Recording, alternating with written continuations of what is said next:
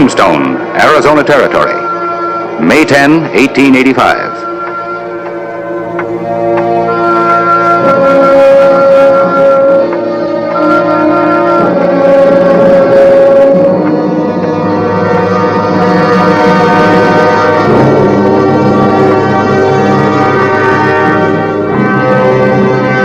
The trial of Winnie Joe was in its last day. All that was lacking was the verdict. Never took me this long to tell a man I was grudging against him. I like to think the jury's on your side, Winnie Joe. I'm a wolfer. I never knew a man who killed wolves for a living that wasn't grudge against him.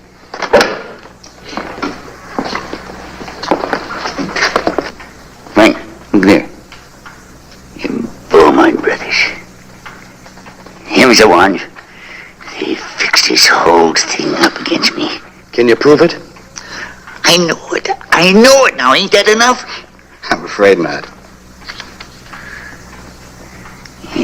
Look at him. Look at him.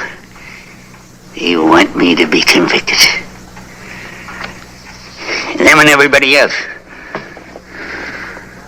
Winnie Joe, you're getting your trial. Yeah, that's because you offered to be my lawyer. But he knows. Nobody listens to what he knows. His lawyer listens. Yeah, I reckon he does. Well, then he must know, too. Winnie Joe must have told him. A losing lawyer and a convicted man. Who's going to listen to them? Yeah, but suppose. Just suppose he isn't convicted. Nobody listens to dead men either. Not even in Tombstone.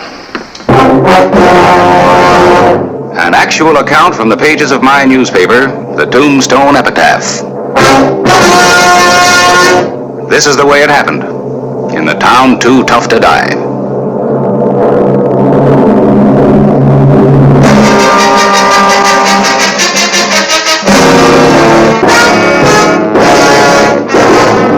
Tombstone Territory.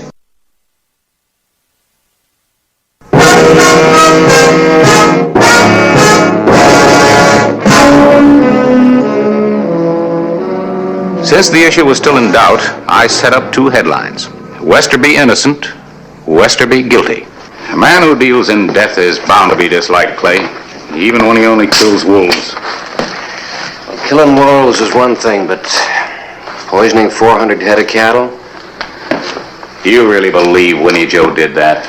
I don't want to believe it, no, but it was his poison that killed him. That wolf bait he uses.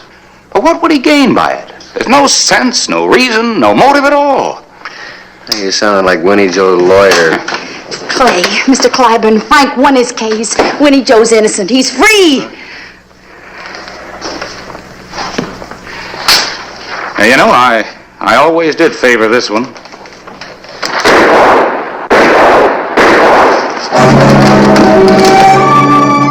The afternoon of May 11, 1885.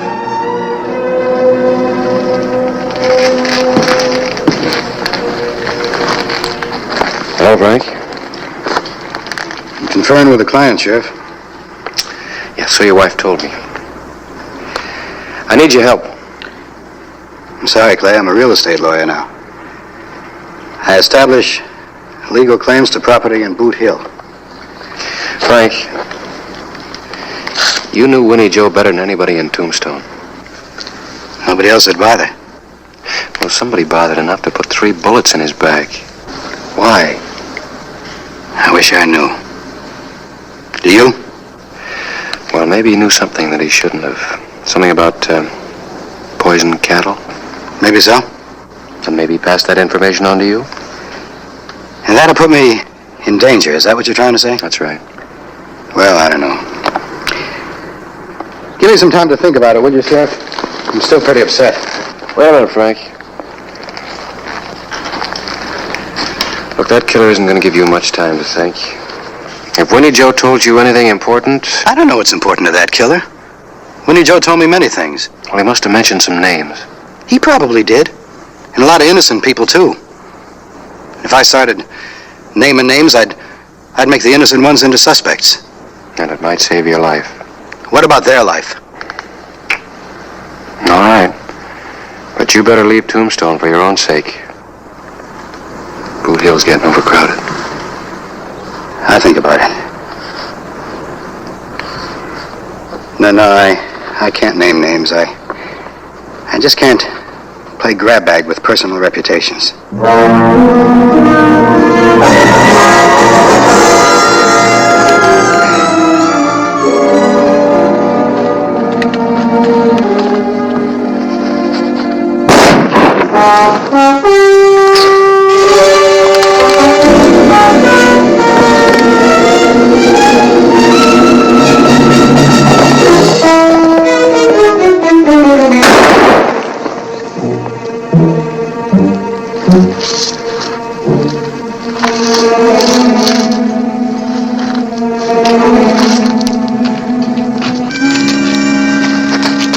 Shooting, Sheriff. Who got it?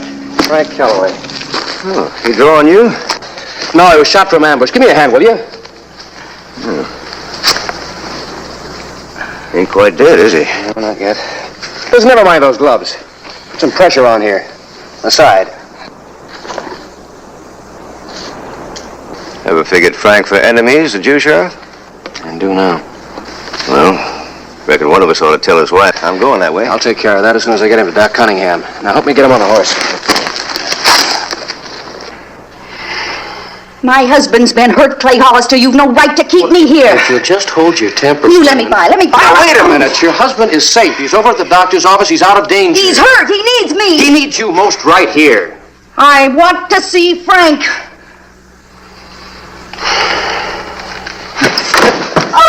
All right, now, Libby.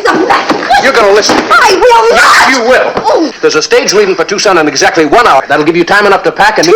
Tucson? That's right, and meet Frank down at the stage depot. Our home is right here in Tombstone. Frank's home is going to be in Boot Hill unless you leave. Well, then why don't you start protecting him, I'm Sheriff? trying to. How? By sending us to Tucson? Why don't you just send everybody to Tucson? Libby. Then you can hand Tombstone to all the killers and outlaws you can't Libby. handle. You let me away. I'm going to go see Frank. Look, Libby, you've got to understand. Frank is safe over in the doctor's office, but the minute he sets foot on the street, bingo. It's your job to protect him. It takes time. I'll get the killer, but I don't want to use Frank as bait. Bait? That's right. You got to help me keep Frank alive.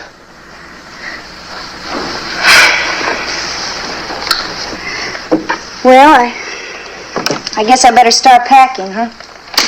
I'll get you tickets. Round trip.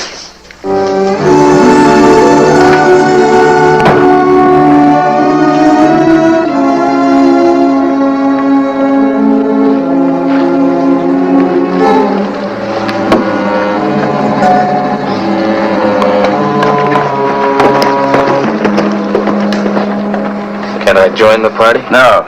This time I want to make sure it's going to be right. Sure, when there's a killing to do, it's my party. If you'd finished, Calloway, this wouldn't be necessary. You really think it's going to keep him quiet? It'll help. Just a moment.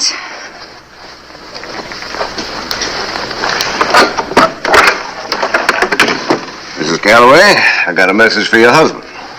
What kind of a message? What do you think you're doing?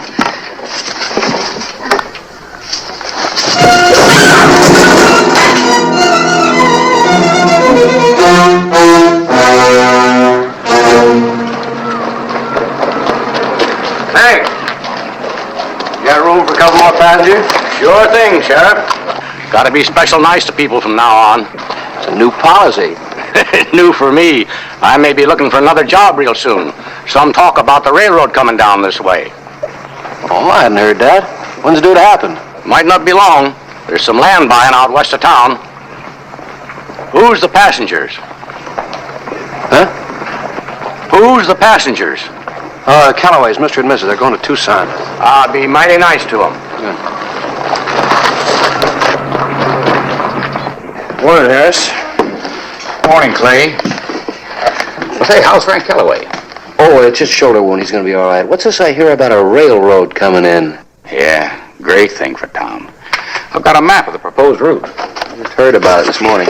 Yeah, a lot of people just heard about it this morning, including the man who's supposed to know all and tell all. I imagine the railroad's been trying to keep it quiet till they can buy up the right-of-way they need. The roadbed is going to skirt the town on the north. in this area here. Well, I thought that was private property. It was. From what I understand, they bought this piece on the left and this strip over here on the far right. Boy, somebody must have made a killing. Yeah. The Beaumonts. Ben and Cliff, wouldn't you know?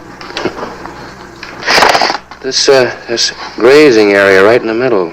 It's where the cattle were poisoned. Mm-hmm. Eddie Cogan's land. Great terrain for a roadbed. Railroads pay the limit for flat land like that. Well, he could use the money after losing those cattle. Does he know about this? I don't know. But he will. The epitaph will have it today. Oh, that's funny. The railroad should buy the Beaumont land, not Cogan's. Why? Can I borrow this? All yours.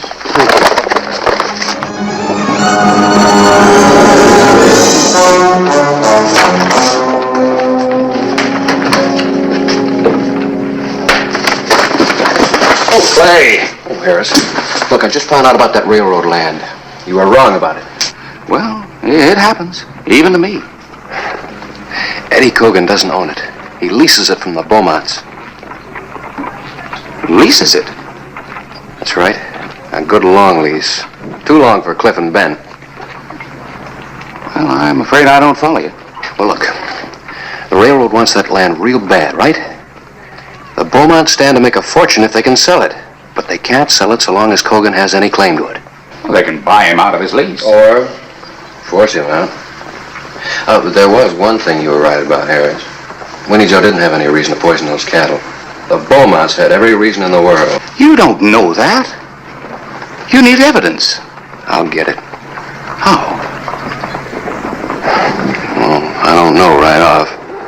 First thing I gotta do is get the Callaways out of their shooting gallery.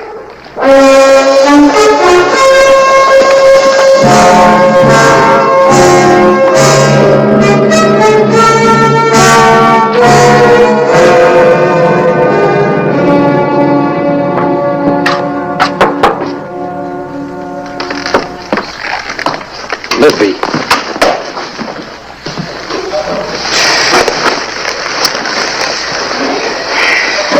Who was it? Tell me. Clay, I don't know. I don't know. It's all right now. It's all over. They said it was a warning for Frank. I don't understand it. I don't know what he means. I think I do. Clay, we'll go to Tucson, like you say. Frank and I will go. You might not have to now. This glove, where did it come from? It's a man's glove. Yeah, I know. The one who was here, he must have left it here. I guess I put up a better fight than I thought. Sure looks like it. Come on, let's get you to the doctor. Oh, no, Clay, I'm all right. I just... Oh, Clay, I'm all right, thank you. I'm not so sure of that. Yes, I am, really. You think you're well enough to make a positive identification? Oh, Clay. Clay, don't ask me to do that, please. Don't ask me any questions about this man. Frank will be killed if I...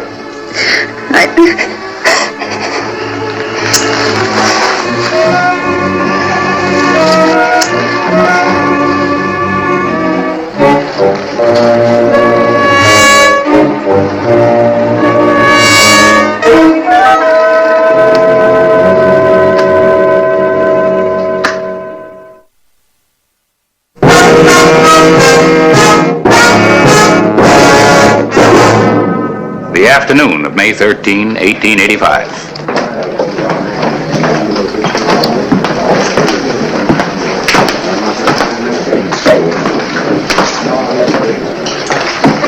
Took you so long. To get my face fixed up. That dame, she's a wildcat. What you did to me. Yeah, what'd you do to her? I like scratches on my face. Never mind your face. How is she? Scared silly. She'll make sure that her husband keeps his mouth shut.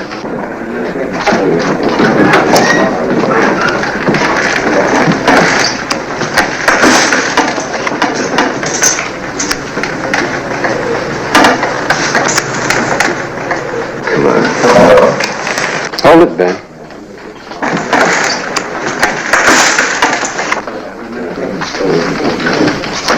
What happened to your face? You cut yourself shaving? Yeah, my hand slipped. That's kind of clumsy of you. Now, you're wearing gloves? Now, Clay, you know you don't wear gloves shaving. I thought maybe you might. That ain't Ben's glove. No, of course it isn't. This glove belongs to the man that ransacked the Calloway house and beat up Mrs. Calloway. A real gentleman. I don't know what you're talking about. Try it on. Try it on. Don't do it, Ben.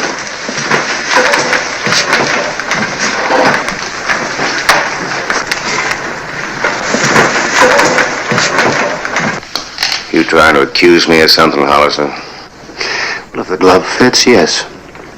If not, I'll offer you a public apology. You better try it on.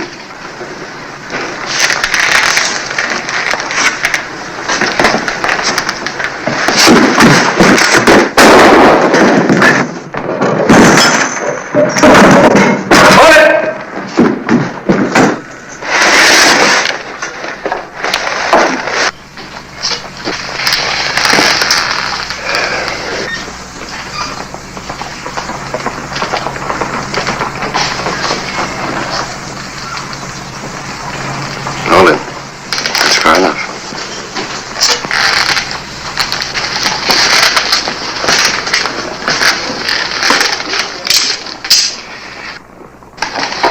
Now, pick up your brother's glove. Gonna need it for evidence.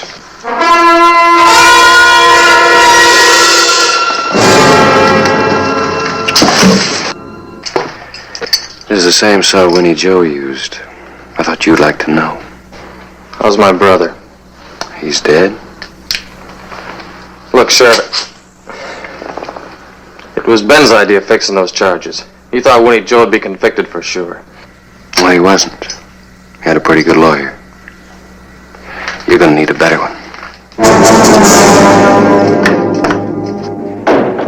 May 14, 1885. There was another fresh grave on Boot Hill for Ben Beaumont. Prisoner Clifford Beaumont, age 34, is charged with the murder of Winnie Joe Westerby, the attempted murder of Frank Calloway, and the poisoning of more than 400 head of cattle. What's the matter? Oh, I don't know. I could have prevented this whole mess, do you know that? How? Winnie Joe insisted that the Beaumonts were mixed up in his case, but I wouldn't listen to him. I didn't even tell Clay about it. Well, why not? Principles. I was afraid of accusing innocent people. Frank, where are you going? I'm going to take a walk. Give my principles an airing.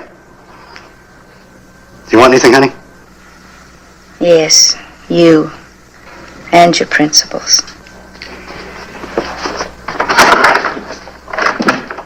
The afternoon of May 14. Howdy, Mr. Calloway. Well, hello, Hank.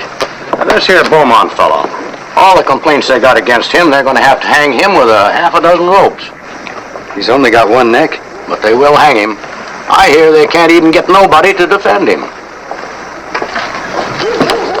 Serves him right. Not in your own private massacre, Frank? Clay, who's defending Cliff Beaumont? Defending him? His lawyer, who is it? Oh, I don't know yet. I don't think anybody in town wants anything to do with him. Hasn't anybody been appointed yet? No. No good lawyer would want to sit in the same cell with him. I'll take his case. Hey, you two'd make a fine pair. No, I mean it, Clay. I want to defend him. Let's go over to my office. Fight this out in private. This is the guy that shot you, Frank. You, Winnie Joe, and the devil knows how many other people. Mm-hmm. Did he confess those shootings? Well, that's not the point. No, that's the point. Did he confess? Well, no, not yet, but there's no doubt. Well, then why bother with the trial? What? No, I mean it, Clay. If everybody's convinced that Cliff Beaumont's guilty, why don't we just walk into a cell right now and kill him. Now you're talking foolish. No, I'm not. A trial now would be just a waste of time and money. So why bother? Well, you know better than I. It's the law. Exactly. And the law demands a trial. And the law says that a man's innocent until proven guilty. And the law says that every man, rich or poor, bad or good, is entitled to his day in court. Here. Where are you going? I'm going to see my client. Not a chance. Look, Clay. Winnie Joe Westerby was a useless old man. The only things he could do well was lie, hate, and poison wolves. Now, he was accused of something he didn't commit. But if he hadn't had a trial, a fair trial, we never would have known he was innocent. Well, Cliff Beaumont isn't Winnie Joe. He's the guy that put that bullet in your shoulder, remember? And he stood by while his brother beat your wife. Sure, I remember. And I hope he hangs for it. But if we have to cheat the law to punish men like Cliff Beaumont, we just better change our ways, that's all. Now, please, Clay, let me have a private... I'm not going to let you in there alone with him. Somebody's bound to get hurt. Only if somebody gets out of line. A prisoner has the right to a private conference with his attorney.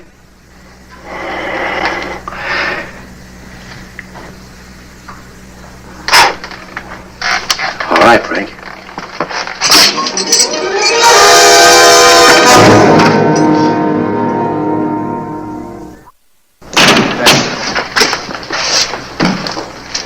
Hello, Cliff. What's he doing here? Let him tell you, I can't. If you want anything, I'll be in the office. All right, Cowboy, what's this all about? Well, you needed a lawyer. Nobody else wanted the job.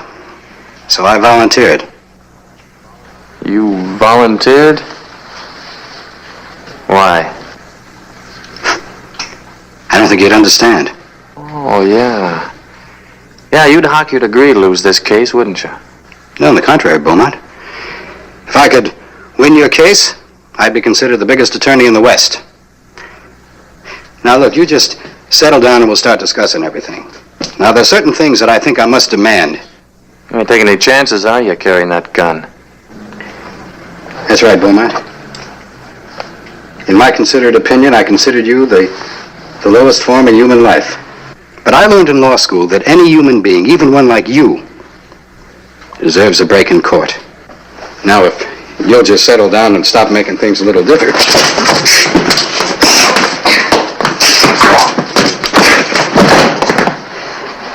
I guess you asked for this.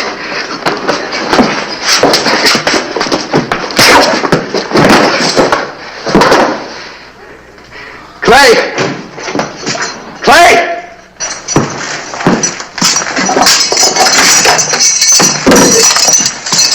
I can't talk to my client in this condition. Oh, I guess you can. Are you all right? Oh, I feel better than I felt in days. He made a grab for my gun. Yeah. You know, if I'd known you had that, I'd never let you back here. Well, now, nobody could have gotten hurt. That gun isn't loaded. All right, Counselor, you've had your moment. Conference over? No. Here, help me get my client up off the floor. He's entitled to some rights, you know. Clay, this doesn't change anything. Come on, boy.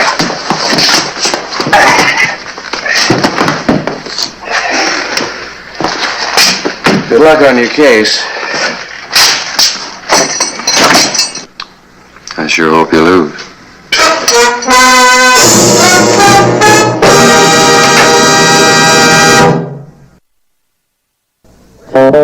Whistle me up a memory, whistle me back where I wanna be, whistle a tune that'll carry me to Tombstone territory.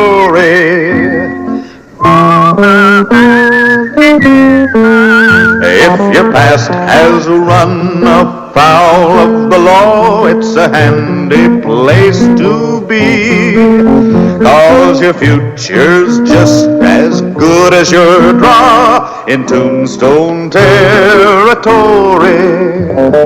Whistle me up a memory, whistle me back where I wanna be. Whistle a tune that'll carry me to Tombstone territory.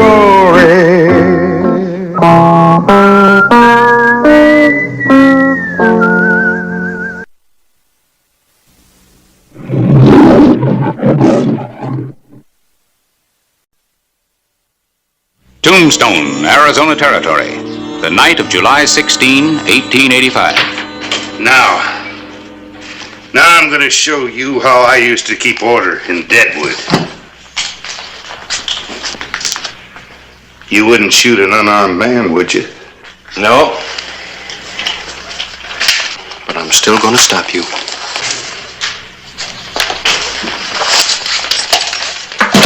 Sorry, Sheriff. But you're meeting a man that knows every fighting trick in the book.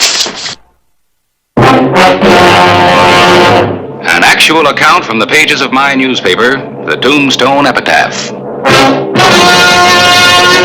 This is the way it happened, in the town too tough to die.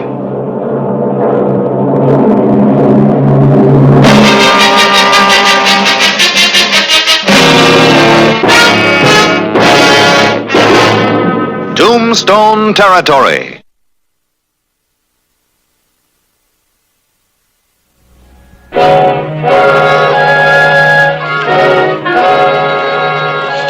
Trouble visited Tombstone the morning of July 10, 1885, when the Black Marshal of Deadwood rode into town.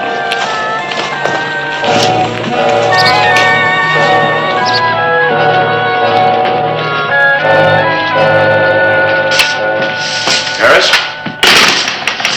Come here. You know who that is? Well, up jumped the devil.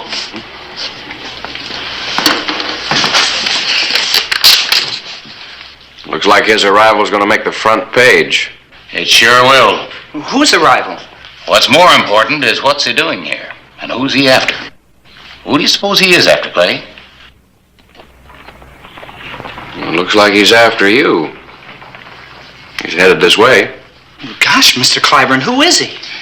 The Black Marshal of Deadwood arrives in Tombstone. Daggett, reputedly one of the toughest and most brutal marshals in the Western Territory. That might be libel, mightn't it? Not if it's the truth. A man ought to be careful what he prints. A man ought to be careful what he does. You've made my paper before, Daggett. The Postel brothers. They was robbing a bank. Well, they must have been mighty hard to capture. You shot all three of them. Who are you hunting? No badge. No hunting. And no news. There's been no news ever since you left Deadwood almost a year ago. I've been moving around. Looking for something. All right. I'm gonna live here. Settle down. That is, if you got no objections. I got no objections if you settle down. You printing your paper about me coming here, you're just asking for trouble. Sure, I handled a lot of wild ones in my time. I treat them rough. I hate them all. But if you advertise about me being here, some of the survivors are liable to come here to try and get me. In which case, I'd just mess up your whole town, sweeping up the streets with... You don't much sound like a man about to settle down. Just 'cause I'm gonna settle down don't mean I'm a setting duck. What does it mean, Daggett? Sheriff, you're looking at a rancher. I just bought me a little spread. Cattle? Cattle comes later. Well, what about right now? Chickens. You mean a Black Marshal of Deadwood is here to raise eggs? Yeah. And that means there ain't no news. I'm sorry, Daggett, but that is news. That is a story. Don't print it.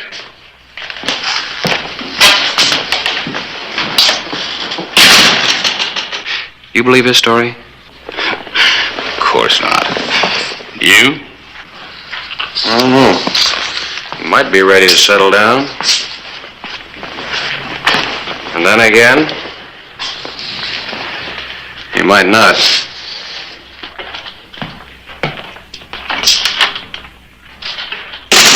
Was that really the Black Marshal? Floor all swept, Ben? No, sir. Well, is it true that he lost count and quit notching his gun? You're still not very interested in becoming a journalist, are you? Well, none of it means sweeping the floor all the time, Mr. Clyburn. Sweeping's for ladies. Something else bothering you, Ben. What is it? Vacation's over soon. I have to go back to school. Well, don't you like school? Yeah, I like it all right. But after school, I sweep up for the teacher, too. I guess I'll have to be a sweeper. July 14, 1885. When a bundle of the epitaphs was tossed off at Silver City, one reader showed an unusual interest in the article about the Black Marshal.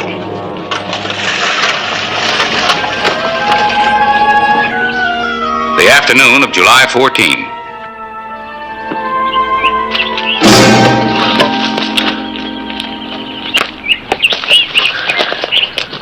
You shouldn't come up quiet like that. My man's blindside. Well, this'll help the fire. Grass and leaves are damp. Just a minute. Something on the front page you might want to look at.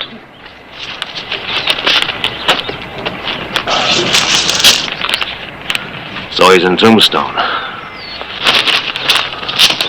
Where you going? Where do you think I'm going? I can still see to shoot the man that left me this way. Yeah, I had all the stuff sent up at his place on Cottonwood Creek. Clay Hollister learned that Daggett had purchased an unusual amount of ammunition for a man who claimed he was becoming a rancher. He rode out to investigate Daggett's true intentions.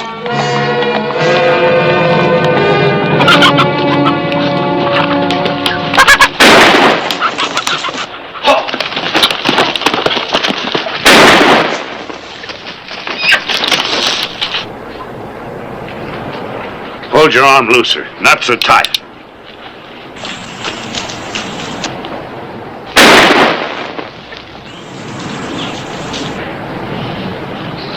It wasn't your fault you missed that shot.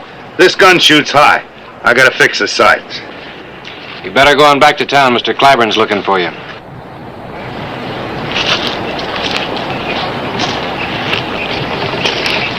There ain't no law on teaching a kid how to handle a gun, is there? There might be, unless you got a good reason. Well, I got a reason. The hawks is bothering my chickens. I'm gonna pay that boy a bounty. 5 cents for every hawk and 2 cents for every rat. First, I gotta teach him how to shoot a gun. You don't believe that, do you? You're a rough man, Daggett. Kind of hard to believe that the Black Marshal is turned into a rancher. Ah, shoot! Shoot! Get out! Well, maybe you are a rancher, but it doesn't seem like you like it. Of course I don't like it. It's too quiet out here. Quiet? Sure. For 30 years I had a whole flock of people to protect. I did my job. And now you're protecting a flock of chickens. No, I guess in a way I'm still chasing rats. Only now it's the 4-legged kind. Remember that. The 2-legged kind are my job.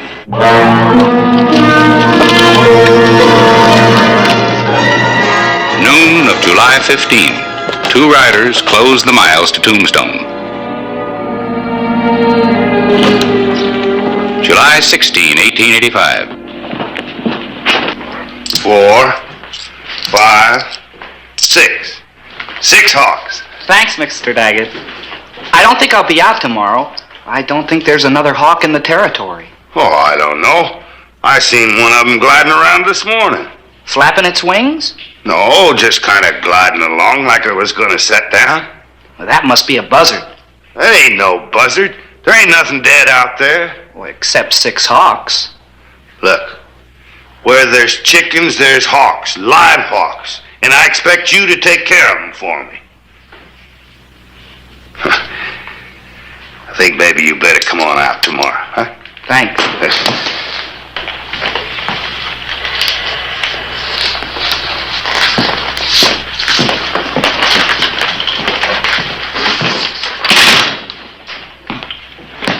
Oh, Harris. Well, Clay, look at this. Order from Daggett for an ad to be run weekly till further notice. What's it about? Eggs for sale? Just gives the location of the ranch, no name. There's something funny here. Can't hardly read his writing.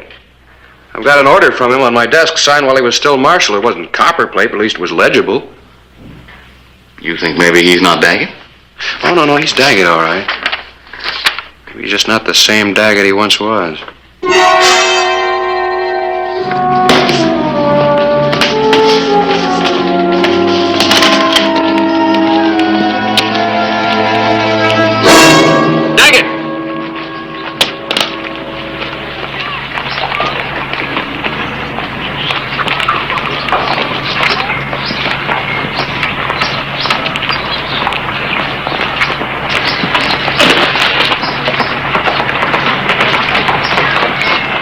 Where did they get you? In the wrist. It didn't heal? Broke all the cords. That's why you have Jackie to shoot the hawks. Well, I'm too old to learn with my left hand. Why do you keep carrying the gun? Well, they find out I'm crippled, I'm dead. I guess you're right. You made a lot of enemies. I was born with enemies. Never done nothing about it. Never could and won't now. Why didn't you settle down in some eastern city? Someplace you'd be safe. Oh, that's kind of hard to answer. Well, go ahead and try. Well, you take a sea captain. He's going to retire. Where do you think he'd settle down? In Dodge City or maybe in Nantucket? Just can't keep away from the action, huh? I figured if I couldn't be part of it, at least I could see it unfold. So here I am in Tombstone. You can't see much from Boot Hill. I figured this was the best place for protection. People tell me Sheriff Hollister does a pretty good job. With you in town, he'll have to do a better one. Well, I better get going.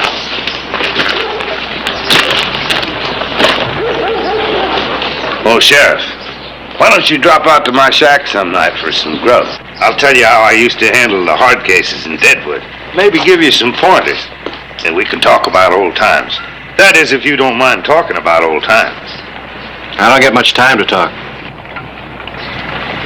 All right, Sheriff. Protect the citizens and count me in. Tombstone's got a new citizen.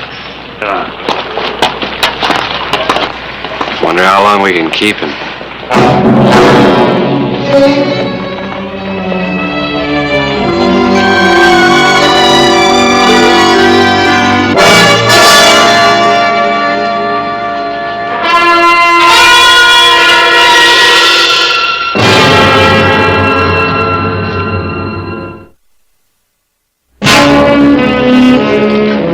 July 16, 1885. We're looking for a man named Daggett. Mr. Daggett, the old marshal? Well, where is he? I don't know. Comes in here every Friday night for one drink. Just one. Every Friday evening. Alone? Yeah, always alone. He don't seem to have any friends. He's been pretty busy making enemies. Harris, you got anything on Tom Grady and the Kenley kid? Grady and Kenley? Yeah, they just rode in. I got a hunch they're not sightseeing. Looking at Deadwood. Deadwood? You think they might be down from there? I think they spent some time there. Well, your hunch is right. Grady and Kenley, arrested 2 years ago in Deadwood. I guess we know why they're in town.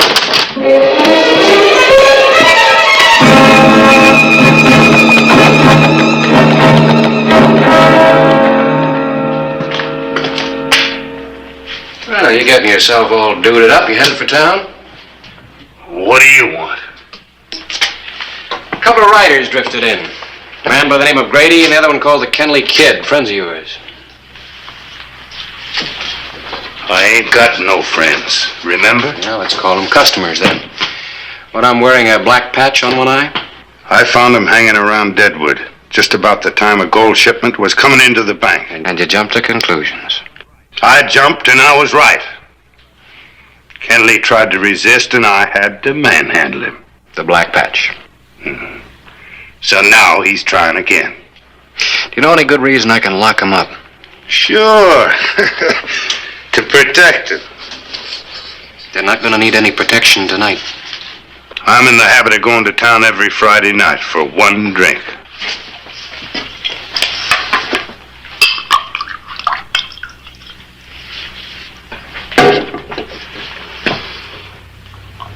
Now you've had your Friday drink, stay here. And tend the chickens? You think the two outlaws are gonna make me hide? Nope. But I sure hope I can. Well, you ain't gonna dictate to me. How about telling me what's inside you, Daggett?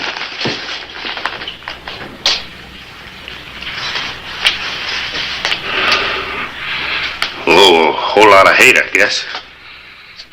Been in here for 30 years. You see, Sheriff, I never was much of a ladies' man. You can tell that by this ugly face of mine. But once I met the prettiest girl in the whole territory. And she didn't want no ladies' man. She wanted a big, ugly, uneducated guy like me.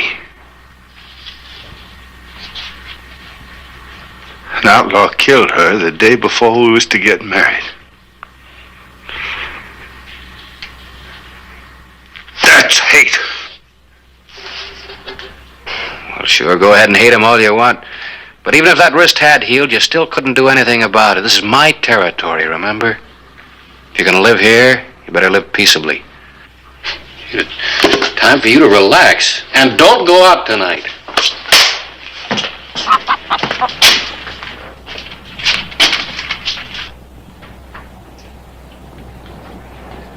I see you got one friend. I'll see you around. But not tonight.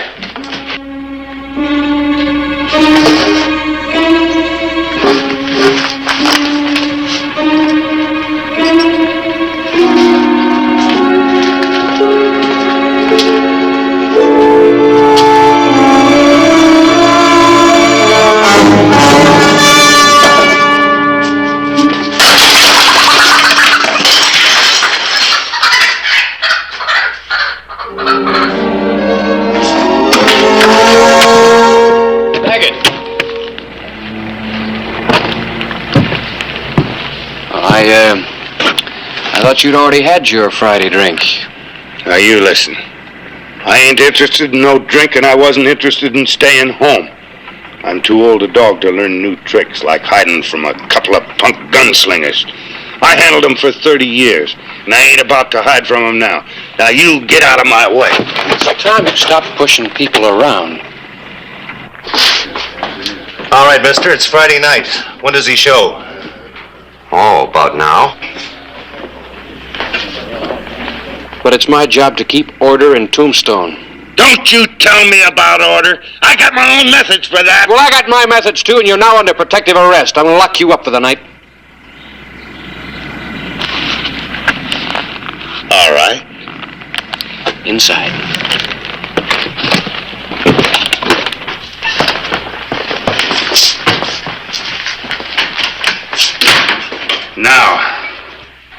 Now I'm going to show you how I used to keep order in Deadwood. You wouldn't shoot an unarmed man, would you? No. But I'm still going to stop you.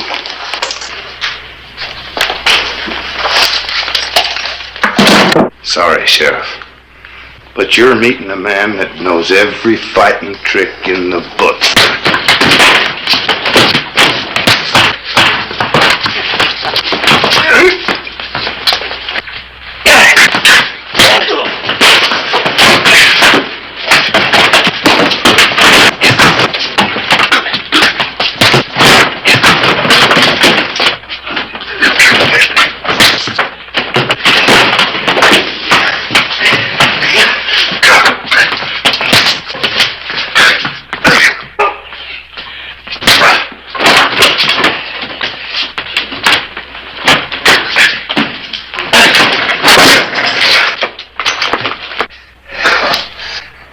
Now I know how it feels. Yeah. It's a rough business we're in. I know how it feels, too. Now, you stay here. I'm gonna go round up your playmates, get them out of town. Well, I guess you mean it.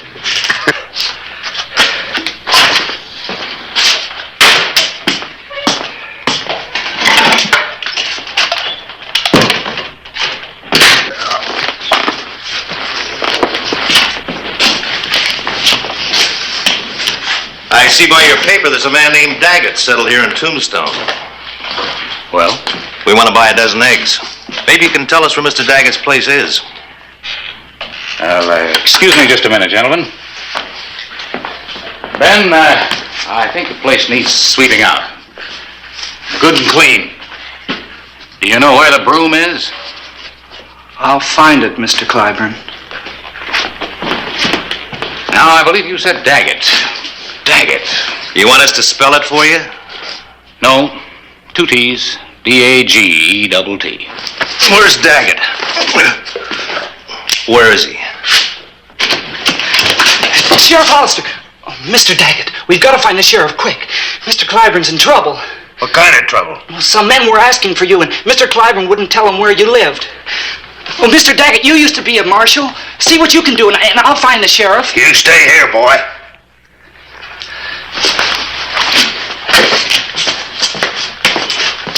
Where'd they go? I don't know, Sheriff. They just went out. When Daggett didn't show, they tried to pump me, but it looked like trouble. Once more, speak up, editor.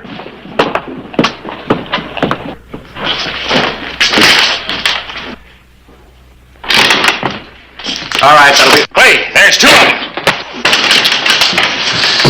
Sure are. Wow. Mr. Sheriff, where's Daggett?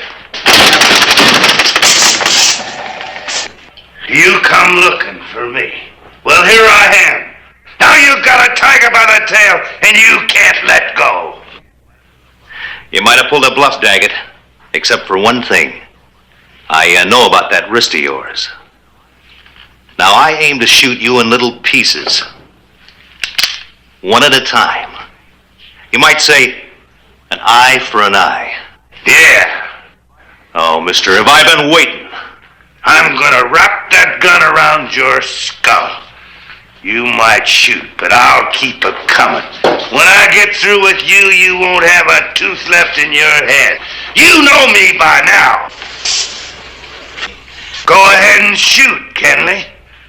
What's the matter? Your hand's shaking. I'll tell you what's the matter. You're remembering the Black Marshal of Deadwood. Why, when I get through with you, they'll be scraping you off of these walls. Ready?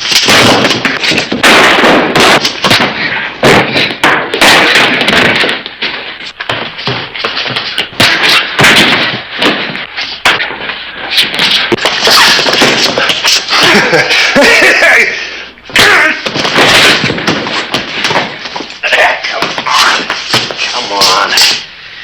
I think he's out. Him too.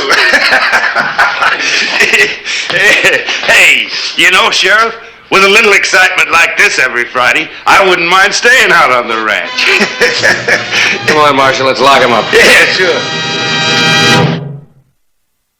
The Sheriff of Tombstone and the Black Marshal of Deadwood had proved to be an efficient team of lawmen. I sent for the doc. Good. Here. Keep it. No more bluffing? No more bluffing, no more interfering. Guess I've really retired. You know, Sheriff, Tombstone's your territory. You sure you wouldn't like to be one of my deputies? Well, who'd mind the chicken? Oh, see you tomorrow, huh, boy? Sure. Well, I thought you were going to sweep out for me tomorrow. Oh, I'll find time to clean up too, Mr. Clyburn. And what about school? Well, that'll be a little tough to fit in. Oh, but you'll do it, boy. You'll do it. Yes, sir.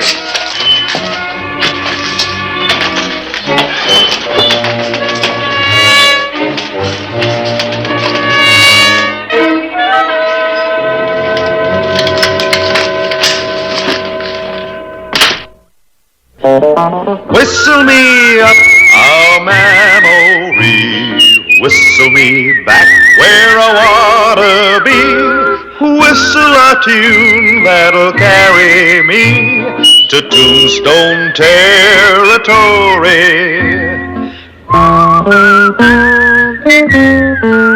If your past has run afoul of the law, it's a handy place to be, 'cause your future's just as good as your draw in Tombstone territory. Whistle me up a memory, whistle me back where I wanna be. Whistle a tune that'll carry me to Tombstone territory.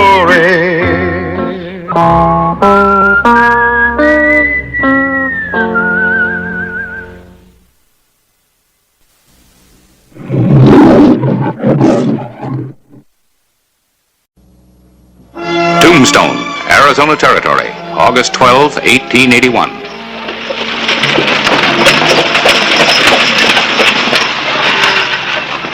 Tombstone, 20-minute layover. I'm not paying forward, but I'd be pleased to help you with your luggage. Thank you, but I'm expecting my husband to meet me.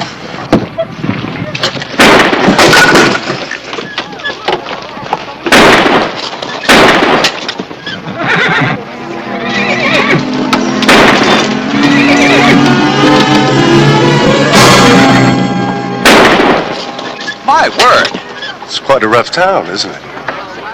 Oh, I'm sorry, Captain. Here's your case. Thank you.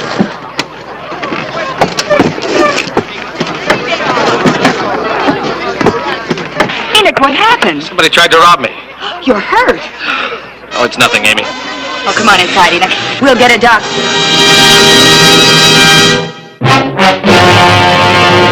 An actual account from the pages of my newspaper, the Tombstone Epitaph. This is the way it happened. In the town too tough to die. Tombstone Territory.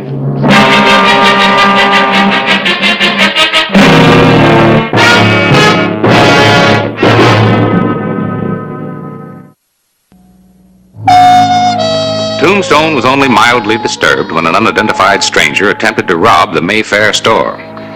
In the West's fastest growing boomtown, incidents of this kind were so common they attracted little notice.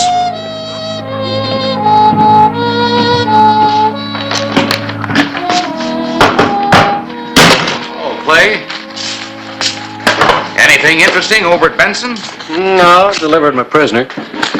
How's it been around here? Oh, real quiet day. Well, I heard there was some shooting. Oh, somebody tried to rob Enoch Ward's store this morning. Ward put the run on him. Nobody gets killed, so it's a quiet day. Well, it was loud for a while. Ward was in here raising Cain about lawlessness, and why didn't you do something about it? Oh, yeah, that sounds familiar. There was also an Army officer here looking for you. Had a dispatch case to deliver to another officer from Fort Huachuca. Where is he now? He said something about going down to the barber shop for a bath. Incidentally, I put the dispatch case in your safe. Well, how'd you get it open? Never reveal professional secrets. Just in case you don't remember, you gave me the combination to use in case of emergency, remember?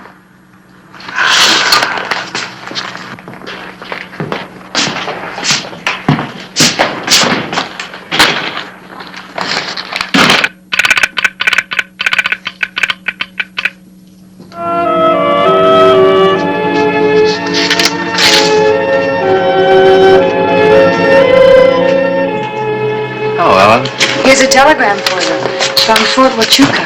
Thank you.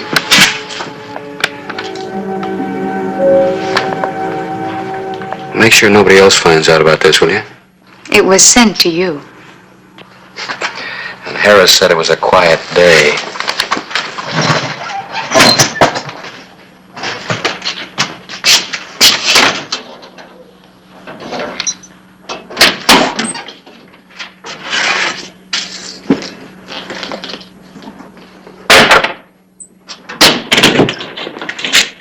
Mr. Hollister? Yes? I'm Lieutenant Lowry, Fort Huachuca. I'm going to meet a Captain Emerson here. Oh, yes, I got the message from the fort. I'm afraid I'm a little late. My horse went lame. Has the captain arrived yet? About an hour ago on the stage. A dispatch case? It's in my safe. May I see the dispatch case? Well, certainly. May I see your orders and identification? Of course. Thank you.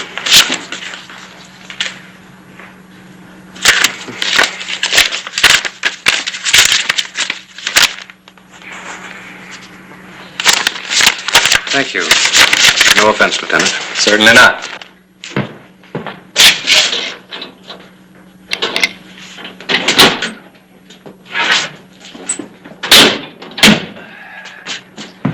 Here you are.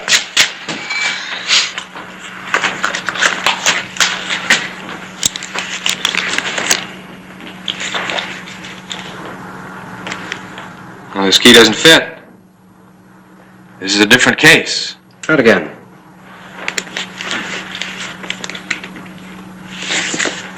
Mr. Hollister, do you have something I can use to open this with? Oh, sure.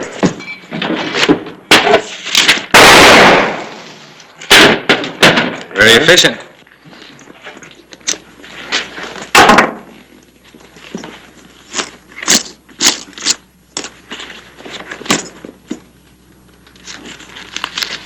It's a newspaper.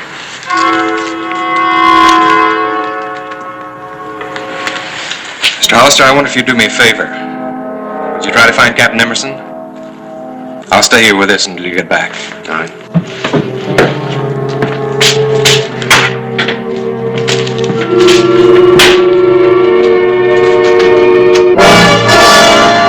See what's in the case, don't you, Captain? It looks like old newspaper to me, Lieutenant. Does the captain know what was in it originally?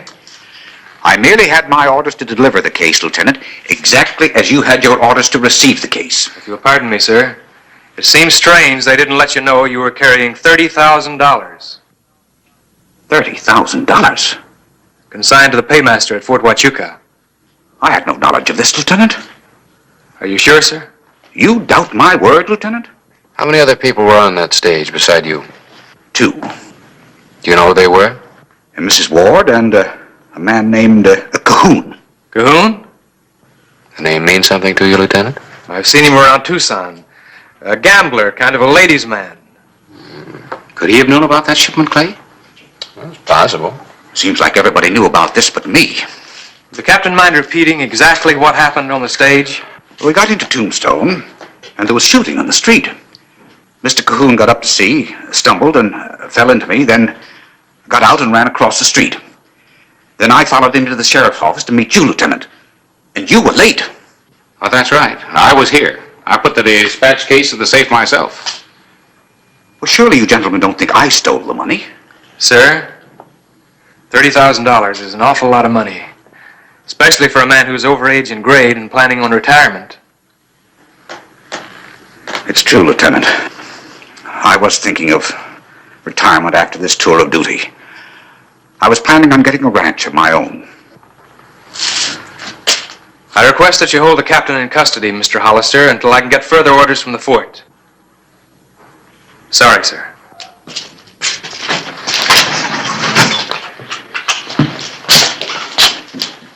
You realize, of course, Sheriff, that you have no jurisdiction over Army personnel. However, in the interest of seeing this matter cleared up, I intend to cooperate fully. Thank you, sir.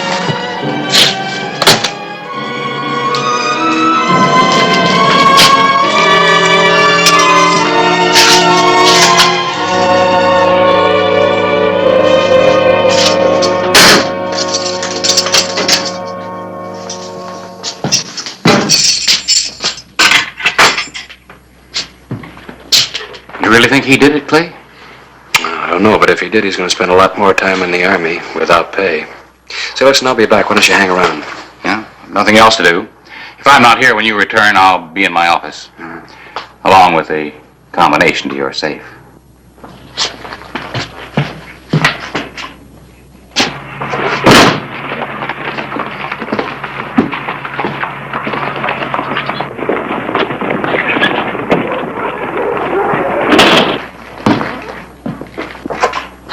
How's the book? What did you do with him? What did I do with who? The captain.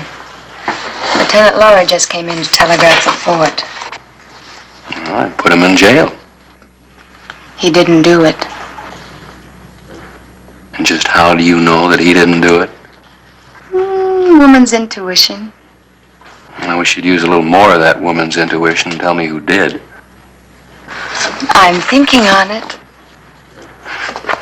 Ellen, what do you know about Amy Ward? She likes good clothes. She'd like to be the queen bee of the town, except they can't afford it. Her husband's older than she is, and he's jealous, if that's of any interest to you. What else would you like to know? No, that'll do for now. When you finish it, let me know how it comes out. I already know. I read the last chapter first.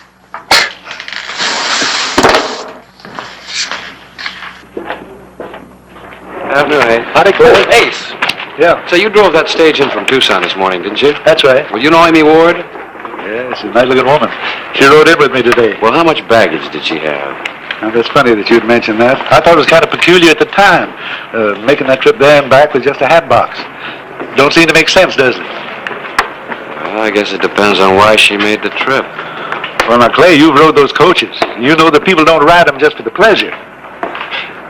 Yeah, I guess you're right. Thanks, Ace.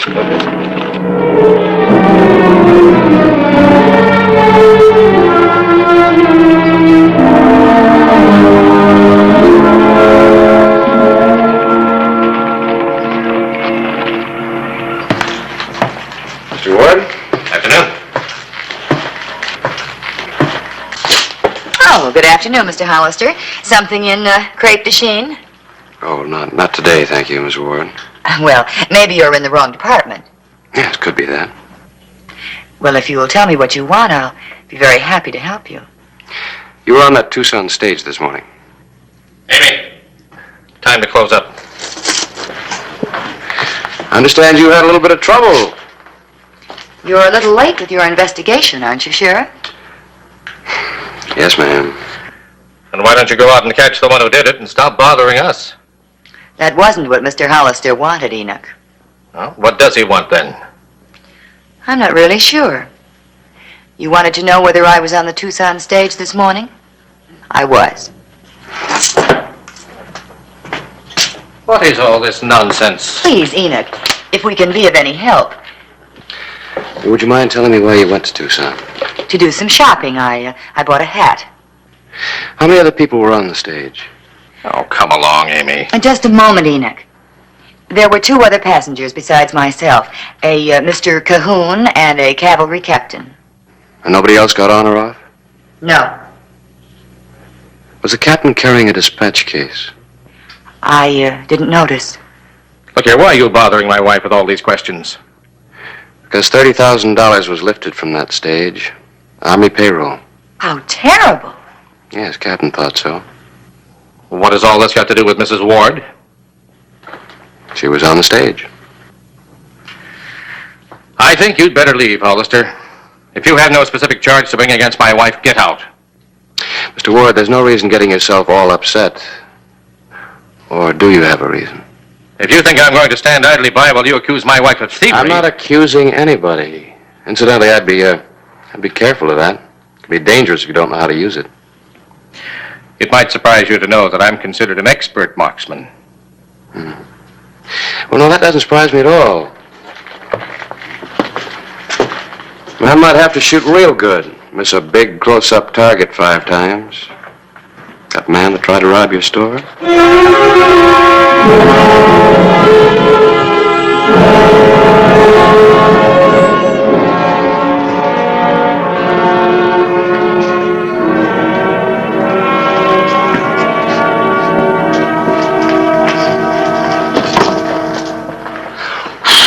Would you like that one, Mr. Hollister? Oh, well, no thank you, ma'am. But I was thinking of buying a hat for a friend of mine, birthday present. Well, what type of hat did you want? Oh, well, I don't know. I never bought a hat before. But I always have admired Mrs. Amy Ward's taste. What kind of hat would she buy? Just a minute.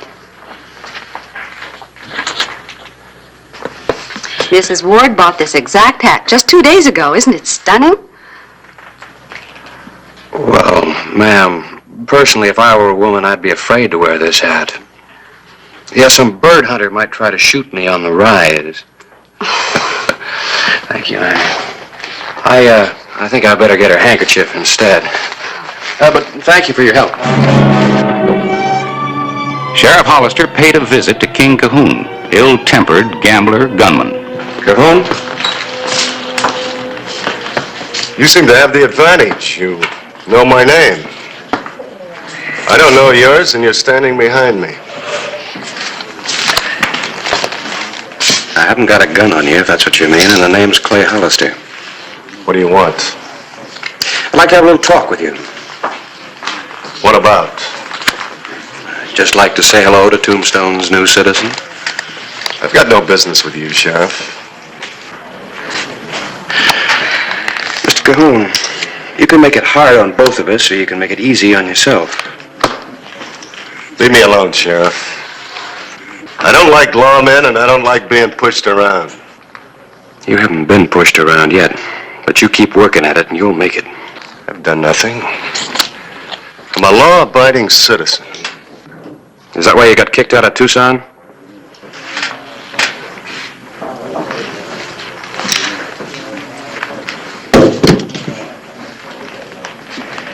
I said you could make it easy on yourself. I like it the hard way. All right. That's just the way you'll get it.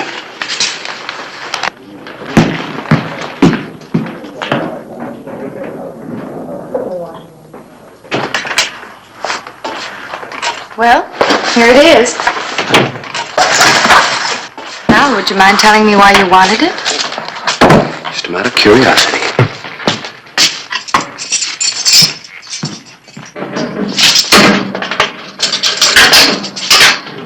Captain? Orders for release? No, sir, not yet. This way, please.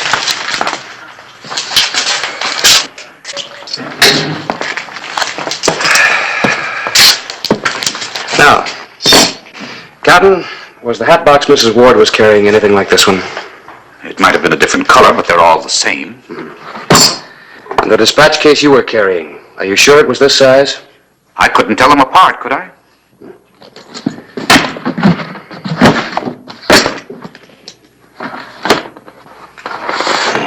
Now you know why I wanted the hat box. Captain, you can go back to your cell. I've got an idea you won't be there too long.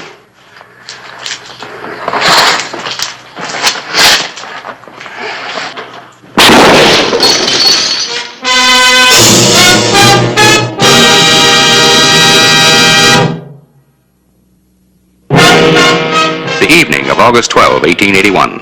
Tombstone heard gunfire for the second time that day. Was Lieutenant Lowry hurt badly? No, the doctor says he'll be up in around 3-4 days. I don't think that shot was intended for Lowry. You've been reading my mind. You got any idea who's trying to kill you? Yeah, several. You want to give me some names, I can start setting the type. Well, that's what I wanted to see you about. I'd appreciate it if you wouldn't print anything for a day or two. Any way you want it, Clay. Thanks.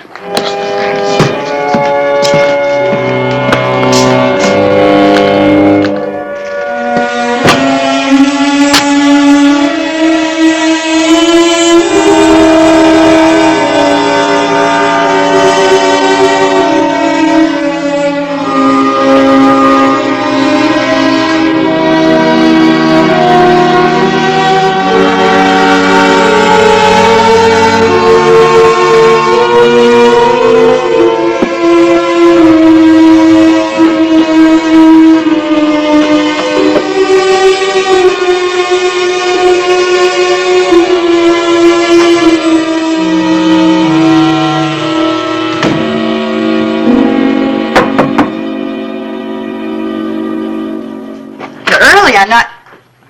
May I come in? Well, it's getting awfully late. This won't take very long. Well, if you've come to talk to my husband, Mr. Hollister, he's not at home. He's in Benson on a business matter. No, I don't want to talk to Mr. Ward. I want to talk to you.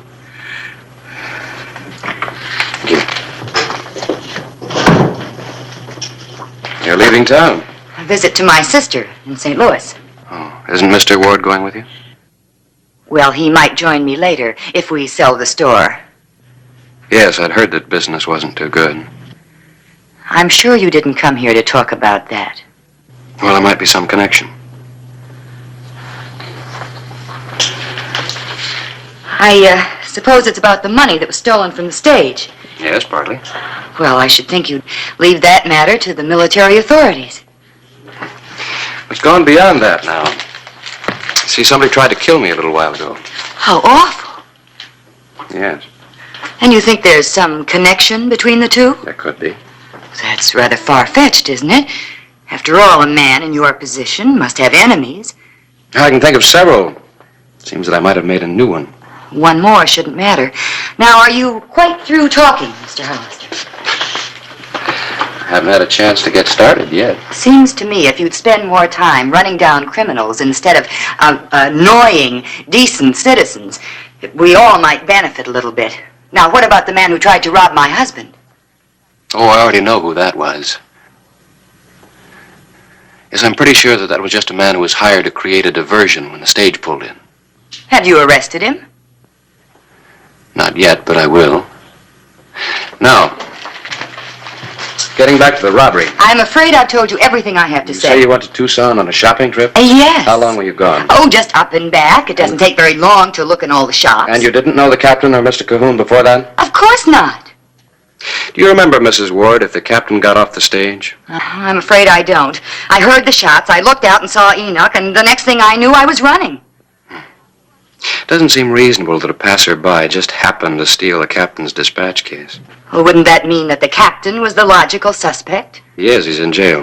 Well, then I would think you would consider the case closed. I would. Except I just don't think he did it. You see, there's one thing I am certain about. The captain couldn't have taken a shot at me. I'm sorry to have disturbed you. A new hat? Yes, it was the one thing I was able to buy in Tucson. In Tucson? Yes. Do you mind if I have a look at it? Of course not. Thank you.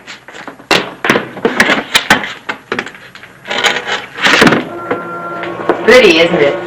Yes, very. Well, are you satisfied, Mr. Hollister? Yes.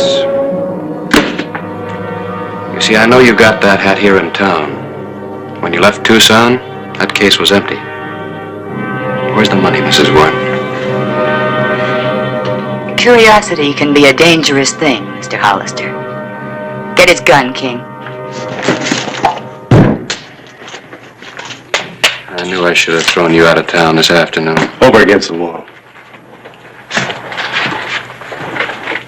I'm finished packing, Amy. I have a carriage waiting. I wouldn't want to disturb the neighbors. Enid, what are you doing here? I thought you were in Benson. I changed my mind.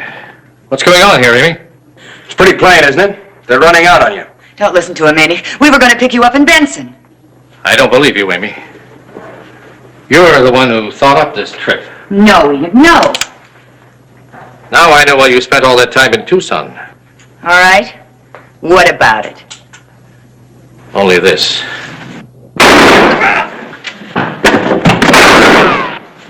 Wait for me, King!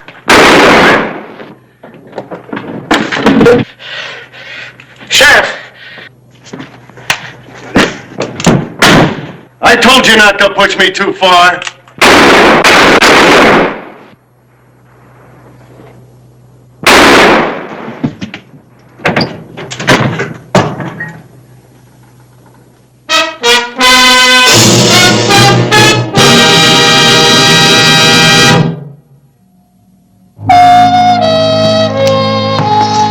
I don't know how to thank you, Mr. Hollister. Captain, you have yourself to thank. You see, we all believed in you. You might give my regards to Mr. and Mrs. Ward. Oh, well, I rarely get up to Yuma Prison on visiting days. I guess I can hardly blame the Army for not telling me about the money. I'm afraid they've always thought of me as a book officer. They weren't sure how I'd stand up under fire. You stood up real good. You still gonna resign, start that ranch? Yes, sir. Chickens? Horses. I'm going to sell them to the Army.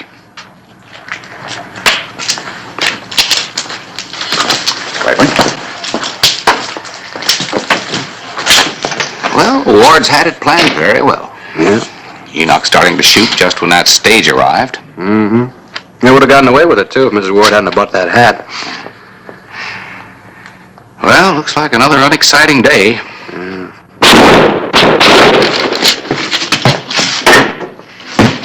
Harris, will you do me a favor? Never say that again.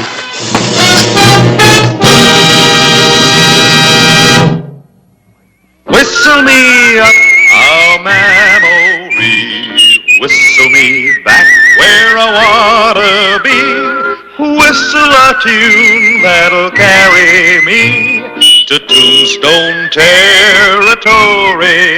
If your past has run afoul of the law, it's a handy place to be, 'cause your future's just as good as your draw in Tombstone territory. Whistle me up a memory, whistle me back where I wanna be, to Tombstone territory.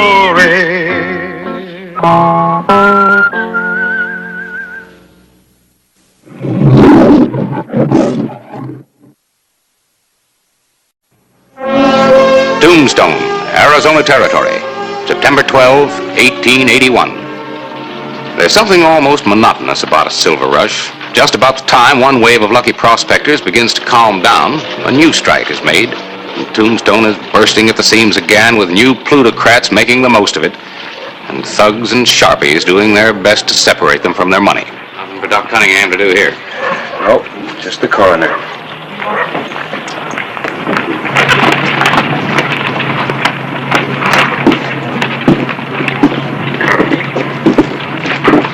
It's getting too common to even make news for you anymore, isn't it? You still think it's one gang?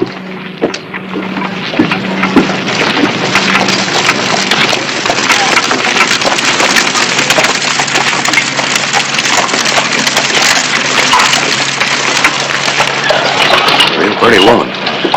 And a real lady. I'm not so sure. About it being one gang, I mean. Whether it's one or a dozen, they always seem to know which miner has money in his belt, which stage it's worth holding up, how exactly I'm going to ship the bullion, and they know when I'm not going to be here. Tombstone Territory.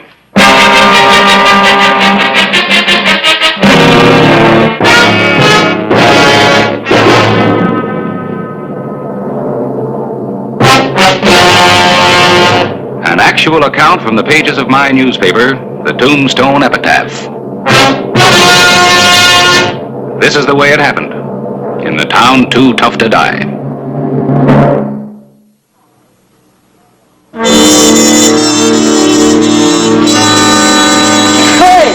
Clay Hollister.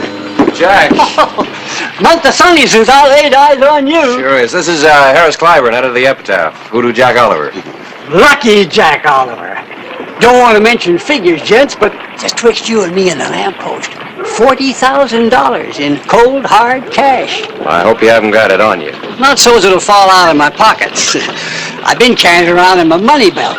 But nobody knows I've struck it rich, so I'm changing my style, gents.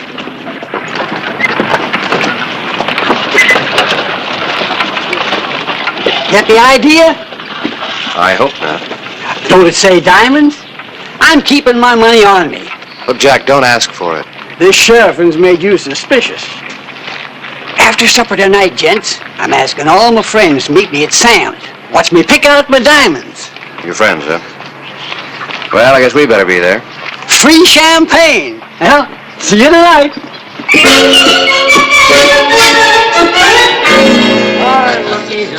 Well, Lucky Jack, how do you like that one? Huh? Only $1,800. $1,800. Well, they're all here. Keep them coming, Sam. I'll take that one. How much? $4,200. $4,200. And somebody fill up this mug of mine. Oh, boy. How do you like that one? $1,800. $1,800. Pay the man. Hey, Jack. Here's the cream and the Bearcat of the lot. Just got it out of the safe. And only $10,000. $10,000? You must think I'm drunk. That's black. You gents ever hear of a black diamond? Lady, is this real? That's the most beautiful thing I've ever seen in my life. She must know, huh? Well, wait a minute, missus. Too bad she wouldn't stay for a little drink of champagne. Well, if the lady says so, pay the man. Right there. Now, everybody to the Tivoli Saloon. Yeah, let's go. If I can get down, I'll head without. Come on. You better leave these in Sam's safe. A man can spend $20,000 in one night, and Clay Hollister thinks he ain't got sense enough to take care of his own diamonds. Let's go. Let's go.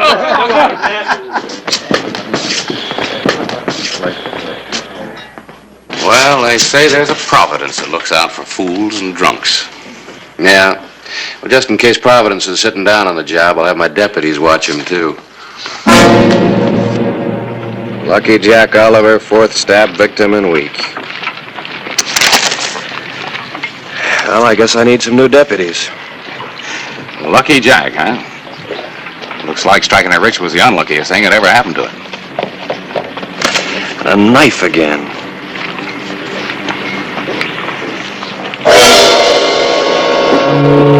Lots of knives in Tombstone. Yeah. See you later, Clay. I'd like to take a look at your figures, if I may. Oh, if you will, please. I've grown to depend on you.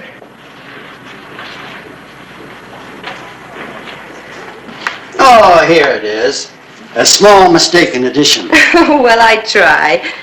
And thank you for advising me about the Tough Nut mine shares. An excellent investment. I'm sure it's unnecessary to say that the information about their bullion production is quite confidential. Oh, Mr. Starr, of course. It's just that there's so many things going on around here. I know. I read about that poor Oliver man being stabbed and robbed of his diamonds. I wish I knew who took them. Well, I wish I could tell you. Thank you.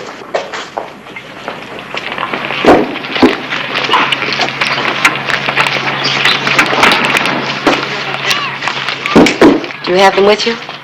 Bring them to my home.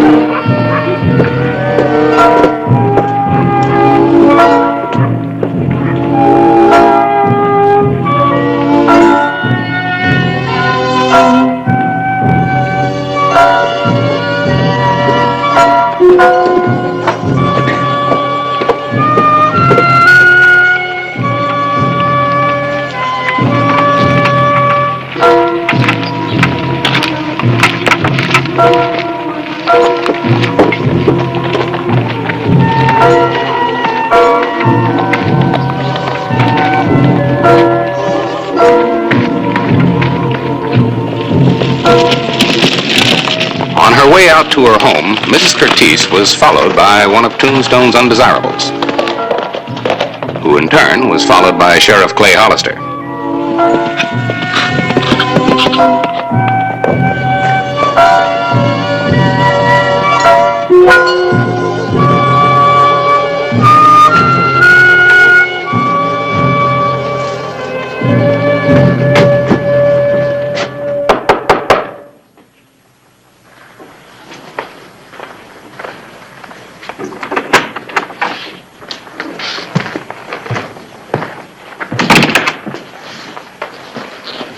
Give them to me. Yeah, sure. This is a real good haul.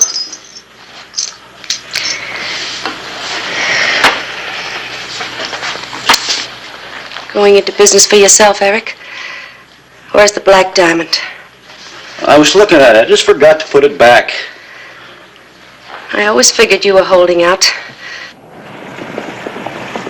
Now get out of here before I kill you. Look, Mrs. Curtis.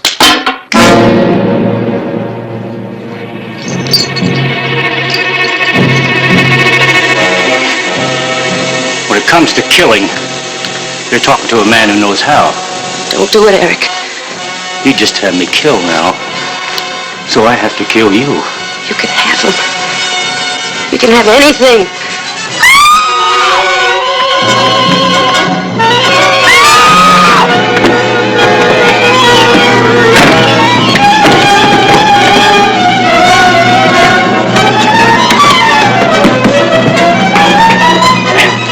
Now drop it or I'll break your arm.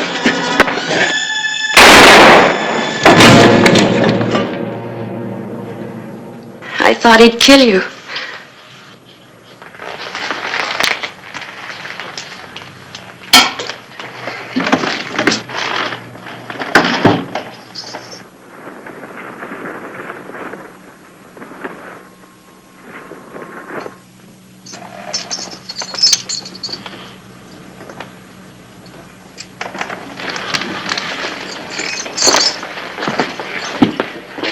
You better tell me what happened, Mrs. Curtis. My husband gave me the gun before he died. I never thought I'd use it. Go on, tell me what happened. Well, he picked up my purse for me in town. And then he must have followed me out here. He broke in and then he tried to... Oh, Clay! Clay, I killed a man. I killed him. How could it happen? All right. I'll get into the undertaker. I'll be back later. Thank you, Clay.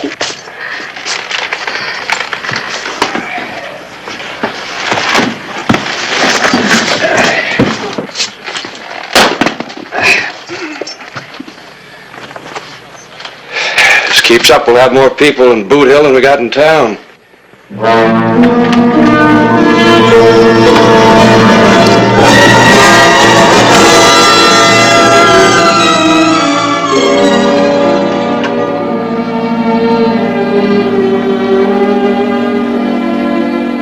Mm-hmm. 18 blue-white diamonds, horseshoe setting. Well, according to Sam's list, that black diamond pendant is the only one still missing. Erickson could have dropped it when he murdered Oliver, or he could have hid it somewhere. Yep. Must have been a frightening experience for Mrs. Curtis.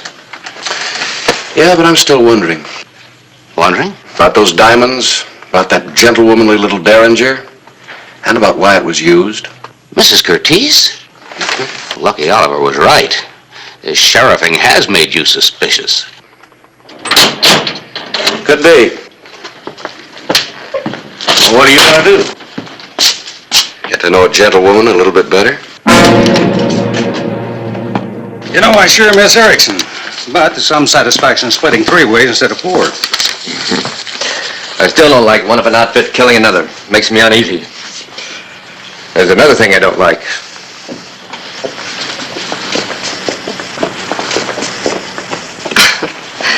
Look, Clay Hollister hanging around me is the best thing that's happened since Mr. Starr took a fatherly interest. When we take the tough nut mine Star told you about, there's going to be a lot of silver bullion wanting to be moved. And I'll take my usual shopping trip to Tucson. Now, you boys better go, huh?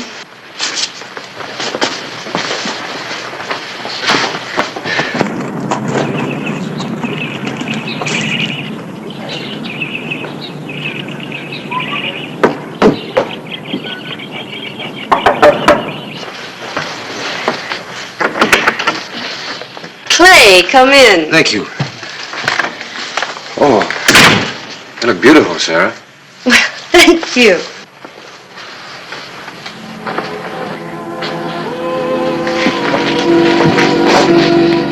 You feel like answering a few questions now?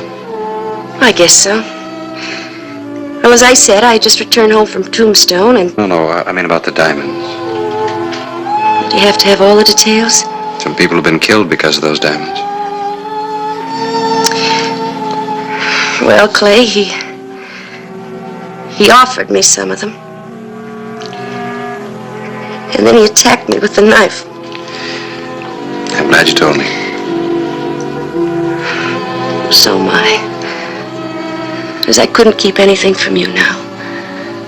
I never want to. Clay.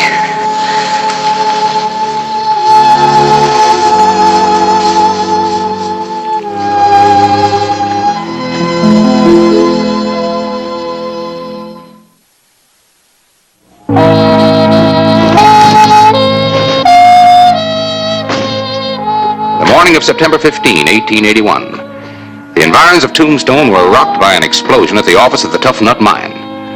The loss was both human and monetary.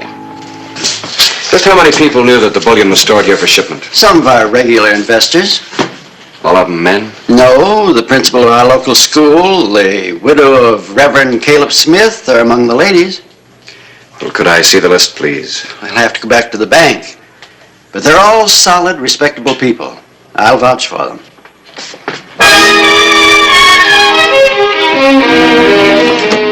Here's a list of our investors, and I still vouch for them.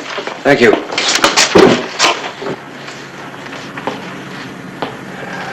Yeah. Well, I guess I better have another talk with Sarah. Sarah, Mrs. Curtis, is on her way to Tucson. She goes there to buy her clothes. When did she leave? Told me she was leaving early this morning. Be gone 2 days. From what I've been hearing around here, I thought you'd be the first one to know. Well, her name's here, all right. But then so is the school principal and the widow of Reverend Smith and just about every other respectable person in Tombstone. Tell me, Clay, how are you going to arrest him? Wholesale or one at a time? Very funny. But your suspicious sheriff would still like to know why she shot Erickson before he could be interrogated. Any suggestion? September 17, 1881. Mrs. Curtis was due back from Tucson, and a troubled Clay Hollister rode out to welcome her and to again study the mysterious gentlewoman.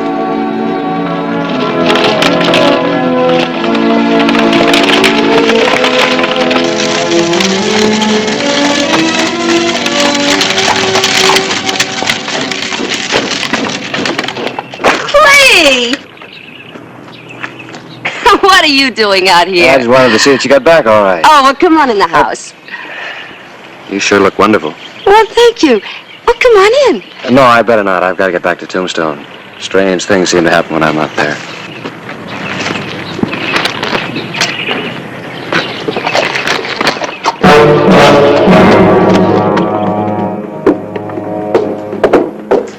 Personally, I think you're jumping to conclusions. Clay, you told me yourself she has imitation jewelry by the handful. A rare black diamond just exactly like the one Lucky got killed for? Maybe. And until you know for sure, at least give her the benefit of the doubt. Well, I'm going to make sure. The Top Knot's got another shipment of bullion about ready to go out. What are you doing? Writing you a headline. I'll give you the details later. You sure you want me to print this? Print it. All right. I'll print it. September 18. I had planted Clay's story, and the epitaph had avid readers. It's true. Production's been beyond our expectations. We're going to get back some of that money those scoundrels caused us both to lose. But I can't understand the editor printing this story. Every detail is here. And the sheriff made a particular point on keeping this shipment secret. Clay Hollister? Mm-hmm. Well, thank you for relieving my mind about the loss from the holdup. Oh, anytime, you know. Thank you. The night of September 18. Clay, what's troubling you? Oh, nothing. Clay, dear. Oh, I just don't like to upset you. All right, I'll tell you.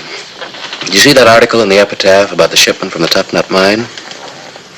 Well, I planted it. You planted it? You mean there isn't any shipment of bullion? Oh, there's going to be a shipment, all right, and a very rich one. But it isn't going out on the stage with my deputies. I don't understand. They're taking out a fake load. Anybody who holds up that stage will get empty boxes for his pains. I'm taking the real bullion on the back roads, plain wagon, all by myself. The morning of September 19, a reception was being planned for the deputies and Sheriff Hollister. No. I tell you, the deputies will be guarding the real shipment on the stage. Why would he lie to you? Because he knows. How? You'll have to kill him. Hollister? Not me. I still got some living to do. Ned and me'll take care of the deputies. As for Hollister, he's your lookout. All right, I'll look out for him.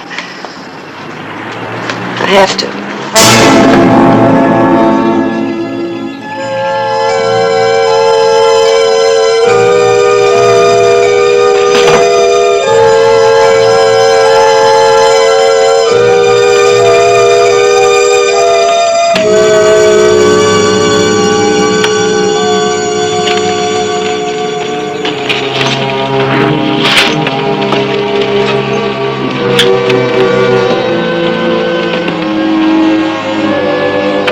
Good luck.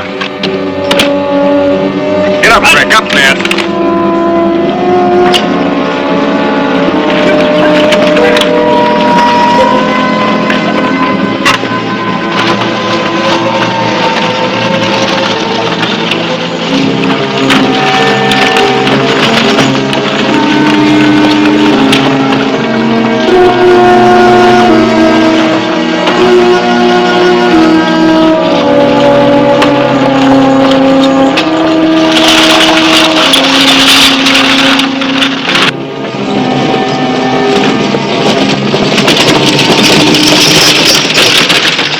That ought to do it.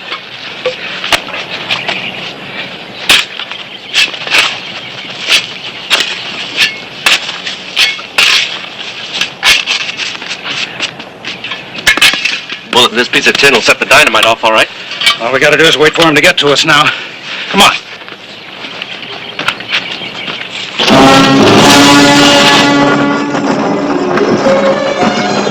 It was the last likely spot for an ambush. Sheriff Clay Hollister hoped he owed Mrs. Curtice an apology.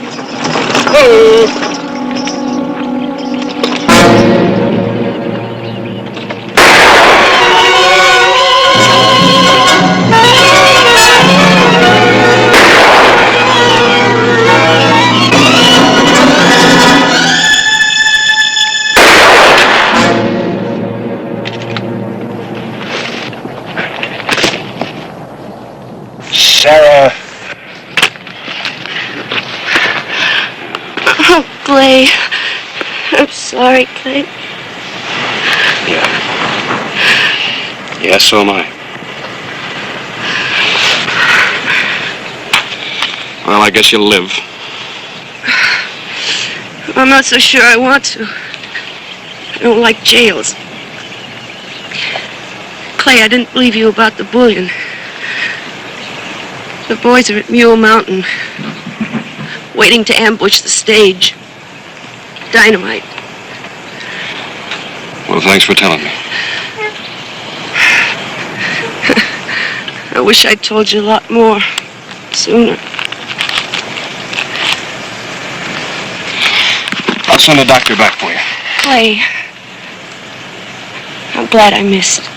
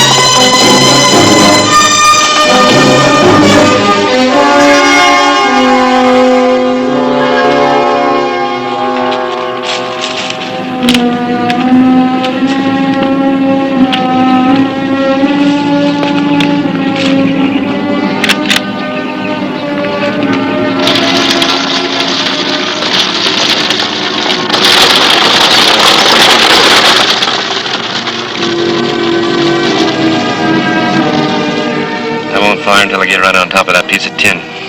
And all we gotta do is find the right pieces. First, you better pick off any deputies the dynamite don't get.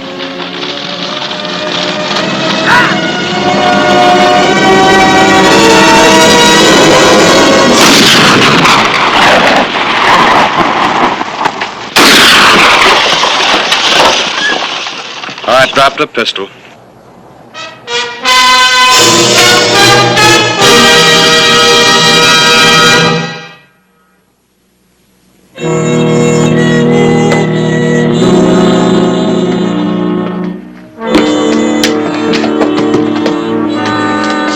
Thank you. There must be thousands of dollars worth of stuff down there, besides these. Plus what they'll recover from her Tucson go-between. They've already arrested him. Yuma Prison. She was such a gentlewoman, I can hardly believe it. It wasn't easy. For me either. I'd have given a lot not to believe it. Maybe even one of these.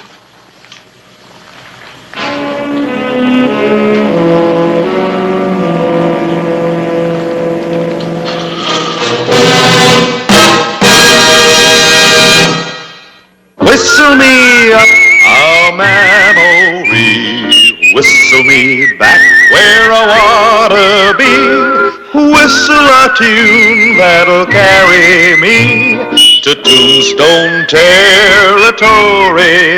If your past has run afoul of the law, it's a handy place to be, 'cause your future's just as good as your draw in Tombstone territory. Whistle me up a memory, whistle me back where I wanna be, to Tombstone territory.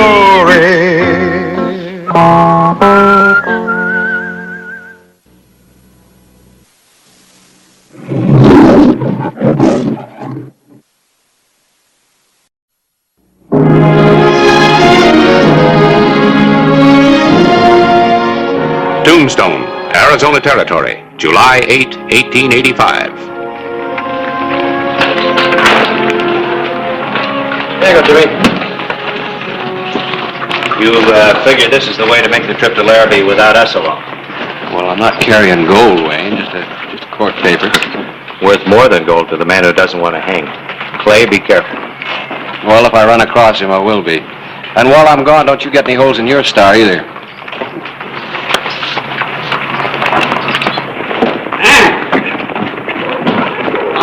Here, man. That's your father. I got my rights. Stepfather. Maybe I could put up with you as long as Mother was alive, but I don't have... If you think you're going to run off like this... Watch me. You traveling, Miss Worth? As far as I can get from him and all I've known here. I didn't expect this kind of interference from the law. She's old enough to make her own decisions. Besides, those who know you won't think she's wrong.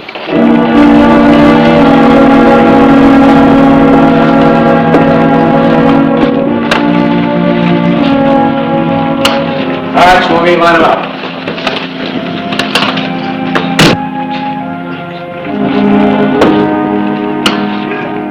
A sheriff often welcomes the chance to get out of town and away from trouble, even if he thinks he could be riding right into it.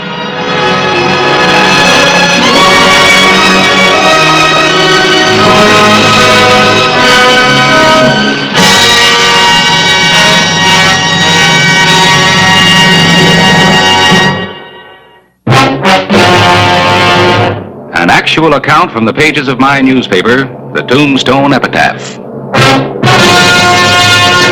This is the way it happened, in the town too tough to die. Tombstone Territory.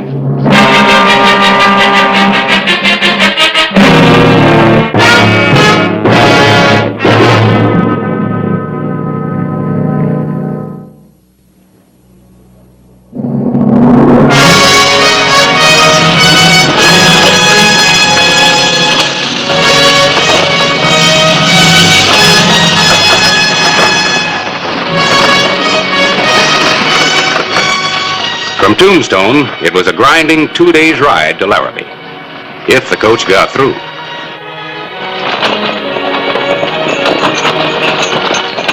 Would you say this is a dangerous run to Larrabee, Sheriff?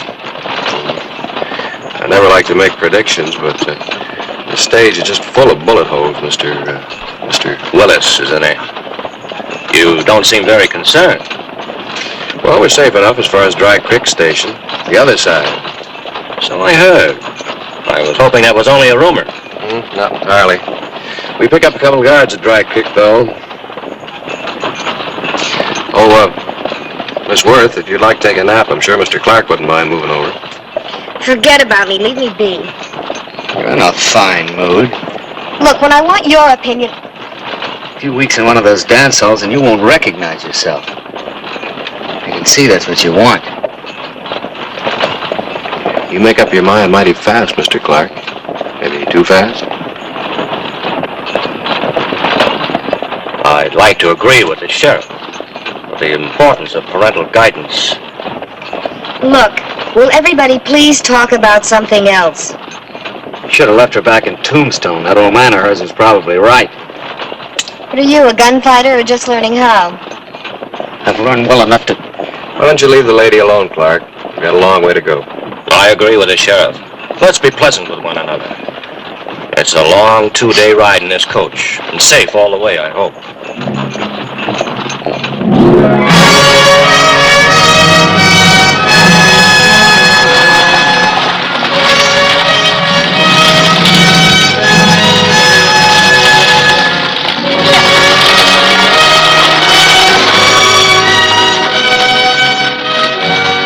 As miles roll by, a coach filled with 4 people seems to grow smaller, as tempers grow shorter.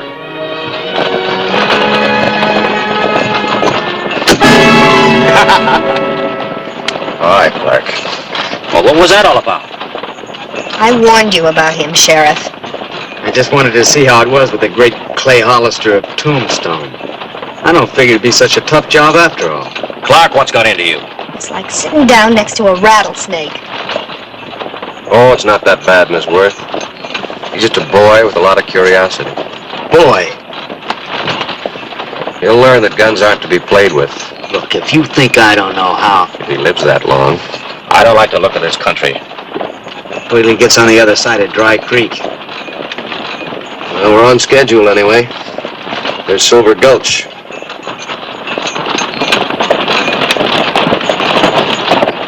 Sounds like money. Somebody strike it rich at Silver Gulch? You've got to have a sort of special sense of humor for a lot of things around here. A party of people ran into some Indians years back. Their bones turned sort of silver. Got that name. Well, what do we got to worry about? We got the great Clay Hollister with us, guns and all. Why, just one look at him and a real bad man at hightail for the hills. Hey, Sheriff? I hope not. Don't like running after people to bring him back. Takes a lot of time, saddle leather. Sheriff, I'm a trifle curious about this trip you're making to Larrabee. Not that I know anything about law enforcement, really, but... Well, I did happen to overhear something said to you back in Tombstone about a court paper you're carrying. Something about a murder case. Well, I see no reason to be mysterious about it since we're all so friendly like this. A man by the name of Rowan's under indictment for killing in Larrabee. He's out on bond. I'm carrying a key ruling from the circuit judge. Matter of life and death. Not mine, I'm pleased to say. It's very interesting. Is Rowan a man you know? No. You ever seen him? No, not even that. I can't recall meeting you, Mr. Clark, in Tombstone. Just passing through. Not my kind of territory there.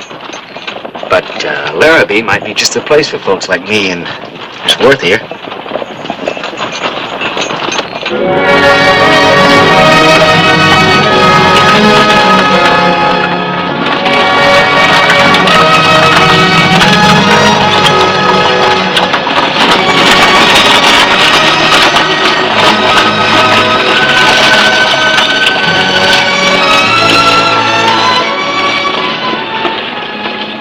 On an overland trip, passengers get to know each other real well, whether they want to or not.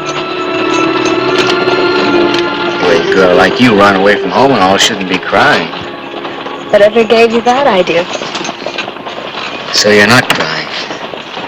sure don't seem to be very happy about getting out of Tombstone. I think you're so darn smart. Well, if there's anything I said... I think you could bother me, somebody like you.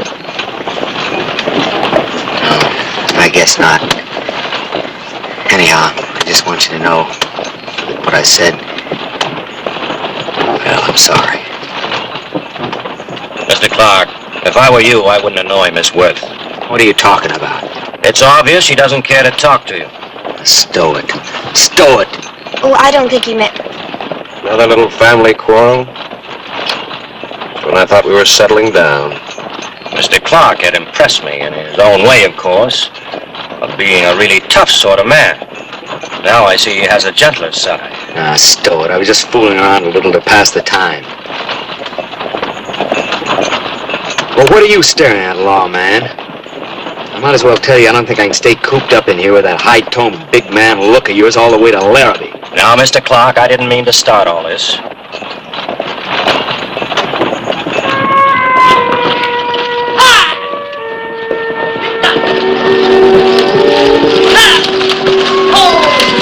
What happened? Why should anything be happening here? I don't know. Might be a roadblock up there. Take it easy with that gun till we find out. Yes, if we just keep calm. Rock slide, Sheriff. Nearly spilled all of us.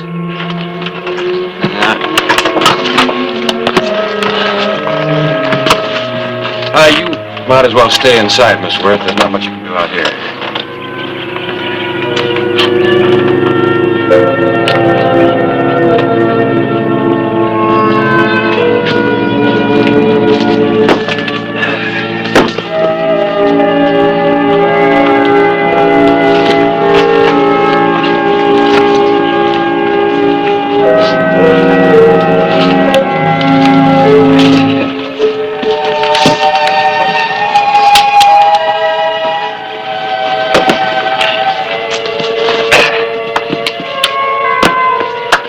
I think we can get through now. All right, Smokey.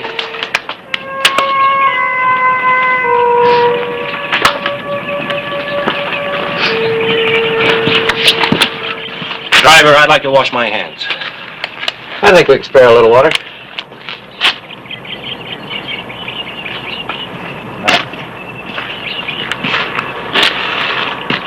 May I help you, Miss Worth? Thank you.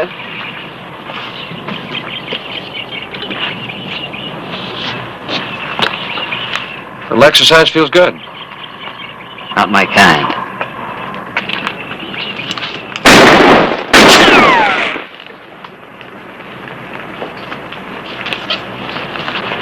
Not bad. What do you mean, not bad? Well, if that stump had been a man who knew his business, you'd have had a bullet in you just about the time you made your first move. That wasn't my best. No. Now, you're working under a handicap. I don't figure you've killed your first man or done anything really wrong. Yet. Maybe. When I get me a real big man. Come on, Sheriff, we've lost enough time.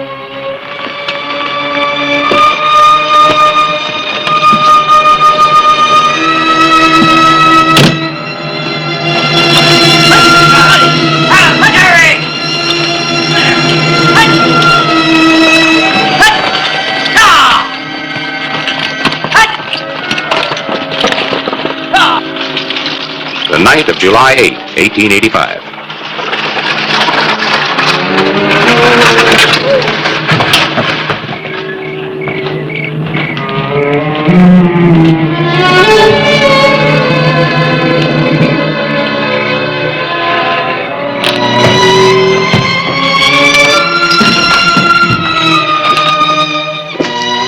This is the ladies.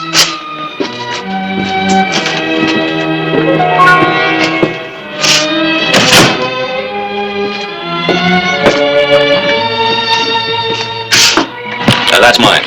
All right.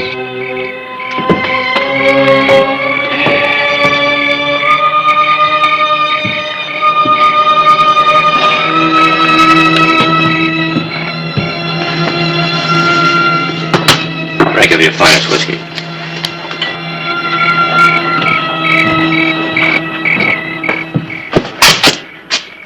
Those are two men that are going to ride our guard? Never seen that pair before. That two men better be here by morning, Sheriff Hollister. Yeah. Hollister? Not Sheriff Clay Hollister, the big man from Tombstone. Hey, couldn't be. Way out here so far from his protection. Those two horses out in front, are they yours? You asking questions, law boy? I don't see any warrant. You? No deputies either. The sheriff's acting pretty bold, I'd say. You worked them mighty hard today. They haven't been watered yet. Is that right? Did you hear what the sheriff says? My. Well, I'll tell you, Sheriff, there ain't much help on the station here. Only the agent there. And he's taking care of us, so, suppose you take 4 bits and do the job yourself. Can we share a room, Sheriff? If it's all right with you. Sure. I'd say they'd make a nice pair, wouldn't you? Just lovely.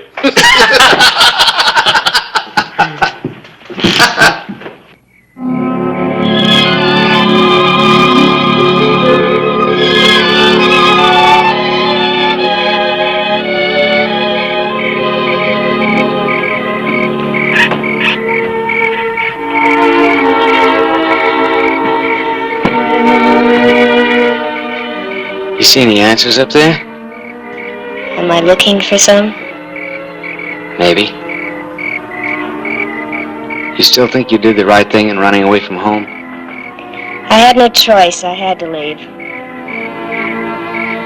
I left home when I was 13.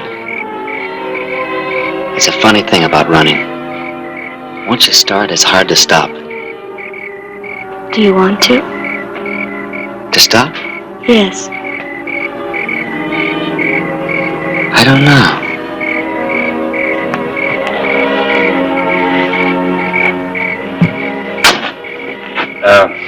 Dinner's ready. If you're hungry.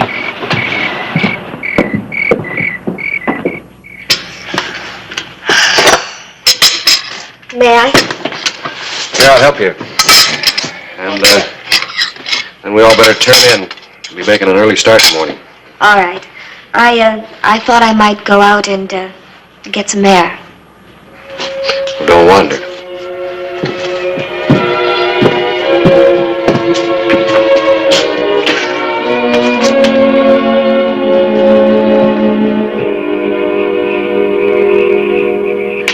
You still haven't watered your horses. Horses? I thought you were going to take care of that, Sheriff.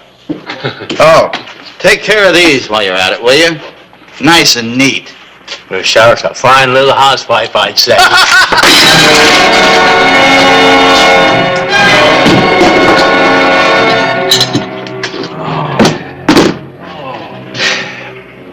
Sorry about those plates. Put them on my bill. Take care of these. And have them gone by sunup. Well, I'll go water their horses.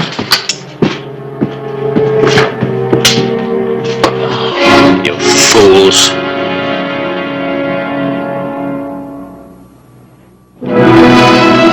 The morning of July 9, 1885. A day's ride from Tombstone. A day's ride to Larrabee lay ahead. Guards didn't get here. Bushwhacked, you figure? Maybe. Can't wait now. Too bad. We might need them guards. Think so? I got a bad feeling this morning. We've had some mean holdups on this run. No witnesses. Anybody rather I'd get to Larrabee with a dead sheriff instead of a live one? Could be. You want to lay over here?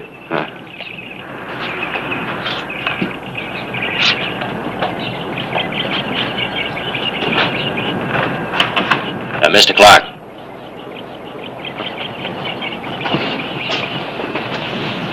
Allow me to remind you of a couple of things before we head on for Larrabee. Hurry up, folks. We haven't got all day. All right, go ahead.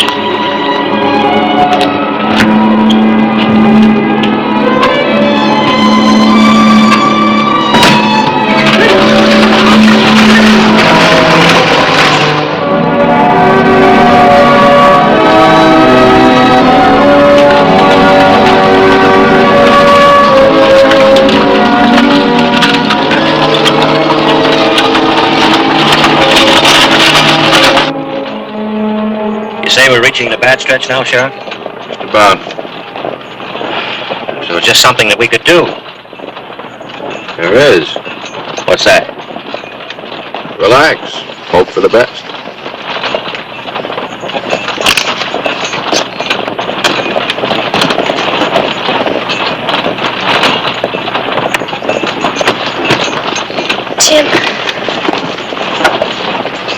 Jim, I don't understand. Don't understand what? The way you were with me last night, I thought... That was last night. You can change this way? Ann, forget it. Is that all you can say? That's all I can say.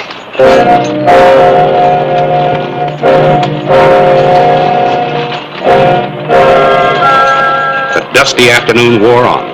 A rambling stage, edgy nerves. 3 hours from Larrabee.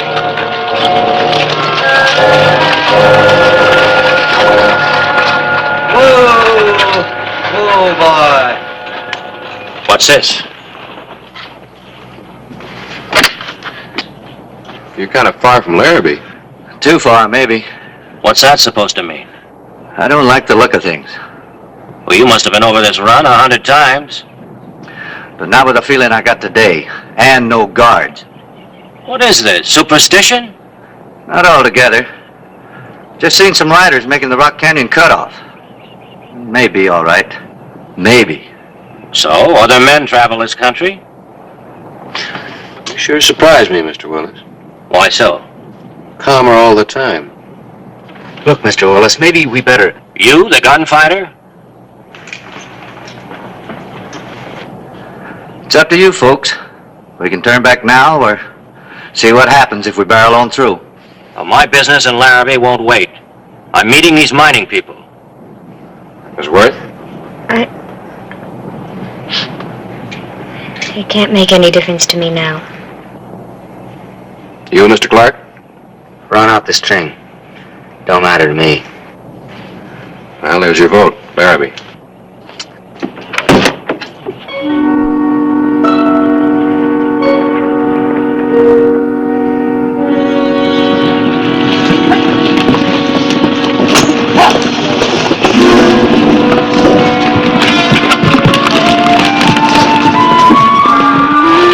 Couple of miles will tell the story. Well, it doesn't have to happen. I mean, there's nothing inevitable. Man gets a feeling. Being a law officer? You got it too, Mr. Willis. Stronger than I have for some reason. I'll have to ask if you're armed. How about you? Well, I've got this little derringer, although I'm not sure what I could do with it in an emergency. We may find out.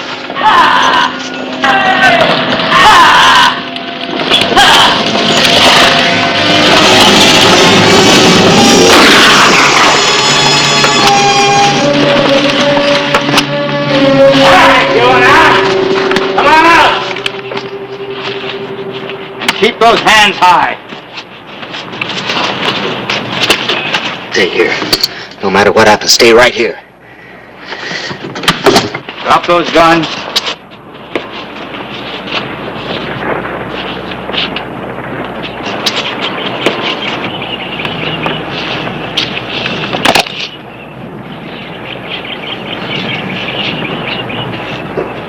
You didn't take any chances on this job, did you? Shut up, law boy. Tell your lady friend to get out. She's just a girl. She don't matter. Who says she don't? He's right. You don't have to bother her. Oh, this is going to be easier than I thought. Oh, let's keep it nice and clean. We don't want to leave anybody behind that's going to give us any trouble. That means you first of all, law boy. So step out here. Come on. A little further.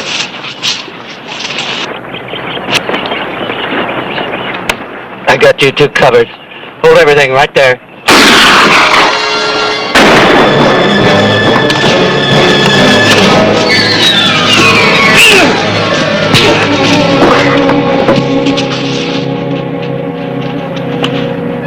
You had to kill him, huh, Willis? Yes, Sheriff, I did. You see, my name isn't Willis. I haven't really introduced myself. I'm Rowan. A man they'd hang if you got that court paper to Larrabee. That derringer suddenly grew. Well, like I said, in an emergency. But I got one more surprise for you. All right, Clark.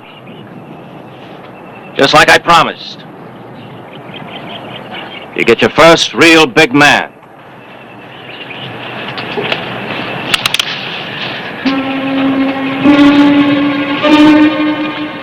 He ain't armed. Who's ever gonna know what happens here?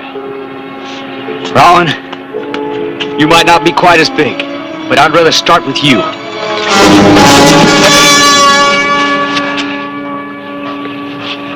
Stay just like you are, boy. Not quite sure of yourself. Stay away from killing your first man, you'll turn out just fine. Matter of fact, why don't you two just kind of stay together?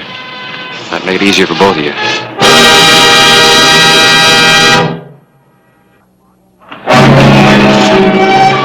Last trip to Larrabee and he knew it. Get around back. Clark, get some luggage rope and tie up our friend from the Dry Creek station. Yes, sir. Oh, and by the way, may not be much of a killer, but can you drive a stage? We still got to get to Larrabee. Yes, sir.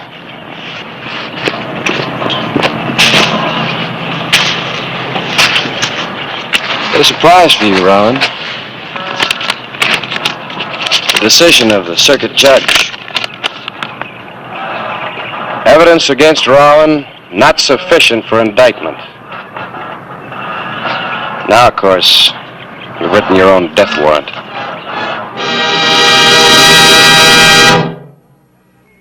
Whistle me up a memory, whistle me back where I wanna be, whistle a tune that'll carry me to Tombstone territory.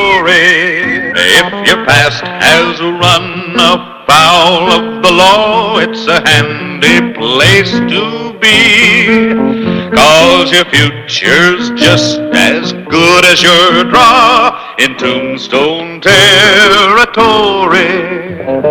Whistle me up a memory, whistle me back where I wanna be, to Tombstone territory.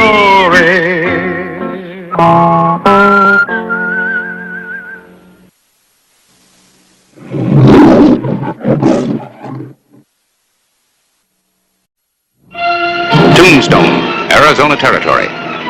The fire of 1882, second worst in the town's history, in which the heart of Tombstone was wiped out. How did it start? Oddly enough, with a wedding.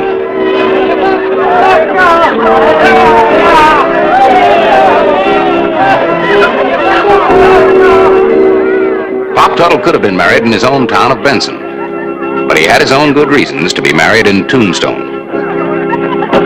Better move to Benson, folks, where life is good.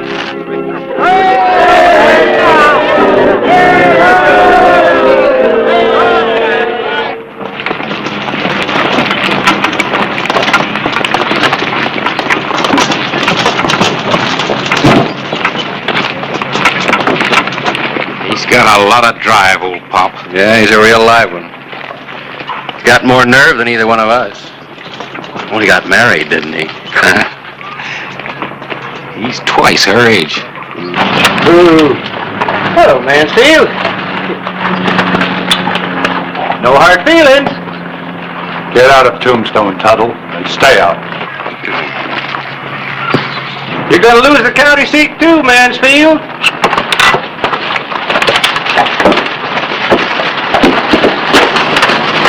Put away the hardware, Mr. Mansfield. He's a crackpot. A dangerous crackpot. Well, maybe. But you can't kill him just because he married your girl.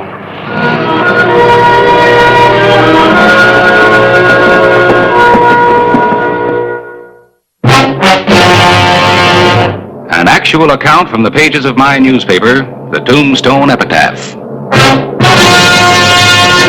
This is the way it happened. in the town too tough to die. Tombstone Territory.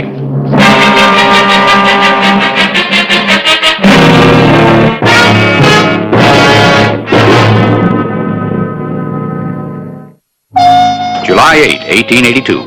Pop Tuttle had certainly become a controversial character in Tombstone. A truly surprising man.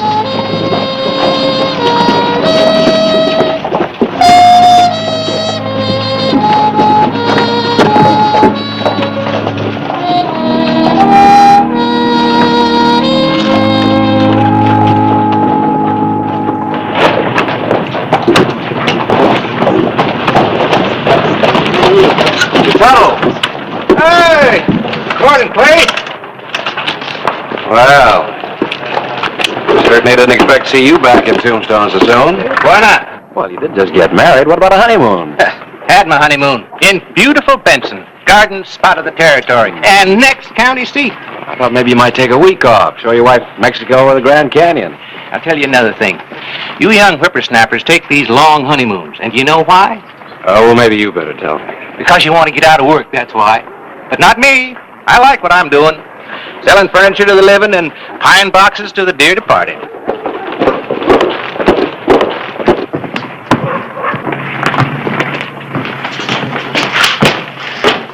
Well, hello, Pop. Howdy, Harris. Congratulations. I hope you'll be very happy. Thank you. I can't help but be with Grace. She's a hummer. Bright-eyed, bushy-tailed, and young. No more worn-out females for me. My other wife just couldn't stand the gaff. Here's that ad I want you to run. For your furniture store and funeral parlor? Nope, they'll take care of themselves once I get the county seat away from you fellas here in Tombstone. I'm not so sure I should print this ad, Pop. Merchants in Tombstone aren't going to like it. Well, I'm not sure you can refuse. That is, if you want to stay an honest editor. You are one, aren't you?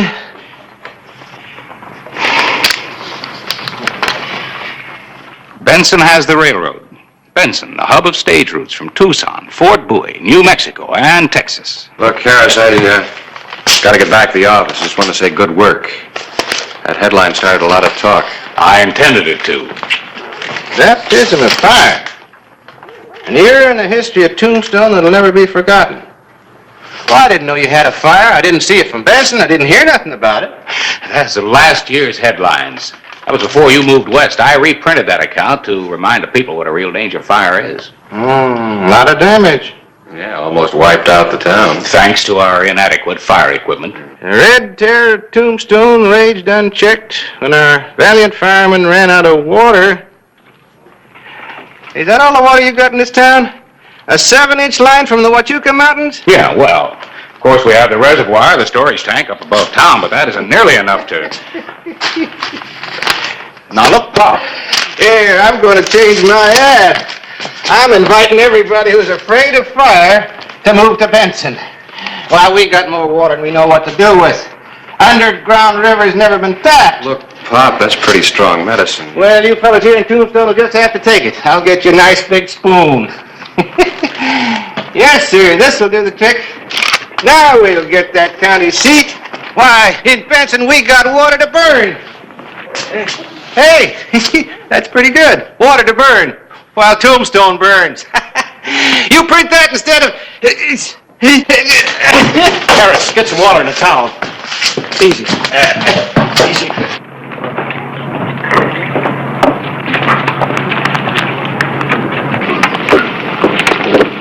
Grace. You weren't at my wedding, Howard. I warned you not to.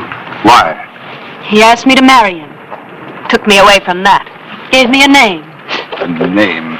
You know I always wanted a name, Howard. But you were more interested in having your name on Tombstone. Well, it just might make you rich. You made a big mistake. No. I know what I'm doing, Howard. In Benson, I'm Mrs. R.C. Tuttle. I belong to a club. You? What kind of a club? I don't know yet. I've been invited to meet the town women in a home, not a whiskey-soaked saloon. You won't be happy. Good day, Mr. Mansfield. Grace is coming. We better help her get him to a doctor. No, Grace can't know about this. Well, now, wait a minute. Now, boys, you gotta promise me. Not a word about this to anybody. Not about me falling or stumbling or nothing. Look, Pop, it's all well and good to be proud, but I'll be with you in a minute, my dear. Boys, you gotta promise me, especially Grace. She can't know. All right. If you'll promise that you'll see a doctor. of course I'll see a doctor. In Benson. They got better doctors there. I think you'll like it. On you, I'd like a corn husk. Would you like to drive? Well, you're my wife now. Got to get some work out of you.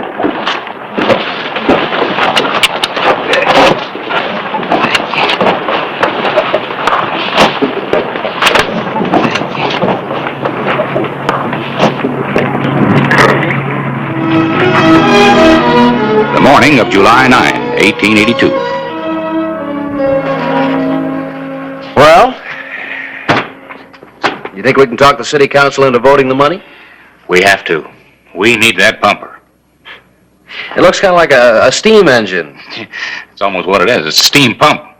Steam from the boiler operates a pump. That thing will throw a big stream of water clear over a two-story building. Sure ought to do the job until we run out of water. I thought you'd be here, Clyburn, since you weren't at the epitaph where you published this filth. What are you, a Benedict Arnold? Ah, just a minute. Now, wait a minute. What's this all about? You know what it's about. Bringing this trash for Tuttle. Telling people to move to Benson because Tombstone's a fire trap. He's a crackpot. All right, you, Sheriff. Yes, Mr. Mansfield? What do you plan to do about this nuisance Tuttle? Well, I might try to get him a medal. A medal? Yes, you see, I think it's a good idea for Tombstone to feel that it might lose the county seat. What kind of nonsense is this? Well, now, maybe you'll do something about your town. Back us up. Clay and I are going before the council to ask for $10,000 worth of new firefighting equipment. $10,000? That's ridiculous. We'd have to pay for it in taxes. That's right. Well, I'm going to fight you and get everybody I know to fight you. What we've got's good enough. You take a chance on being burned out again for a few tax dollars. 10,000 isn't a few dollars. And if I get burned out, I've got insurance. Yes, I know that. You're well covered, Mr. Mansfield. But most of the rest of the merchants out there with their board and batten shops haven't got a dime's worth of insurance. Well, that's up to them. Most of them can't afford it. After last year's fire, insurance comes pretty high in Tombstone. I think that's pretty cheap protection.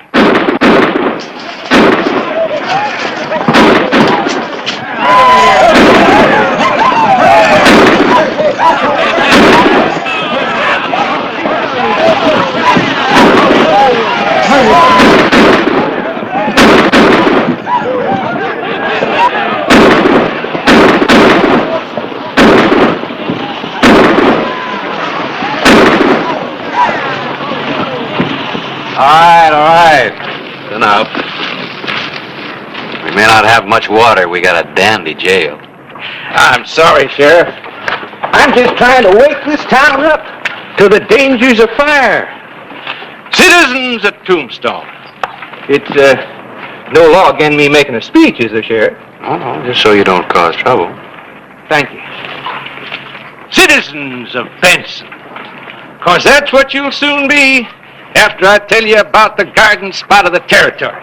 Hold it, old man. It seems there's a question from the audience. I warned you to stay out of Tombstone. I'm warning you once more, the last time. Sheriff said I could make a speech. Well, I'm not standing by like him and the editor, while a crackpot tries to get the people to move to Benson so you can outvote us for county seat.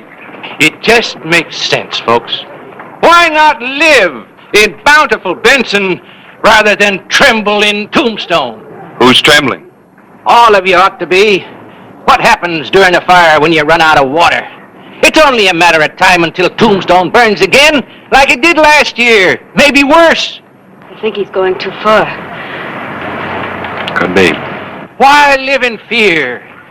Benson welcomes you. The new county seat.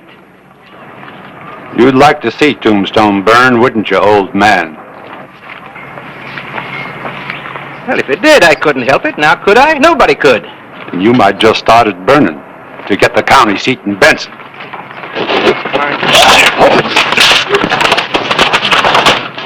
Now, partner, let him come, Hollister. The old goat asked for it. But I'm coming in to get it. Now you're asking for it.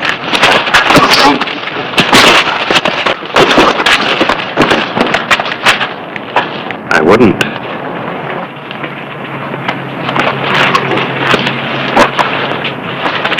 I won't forget this, Hollister. Well, that's good. I tried to hit you hard enough so you'd remember. It's the last warning, Tuttle. Stay out of Tombstone.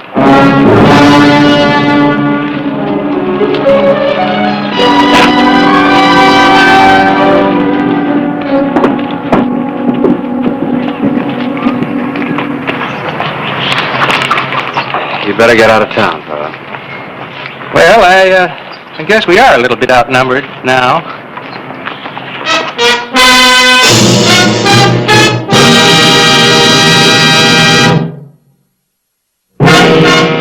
July 11, 1882.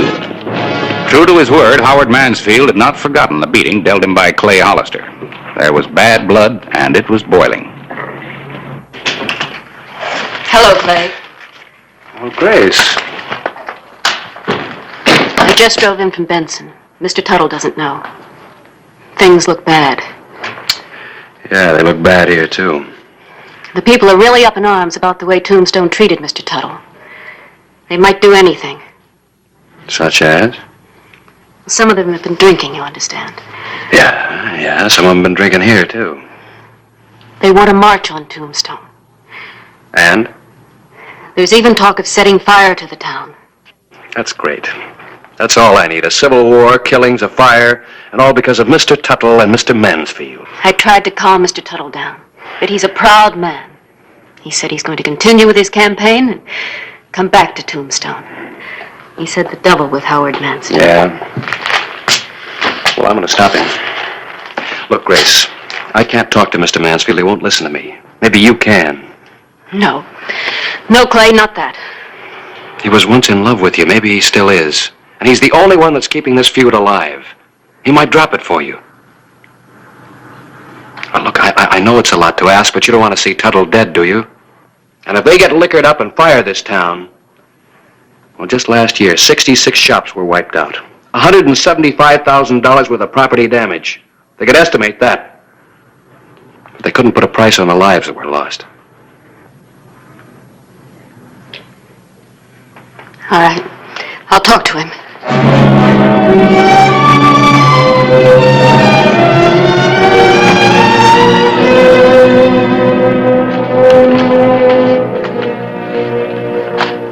Yes, Mrs. Tuttle?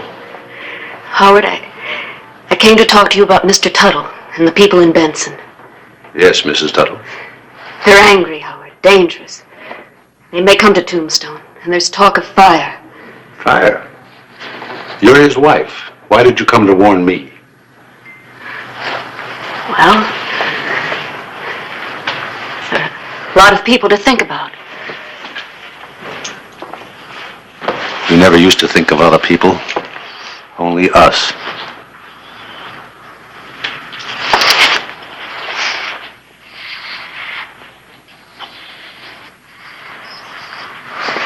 Yes, Mrs. Tuttle? You don't have to keep calling me Mrs. Tuttle.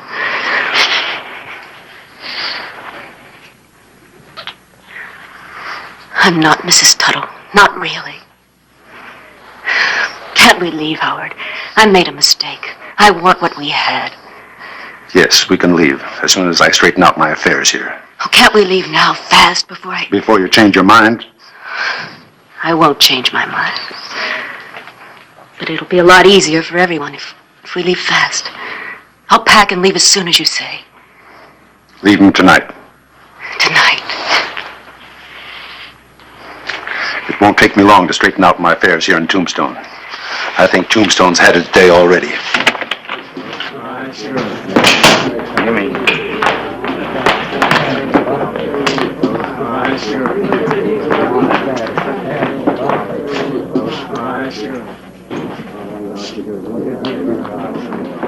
Lenny, Riggs.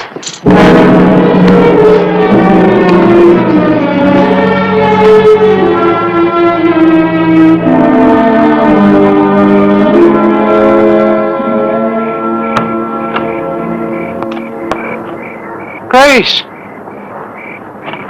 I'm leaving, Mr. Tuttle. I was coming by the store to tell you.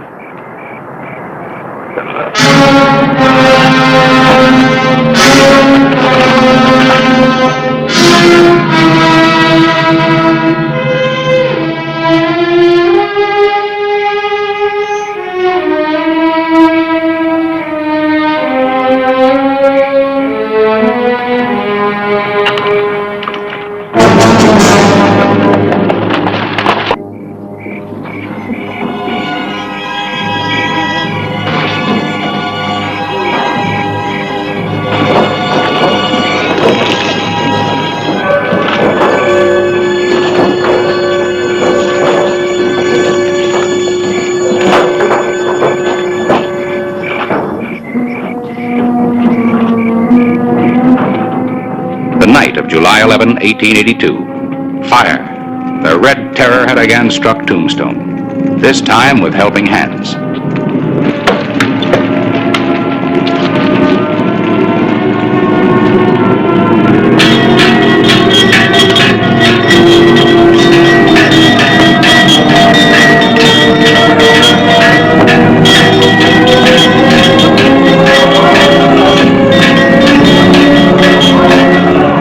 In the heart of every volunteer firefighter was the sure knowledge that our so-called fire wagon was inadequate.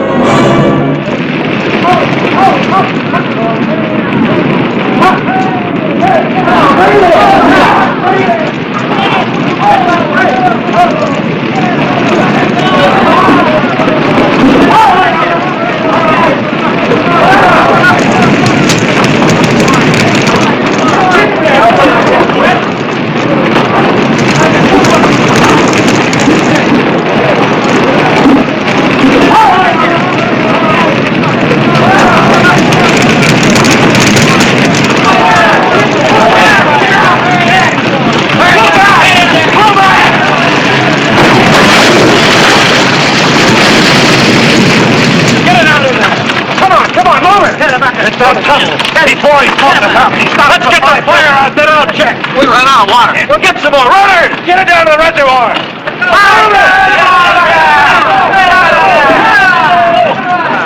Get some more water.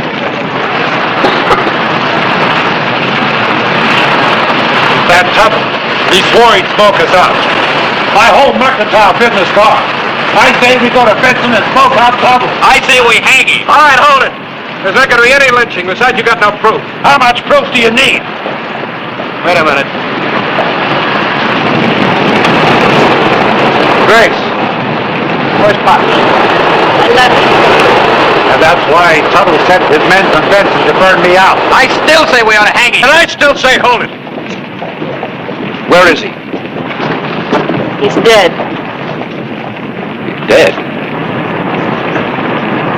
When I told him, he just died. Where? Back home. I think you better tell us about it. He was a good man. But it's always been Howard. Don't you understand? Go on. We planned to leave, Howard and I. And I told Mr. Tuttle. When I told him, he just looked at me for the longest time. And he fell to the ground. He didn't say a word. He just died. I wish he'd said something. But what I said killed him. I killed him! No, Grace, you didn't know. He was a very sick man. I could have told him I was going on a trip. But I did the right thing, didn't I? Telling him I was leaving. Telling him the truth.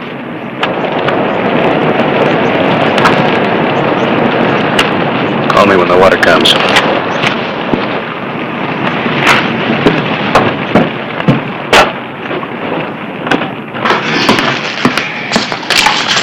Don't do it. Put him on the bar. Now move back to the stairway.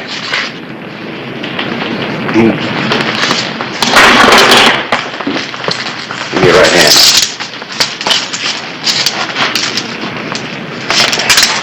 right, stick yours through here.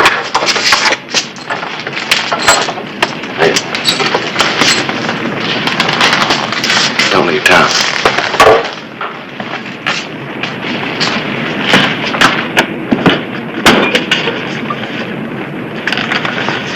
You might just as well throw those insurance papers in the fire, too. For all the good they'll do you. What do you mean? Well, Tuttle didn't start that fire.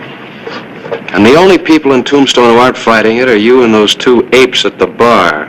Well, that doesn't prove anything.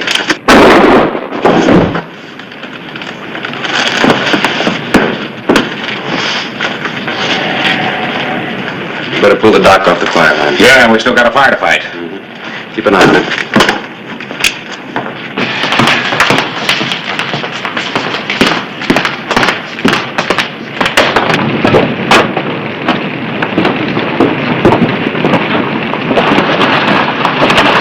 All the flames on the road to Benson.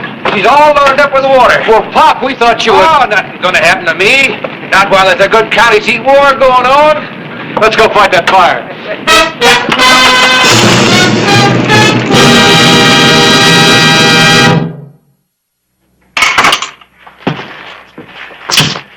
Mansfield doesn't like my jail.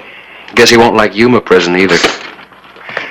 Well, the boys have soaked the other buildings. If the wind doesn't blow up, the rest of Tombstone is safe. Well, I guess we better be getting back to Benson, Mrs. Tuttle. Are you sure you want me to after this? Everybody's entitled to one mistake. I made 3 before I married you. Of course, it's up to you to decide. Do you want me to drive, Mr. Tuttle? I wish you would. Oh, it's all right if I leave the water wagon on the street for a day or two just to advertise Benson? Yeah, thanks. And remember, gentlemen, when it comes to a vote, let your conscience be your guide.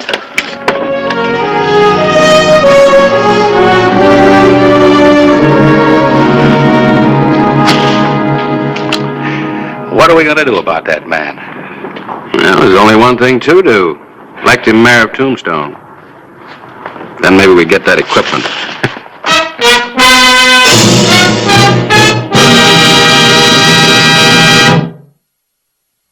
Whistle me up a memory, whistle me back where I wanna be, whistle a tune that'll carry me to Tombstone territory. If your past has run afoul of the law, it's a handy place to be, 'cause your future's just as good as your draw in Tombstone territory.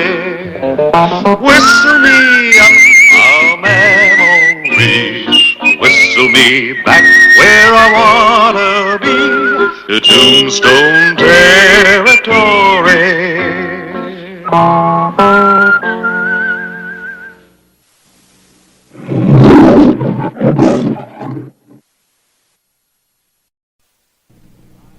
July 1881. Tombstone, Arizona Territory.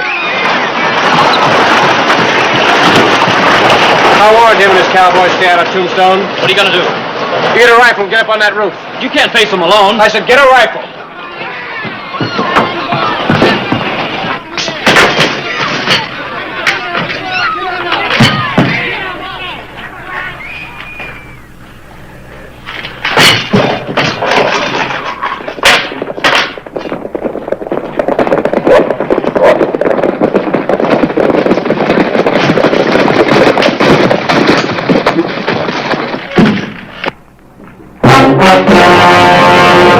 An actual account from the pages of my newspaper, the Tombstone Epitaph.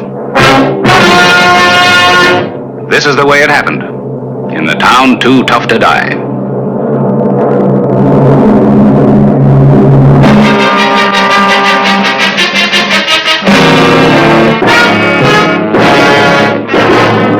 Tombstone Territory.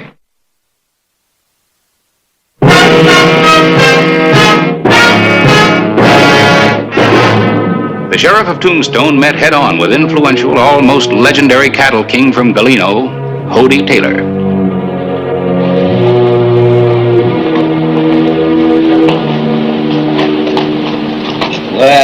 big man or the big bad? You're not wanted here. Who says? I say. I told you that when you wrecked the town the last time.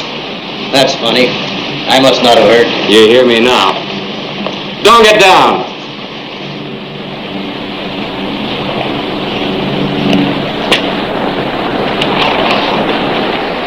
See that my horse gets some water. Get back in that saddle. I brought my boys into town for a celebration. Last time you celebrated, 2 citizens were shot and one of them died. That's too bad. Don't try to stop me. You may be next. Get out of town. Hollister, nobody talks to Hody Taylor like that and lives. Get out and stay out. Not Hody Taylor. I'm gonna kill you.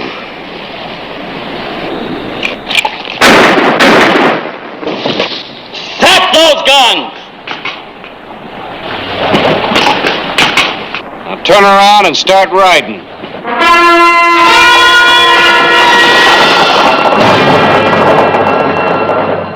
Hody Taylor was dead. 2 days later, men from his hometown of Galeno, Arizona arrived to claim his body. Telegram for you from Tucson. Oh, thank you. County Sheriff's meeting. Don't give me much time. We just had a meeting a few months ago. It looks like they're getting more frequent. You going?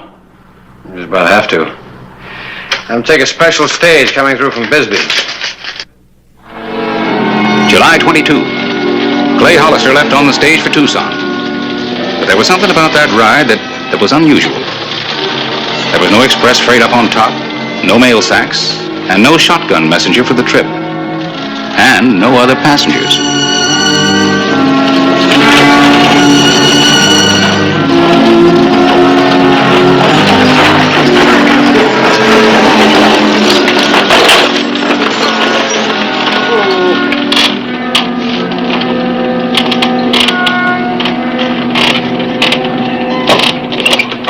I gotta pick up a shipment. Why don't you get out and stretch your legs for a while?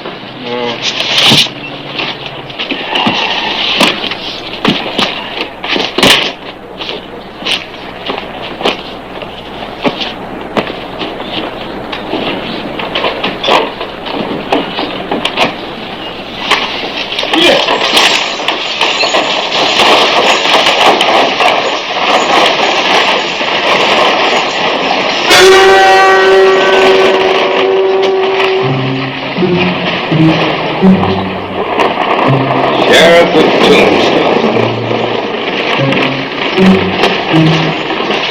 Brave man. What's this all about? Know what town this is?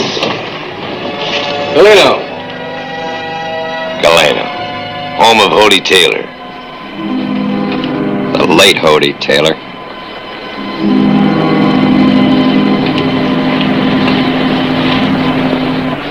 See, I'm going to be a little bit late for my meeting in Tucson. We sent you that telegram. We arranged for the stagecoach. Why? We figured if we just plain invited you, you might not come. Yeah. We wanted everybody in Galeno to see you close up. All this for Hody Taylor?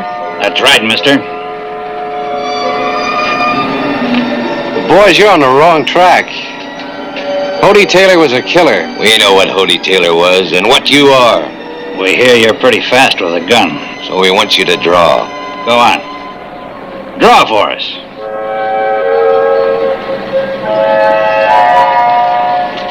I got no reason to draw. You had no reason to draw on Hody Taylor. He forced it. We know your kind, Hollister. A gunslinger with a badge. Quick trigger sheriff. Shoot first. Ask questions later. Draw. You gonna shoot me down? Draw, because if you don't...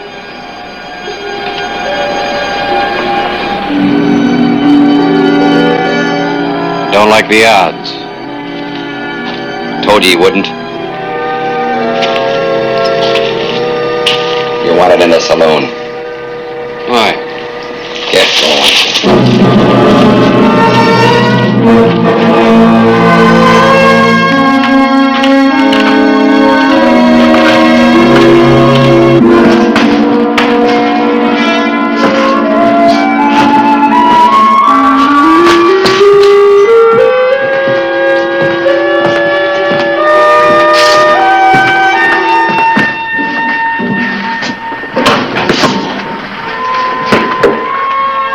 guns.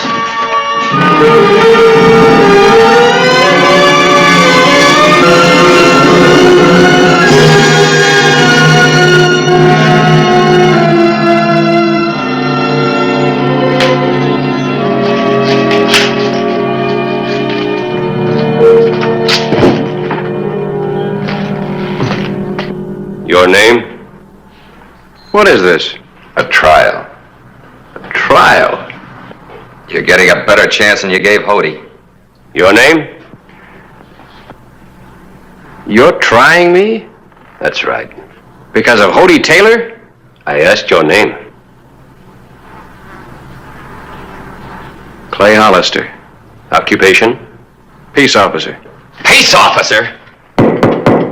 This trial will be conducted in an orderly manner. Clay Hollister, you are hereby charged with the murder of Hody Taylor. Hody Taylor was killed while resisting the law. Hody Taylor never broke no law in his life. I don't believe you really knew Hody Taylor. These people did. He built a school here. With his own money. 2 of my children go to that school. I have 3. They wouldn't be getting an education if it wasn't for Hody. He built the church, too, and gave it to our town, his town, as a present. What have you got to say now? What I've been saying. Look, your Hody Taylor was... He owned the only bank in town. There's never been one worthy person turned down for a loan, and you killed him. I was exonerated in Tombstone at a coroner's inquest. We're not interested in what happened at an inquest in Tombstone. There was never any question as to the circumstances of Hody Taylor's death. There is here in Galeno. You have no right to hold this trial. We'll decide who has the rights here. You've plumb run out of them, mister. I'm an appointed officer. A peace officer who killed a man in the line of duty. We've heard enough. Isn't there somebody responsible here? I am responsible. I am the mayor. Well, if you're the mayor, why don't you do something about this? Do something about it. This was my idea. There were people here who wanted to go to Tombstone and shoot you on sight. I demanded a just trial. Trial, huh? Killer of Hody Taylor must stand trial. Hody Taylor was the town of Galeno. Him and him alone. Some towns have senators, congressmen, educators. Well, we had our man, too. A man we loved and respected, and you killed him. You use the word trial, but you pass sentence in advance. This is the worst kind of kangaroo court. This trial is fair in every sense. Huh? In that case, I'll be granted time to prepare a defense. Don't give him nothing. What defense is there? I want until tomorrow and permission to use the telegraph office. Telegraph office? I still say don't give him anything. I move that his request be granted. I second the motion. You can't let him use the telegraph office. He'll wire for outside help. I believe the motion is carried. This court is adjourned until 9 o'clock tomorrow morning.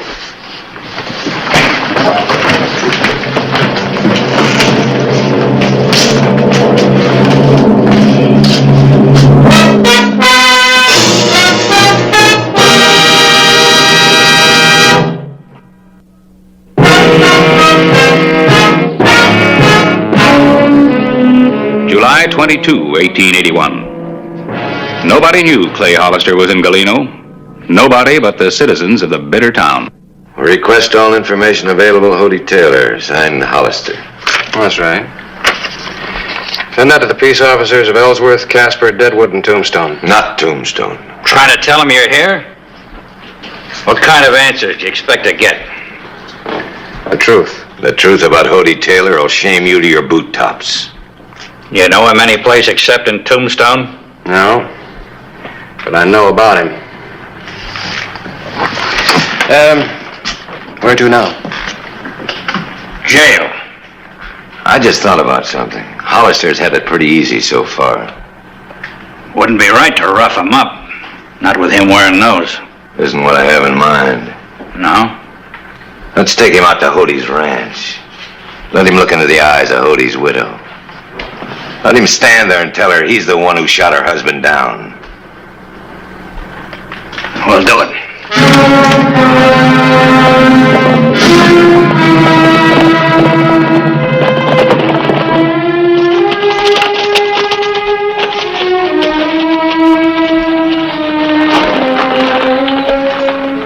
Lived good, didn't he? I had to knock you off that horse.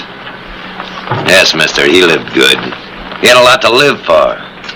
When you shot him down, you made the biggest mistake you're ever gonna make. One thing I'll say for you people of Galena, you sure know how to hate. You're gonna find out how much. You watch him, Jess. I'll tell her he's here.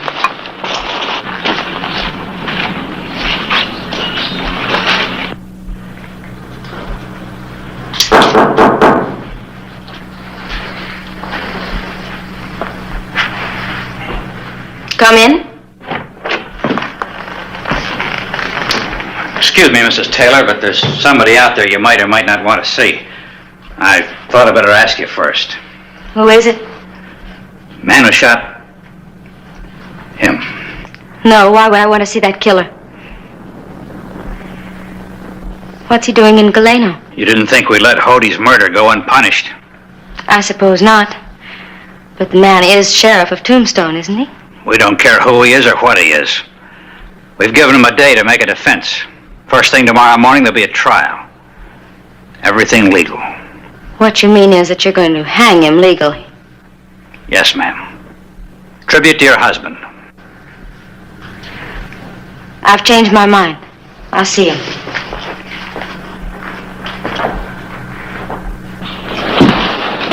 All right, bring him in.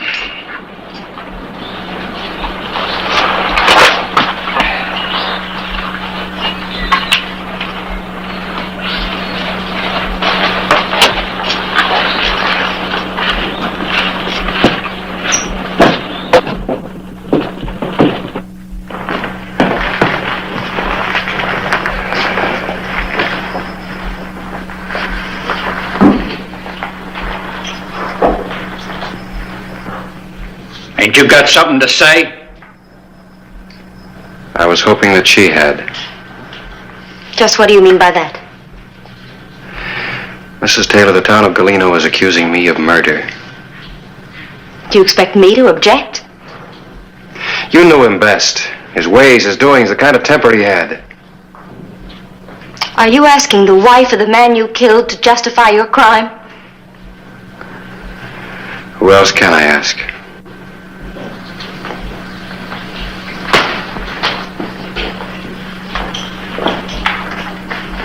I've loved one man, and only one. This is his house. The things you see are his. Treasures, mementos, trophies. Mrs. Taylor, I... Don't talk. Your gun has taken all this from me. These things, and him, forever. Even the town that was his. I'm leaving here tomorrow morning because I don't belong here anymore. To the things or to the people that were his. Apologize to her. I'm sorry this had to happen. You made it happen. Hodey Taylor made it happen.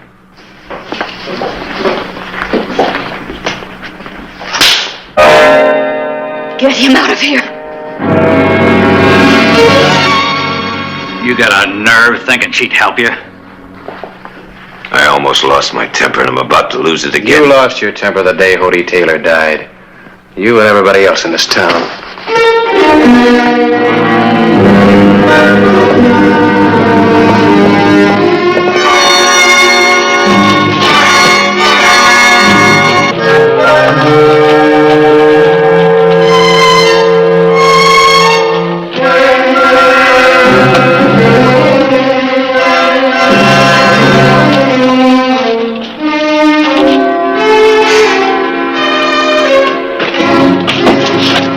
Take the cuffs off of him. You won't need him in there.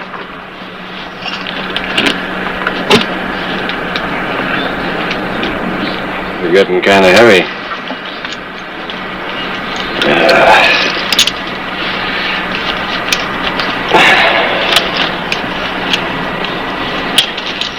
We'll open his cell. You stay here.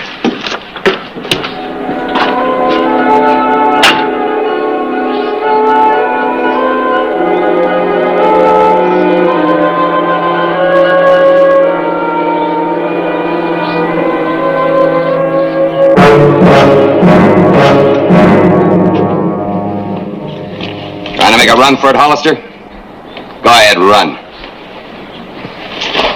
Figured you were hoping I would. I saw you run. We'll do it legal. Hollister gets a trial.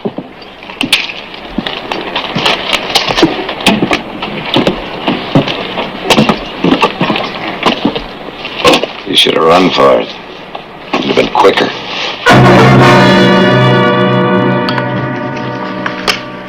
I think we better see those. You'll see all you want at the trial. We could take them away from you. What do they say, Paulie? I thought this was supposed to be a fair trial. It'll be a fair trial. Remember that when they drop the rope around your neck. It'll all be fair.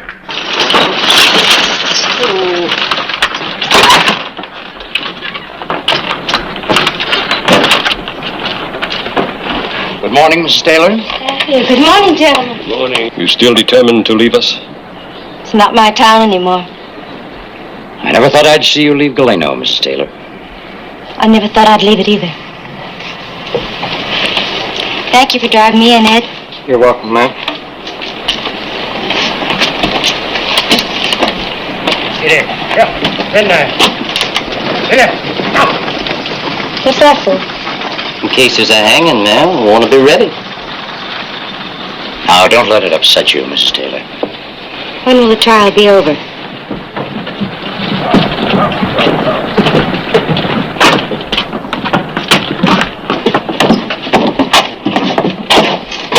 She ain't gonna help you.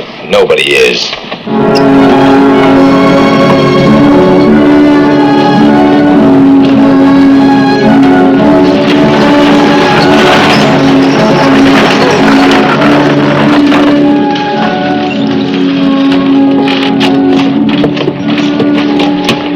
Write to us from California. Yes, let us know how you are. Of course I will. Thank you.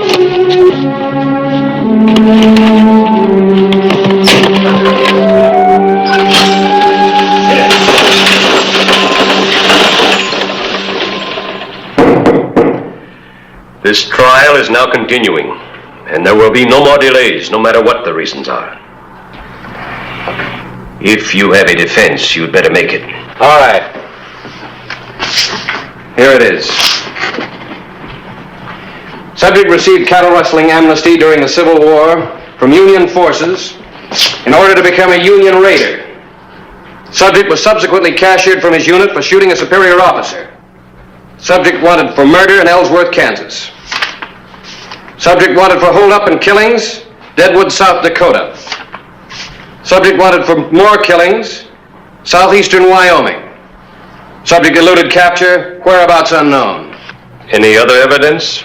Or are you through now? Well, isn't that enough? No, it ain't enough. Well, all right. Yes, there is more evidence. There it is. Read it. Read it for yourselves. It's all there. Names, dates, places. It ain't enough because we don't believe it. The men that sent him are just trying to protect another killer hiding behind a badge.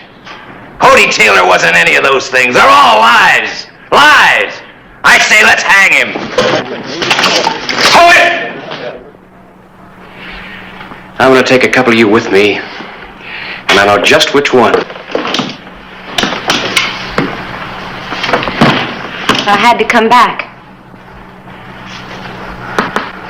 I want to know what his defense is. It doesn't matter, Mrs. Taylor. It was all lies. Was it? May I see the telegrams? There's no need, ma'am. I've got this.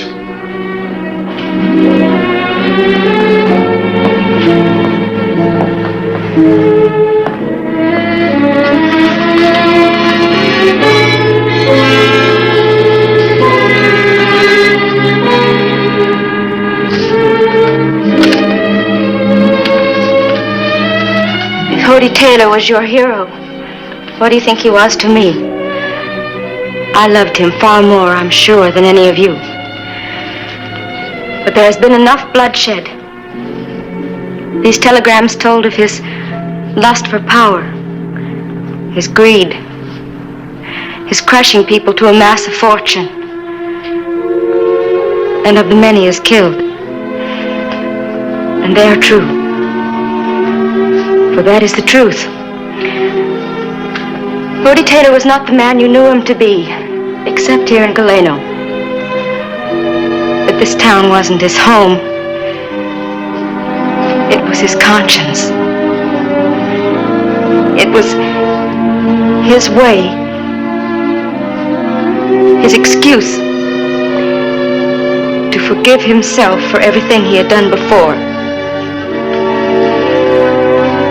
He used to boast about that, but only to me. He boasted of his conquests and his killings.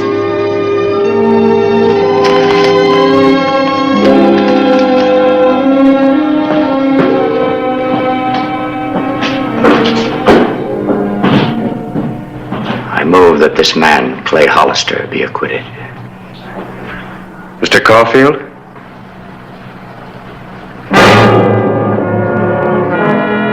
Move a second.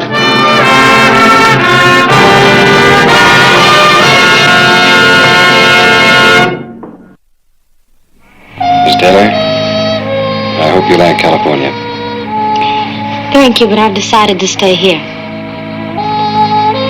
Goodbye.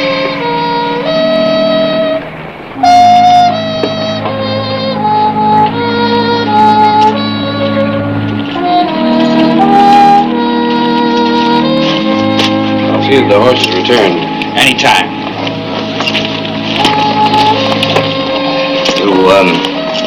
You intend bringing charges as a result of any of this? No, this is a bad little town now.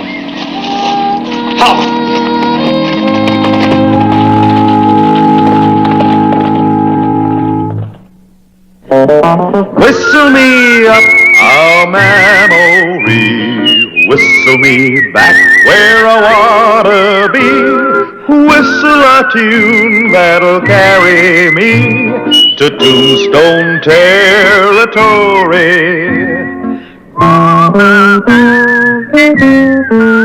If your past has run afoul of the law, it's a handy place to be, 'cause your future's just as good as your draw in Tombstone territory. Whistle me up a memory, whistle me back where I wanna be, whistle a tune that'll carry me to Tombstone territory.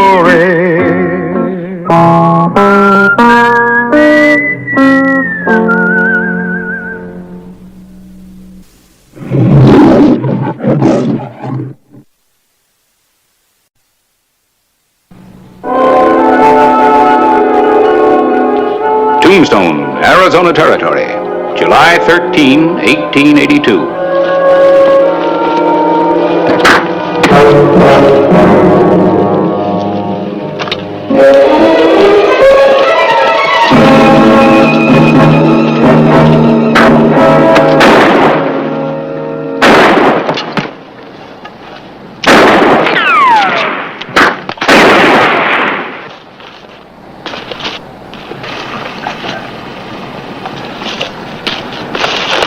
Just to get out, huh? Matt? Matt!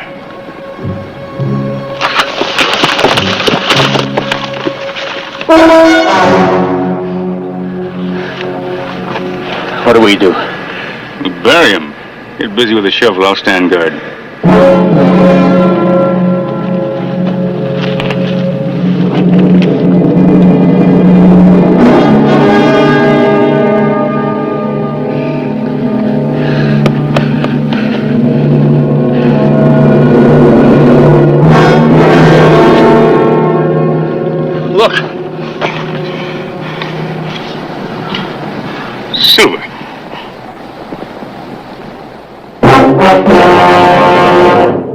actual account from the pages of my newspaper, the Tombstone Epitaph.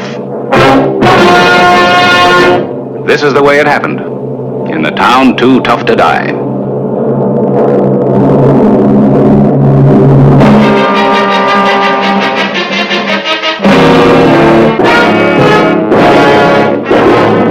Tombstone Territory.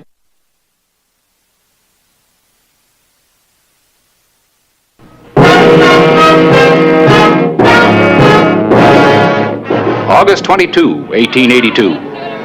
The epitaph heralded another fabulous silver strike. For some, it was a moment of rejoicing.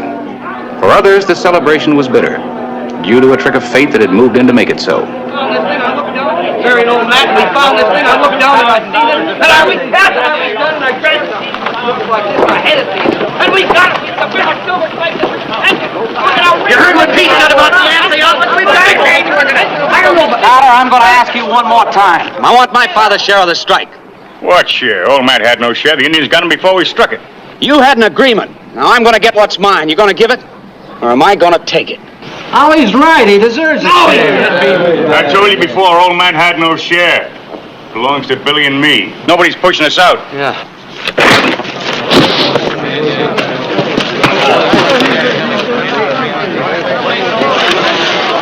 Get going. Quick!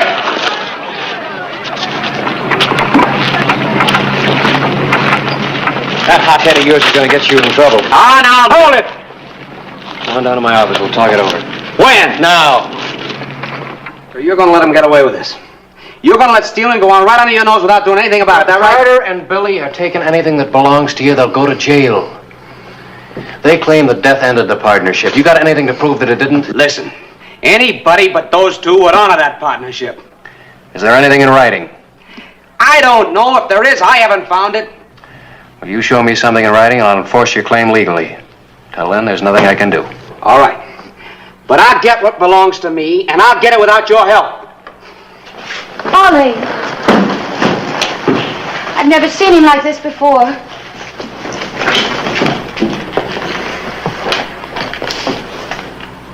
Ollie's right, you know. Sure, he's right. But not legally. I was speaking about the moral right. That's what makes it tough. They're both right.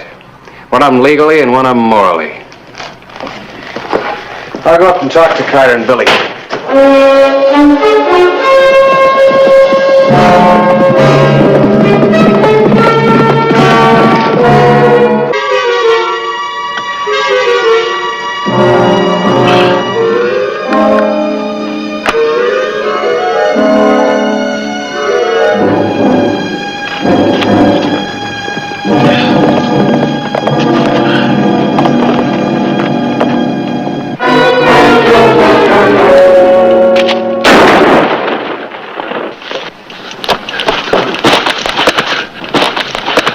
Who is it? I don't know. Where'd he go? Maybe I got him.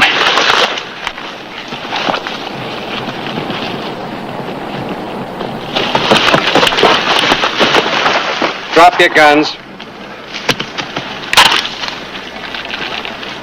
Oh, we didn't know it was you, Sheriff. Doesn't matter who it was. It's free land around here. Anybody's got a right on it. Not here. We got a claim. Nobody's got a right here but us.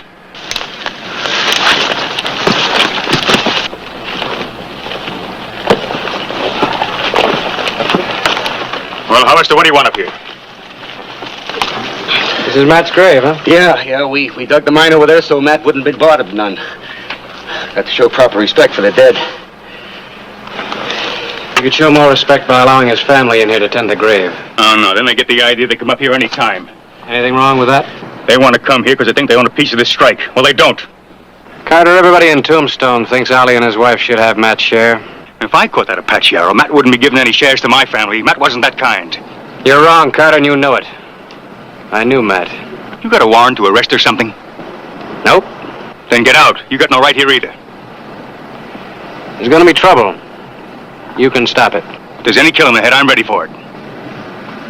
Just don't step out of line, that's all. Get to work.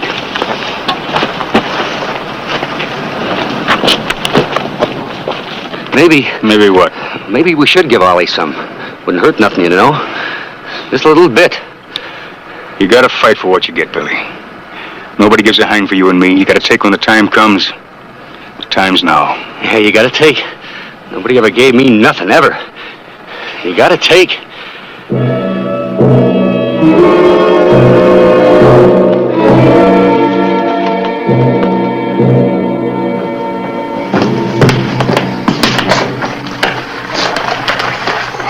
You going out? That's right. Carter's at the Crystal Palace. I'm going there. What are you going to do? Hey, what's mine? Sheriff didn't know anything about it. But Ollie, we've been all through this and you promised. I didn't make the rules, Carter did. He took, I'm gonna take back. But Ollie, there must be another way. Now don't you go nagging at me, Beth. It's the only thing I can do.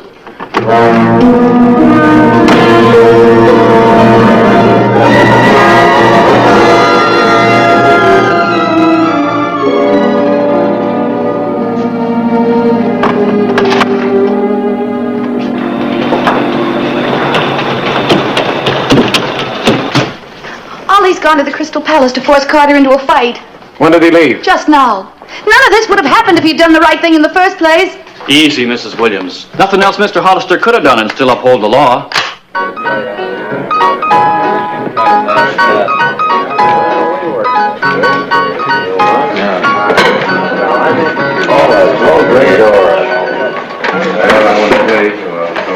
Ollie, we don't want no trouble in here. Don't we go along? No, keep her here.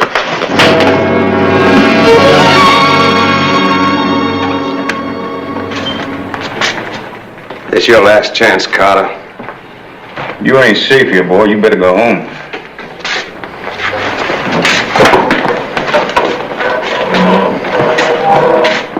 Draw.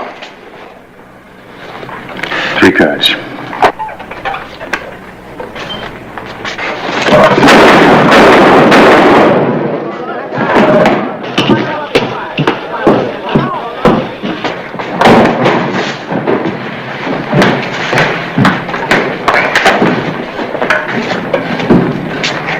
Otis, get it out.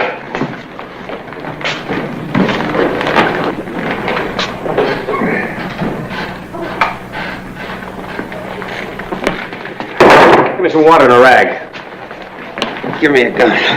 I'll kill you, Carter. I'll kill you for this. I shot him in self-defense, Sheriff. What's your story, Harry? Was it self-defense? He's a no-good rat. No better than a claim jumper. But Ollie forced it. Anybody else got another hurt?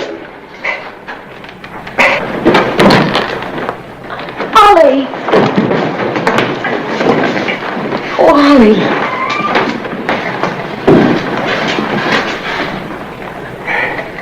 Well, what are you men going to do about this? Mrs. Williams, I ask you not to interfere.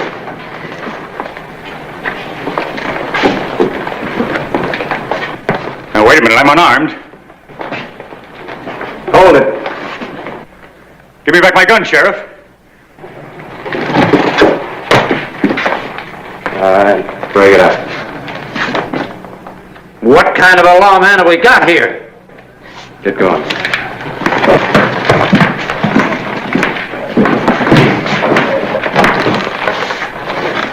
I'll never make it. They'll follow me. I suggest you men stay here.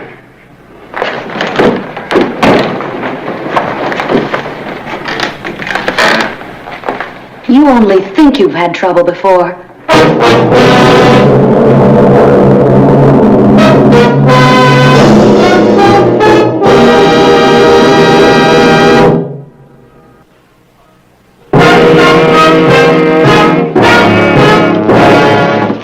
August 23, 1882.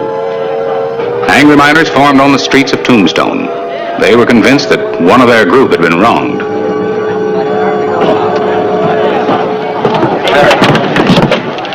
What's going on? What's going on where? What's all the excitement?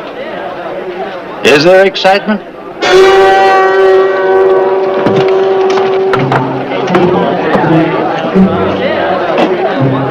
With her husband desperately wounded, Beth Williams succumbed to the spirit of the mob.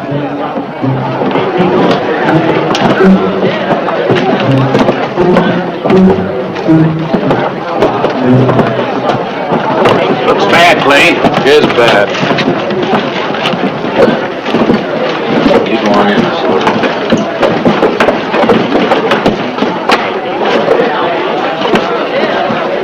We don't need your protection, Hollister. Just a peaceful meeting. Just talk. Nothing wrong with that. Nothing wrong with talk.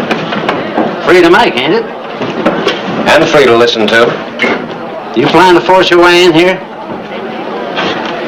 Depends.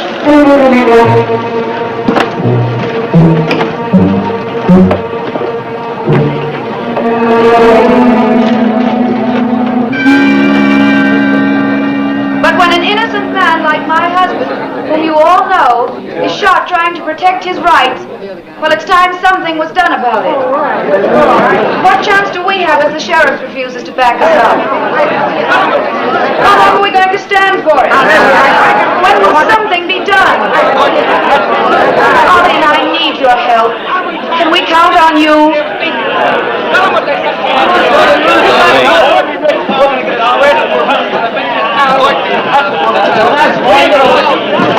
Mrs. Williams, I'd like a word with you alone. You can speak freely in front of the men.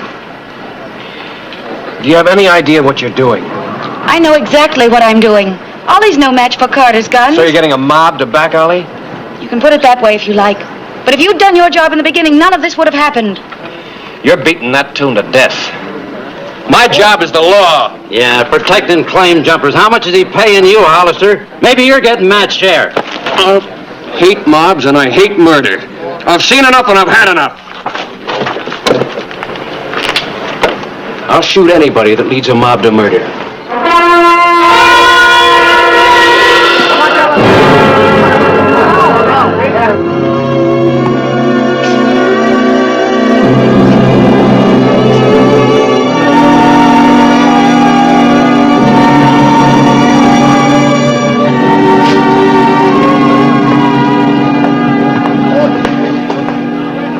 I've sounded out a few men to act as deputies. Any luck?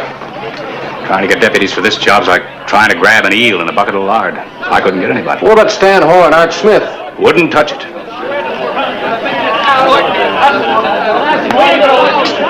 They're getting uglier by the minute. Isn't there any way to stop this? You got any suggestions?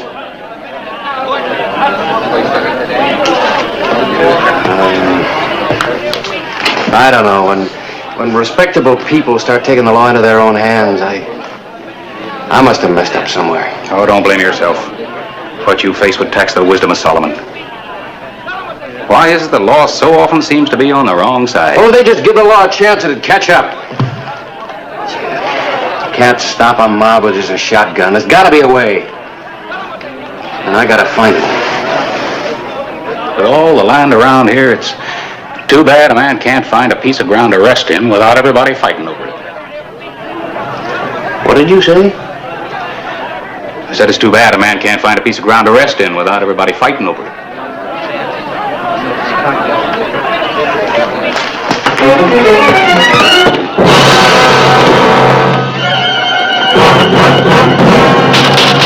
Open up, Chambers! Open up! There may be a law. It's a race against time. Chambers, open up!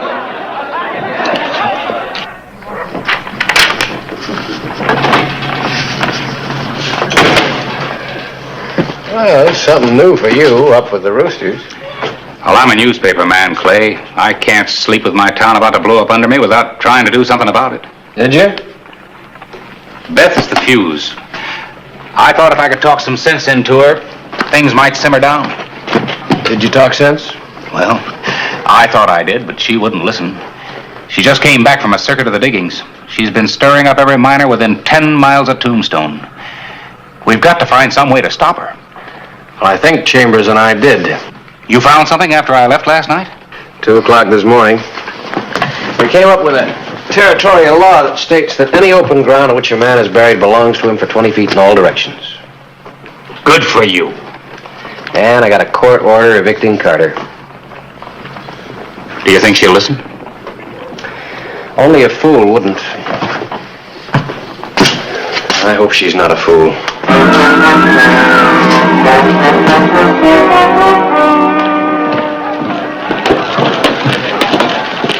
Where you going? See Ollie. Is this the time to be seeing a sick man? Shouldn't you try to stop this mob? That's why I'm going to see Ollie.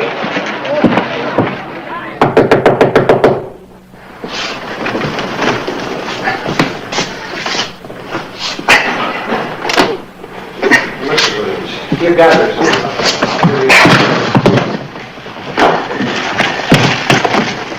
Ollie.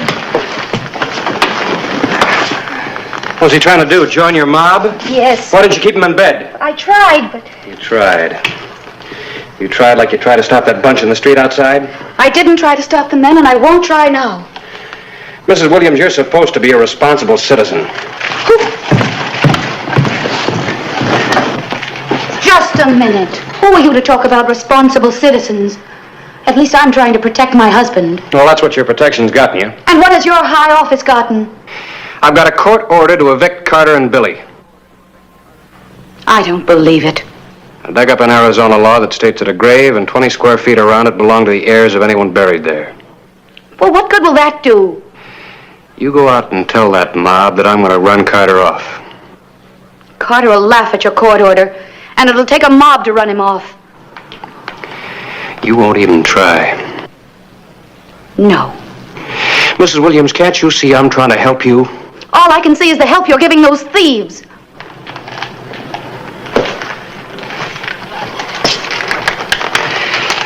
You're being a fool. There's going to be trouble and only you can stop it. And if you don't, men will get killed.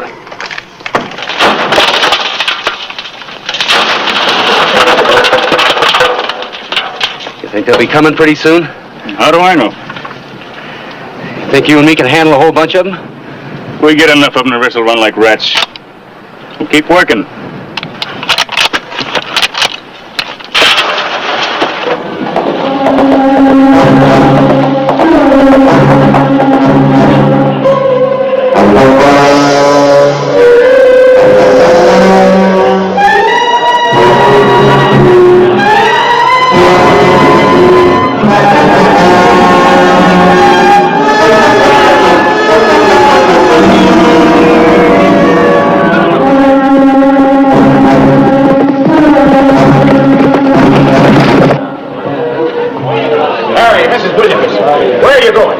You know very well where we're going, Mr. Clyburn. We're going to see justice done.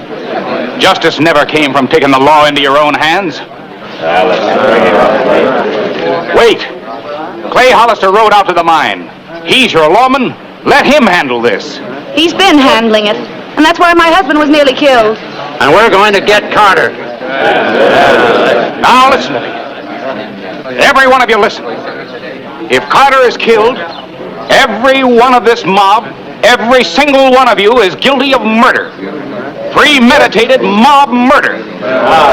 What you don't know is that the sheriff now has a legal right to get Ollie's claim for it. Carter will never give in. I'd at least give the sheriff time to try it his way. Give him time. That's the least you can do. All right.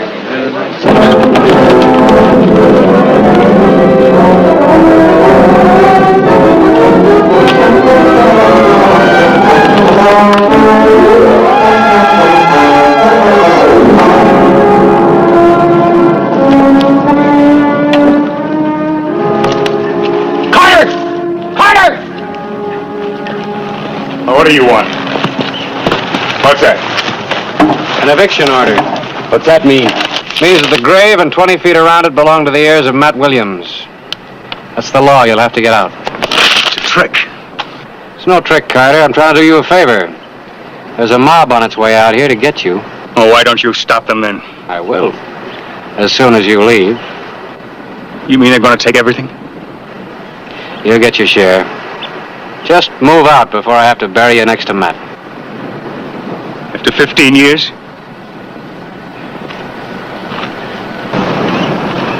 Fighting dig it. 100 Indians. After making my strike!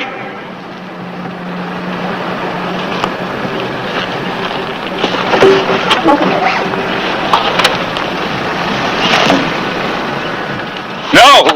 I want to keep it all!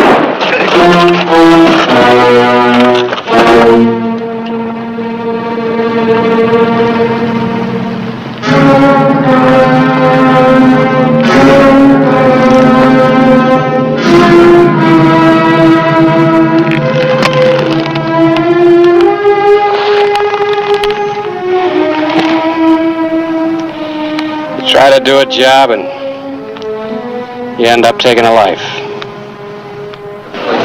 Time's up, Mr. Clyburn. And so's Carter's. Let's go. Wait, this is wrong.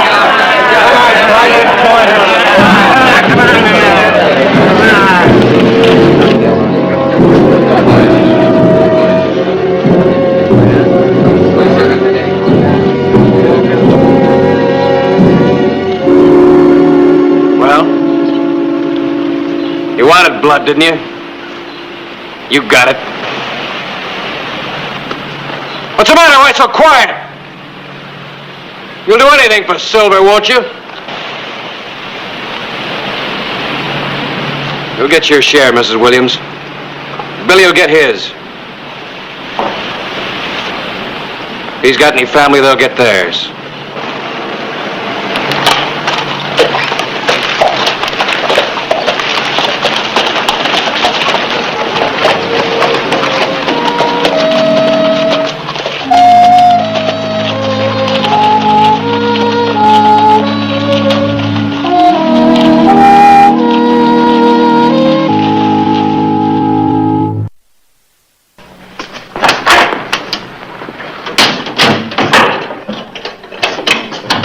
Hello, Mr. Clyburn. Hello, Clay. Well, I guess I'll run this notice in the paper again. No answer from Carter's heirs yet, huh? Nope. And we've given him every chance to come forward and claim his share of the strike. Either Carter has no heirs, or they're too ashamed to come forward and admit it. Mr. Clyburn? Hello, Charlie. Clay saw Ollie and Beth up with their claim today. Oh, yeah? Yeah, she's trying to get up to courage and wanted to know. What did she want to know, Charlie? Well, if it would be all right if she came in to apologize. In time, when I forget there was a needless killing. I wonder if she's to blame. Whether it's silver, or gold, or anything that smells like money. There's always a scent of death about it in Tombstone.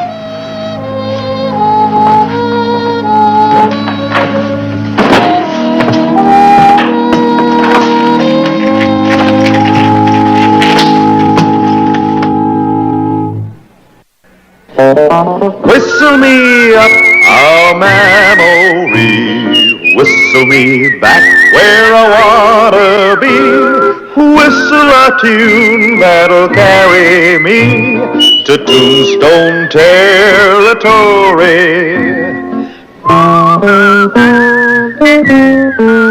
If your past has run afoul of the law, it's a handy place to be, 'cause your future's just as good as your draw in Tombstone territory.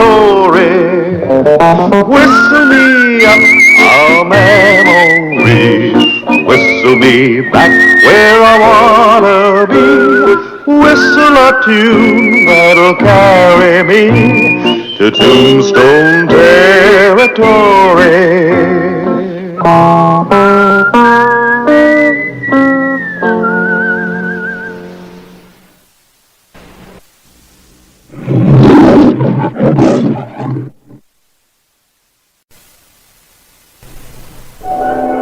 Tombstone, Arizona Territory, August 15, 1884.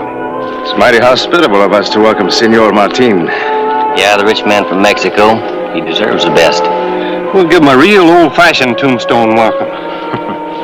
Gila Gulch, 5 miles south of Tombstone.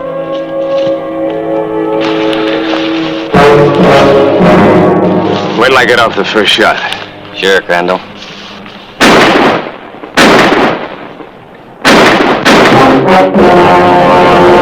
An actual account from the pages of my newspaper, the Tombstone Epitaph. This is the way it happened, in the town too tough to die.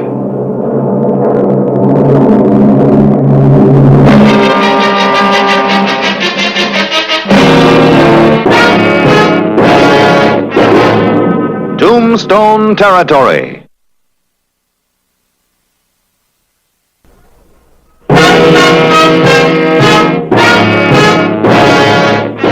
Luis Martin, wealthy rancher, and his foreman, murdered.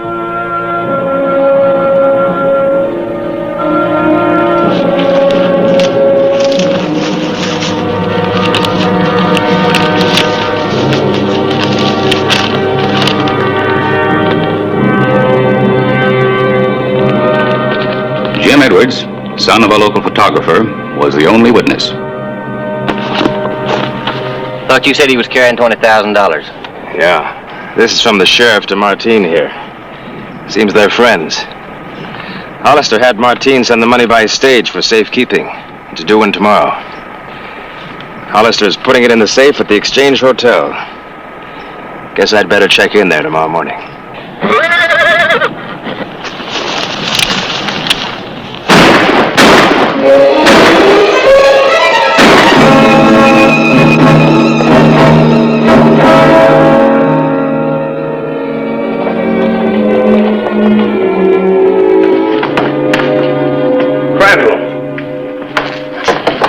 Good morning, Mr. Hollister. What are you doing in town?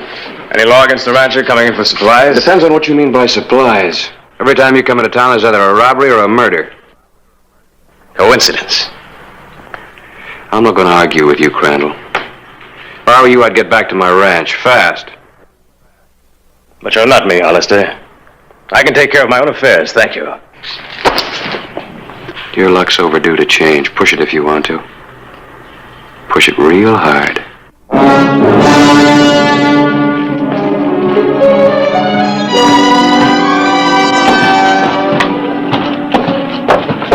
Hello, Jimmy. How's the photography business? Oh, it's all right. It's a little slow. Yeah, all the town's growing. You and your dad will make it. Mr. Hollister. A couple of men killed in an ambush down at Gila Gulch. Kelly Parker just rode into Kelly know him? No. All right, we'll ride out in the buggy. Get a couple of blankets.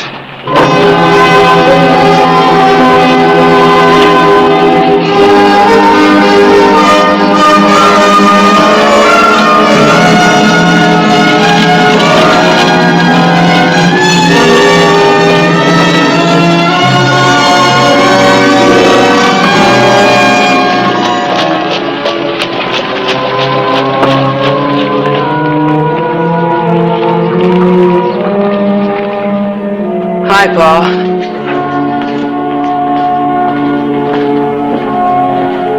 What's the matter with you this morning, Jim? Nothing's wrong, Pa. We sure act mighty strange. Where'd you go yesterday afternoon? For a ride? Jim, I wish you'd stick around and help me with the business. Time's money. If time's money, why is it I never have a nickel? Well, we need every cent to send you to college. Just think, next summer when that new territorial university opens, you're going to be a member of the very first class. Pa, I wish you'd stop harping about college. I'd just like a little money for a change.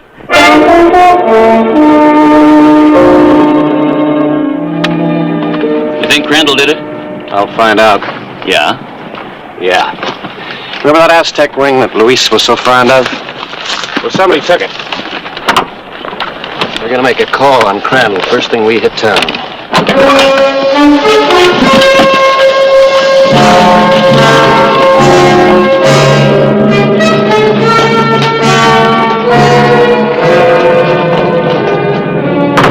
Open up, Crandall. Matters of a range. Get his gun, Charlie. What is this? No gun. It's in the dresser. Top left-hand drawer.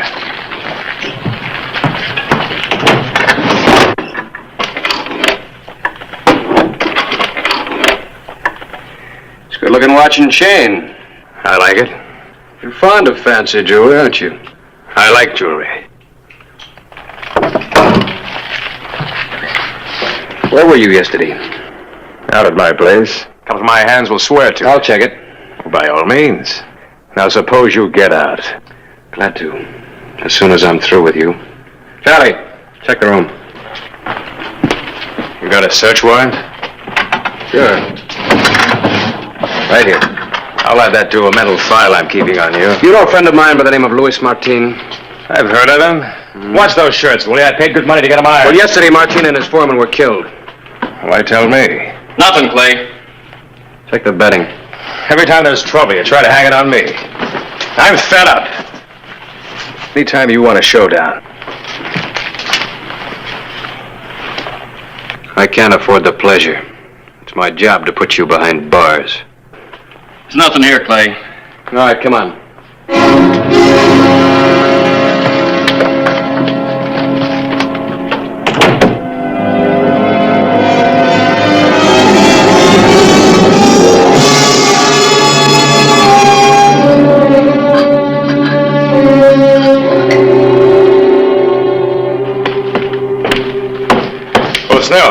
Yeah? Would you put this century note in the safe for me? Oh, yeah, certainly, Mr. Crandall. If I need that in a hurry, can you open that safe anytime? Anytime. Sign that for me.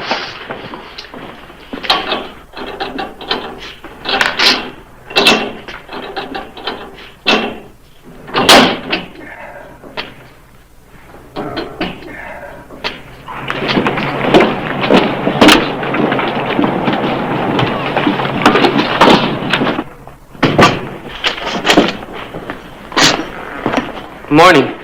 Say, haven't I seen you someplace? Maybe. Good morning.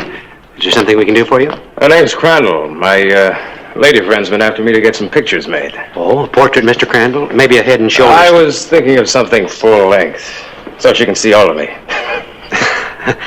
Won't you step this way, Mr. Crandall? Jim! Parlor setting's very popular. Reminds folks of home. I wanted something with real flash. Well, I can give you a garden background. Garden? Well, you know, with a fountain, summer house, weeping willows. I'll, settle for the parlor. Well, if you'll just sit there, Mr. Crandall. Jim?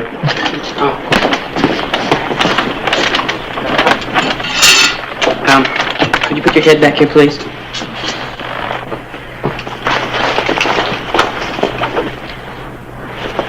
Mr. Crandall, if you'd like to have that gun end lifted a little, would you? You hear the news? What news? 2 men dry gulls just south of town. Must have been after I was there. I didn't see a thing. Well, you're lucky. Whoever did won't want any witnesses. Robbery? Well, that's the usual reason. Money's handy stuff to have around. I wouldn't know. I never see enough of it. Mr. Crandall, put your head back in the brace.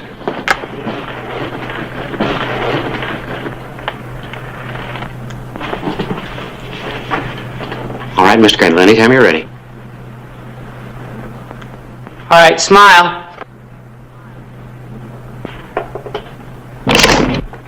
Good. Now you're entitled to another pose, Mr. Crandall. One's enough. Is a 10 the smallest you have? That's right. Just a minute. Do you always carry that much money? When I run out, I get some more. Anytime you're interested in real money, look me up. I'm interested right now. I'm staying at the Exchange Hotel. What about your change? Bring it to the hotel.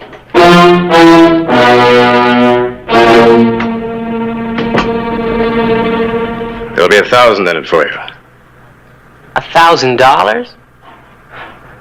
It takes Pa 6 months to earn that much. Most people plod along because they're afraid to take a chance. Not me. I'm sick of having nothing. This isn't child's play. Either you're in it all the way or not at all. I seen one of your jobs. I know what to expect. All right. You meet me here at 2 o'clock this afternoon.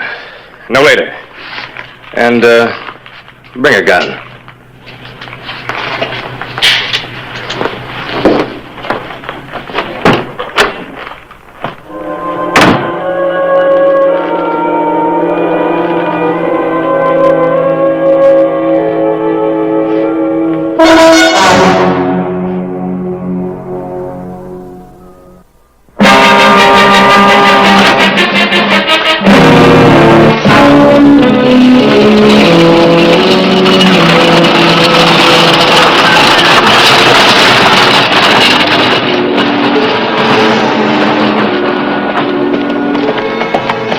Clay Hollister took Luis Martin's money shipment off the stage as planned. Martin was dead, but there was still a lively interest in the $20,000.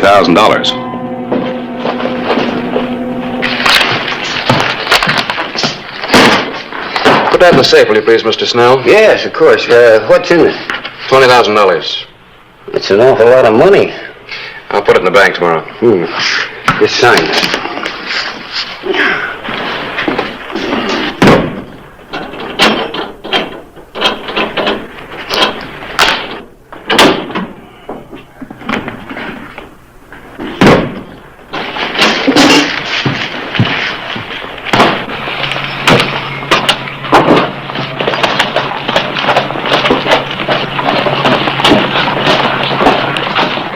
Oh, Snell, that money I left with you, I want to pick it up now.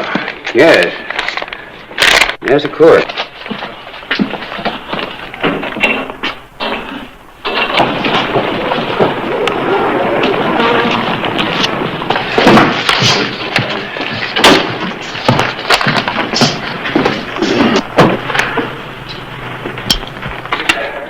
Stay put, this is a holdup.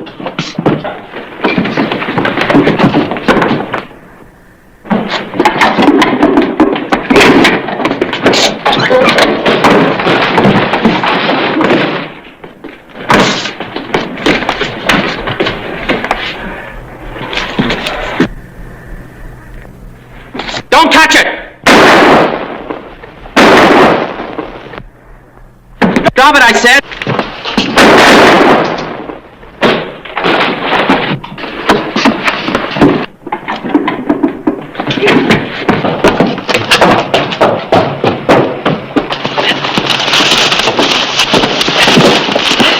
Lock him up, Charlie.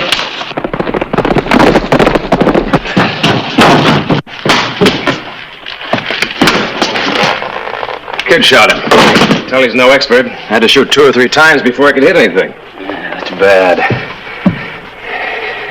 What's your stake in this? Well, I was standing at the desk there, trying to keep from getting gunned down. Who else was in on it? Somebody wearing a mask grabbed a valise and hightailed it out the back way. No more questions? Did you send for a doc? Nope. Well, get him! If you want me to testify, I'll be out at my ranch.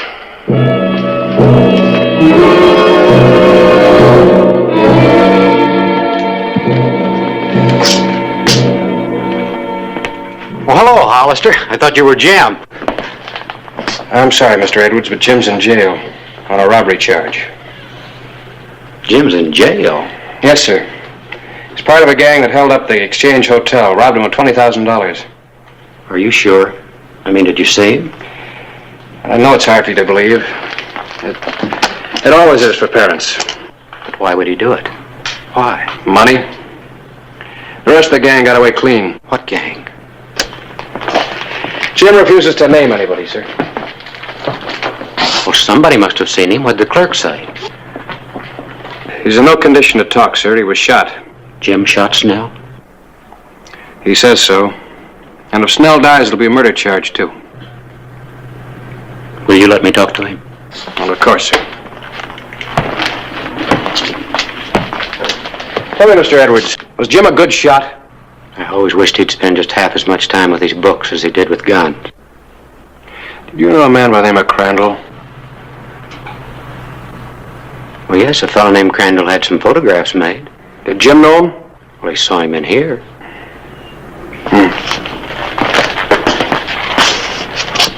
I'll keep you posted about Snell.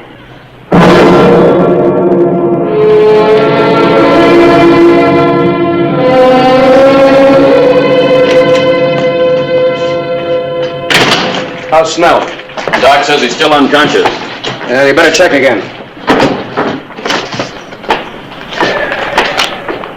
Shouldn't take a good shot 3 times to get his man, should it, Charlie? 3 shots? Yeah. Jimmy's gun was fired 3 times. Oh, well, it being his first crime and all, he could have been nervous. Well, Crandall wasn't nervous standing right there by the desk. I got an idea Mr. Edwards isn't telling everything he knows about Crandall. Take care of things.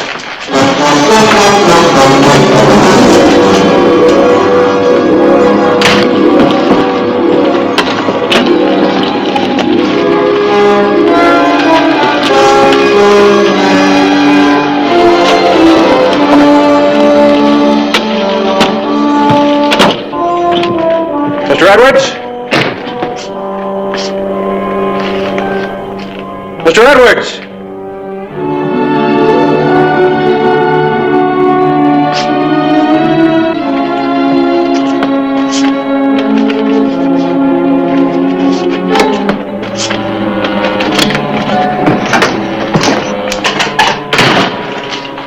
Mr. Riggs, I've got to talk to Jim. Now, relax, Mr. Edwards. I've got to talk to my boy.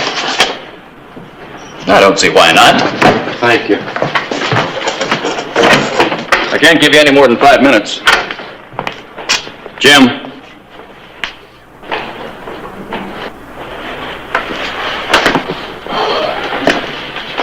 Thank you. Jim, this is all my fault. No. I wanted easy money. Jim, did you shoot Snell? Well, the only thing I figure, a bullet ricocheted. But maybe if you tell Hollister who the others were, he might make it easier on you. I can't do that, Pa. Jim, outlaws don't deserve your loyalty. It's no use. Then you'll go to prison. Jim, they say that penitentiary at Yuma's like a living death. Do you know if Snell dies, you might hang?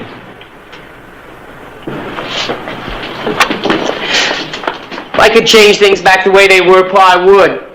Jim?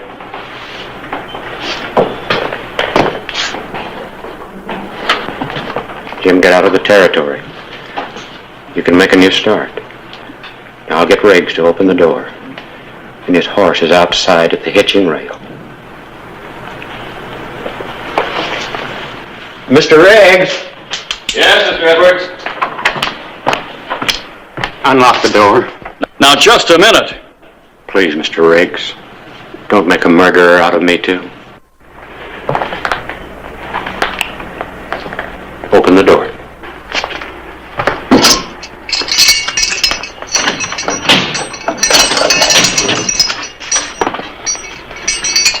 Jim. You'll be hearing from me. Don't move.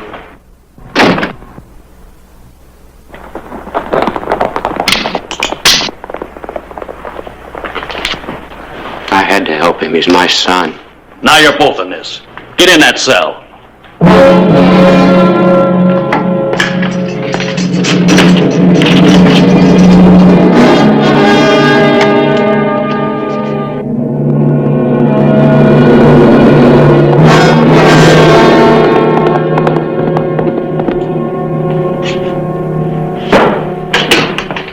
Clay. Crandall's made his mistake, Charlie. Clay. What's the matter with you?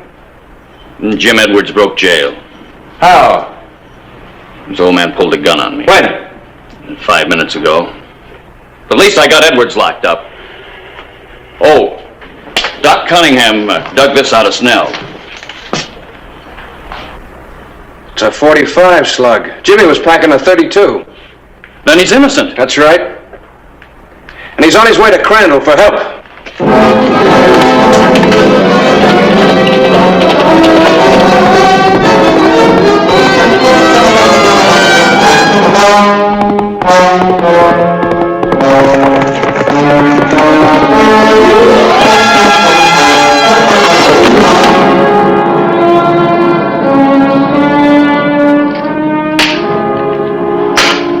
What you got? I got 2 pair, queens and 10. It's yours. I ain't expecting nobody, are you? No, take a look.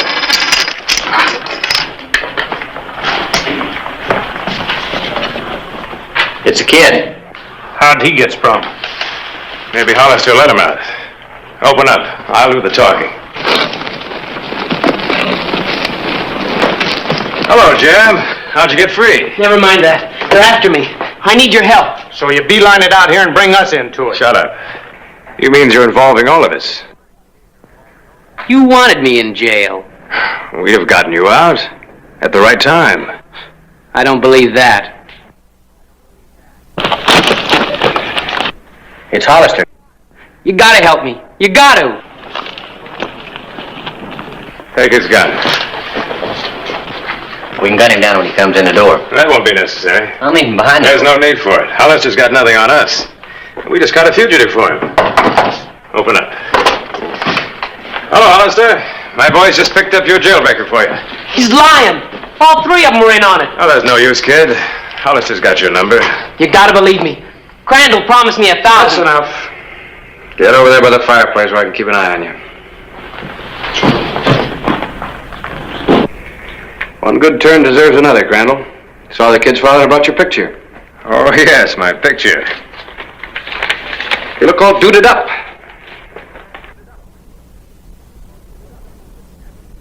It's an unusual ring, Aztec, isn't it? From Mexico. I don't know. I picked it up in a poker game. You're lying. What? You got it for nothing from my friend Luis Martin after you killed him. And which one of you shot Snell with this?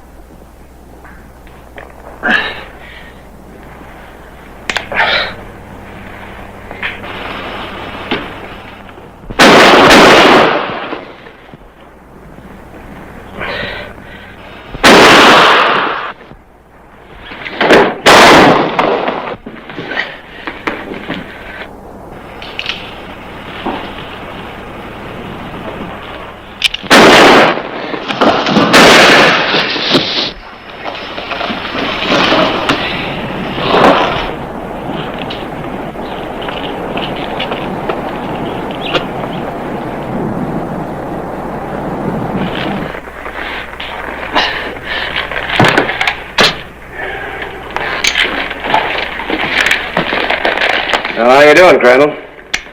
Great. I'll help you get him back to town. I'll give you my word. I believe you, kid. This time I got a charge that'll stick against you. Don't bet on it, Hollister. If there's a loophole, I'll find it. Any loop you find will be around your neck.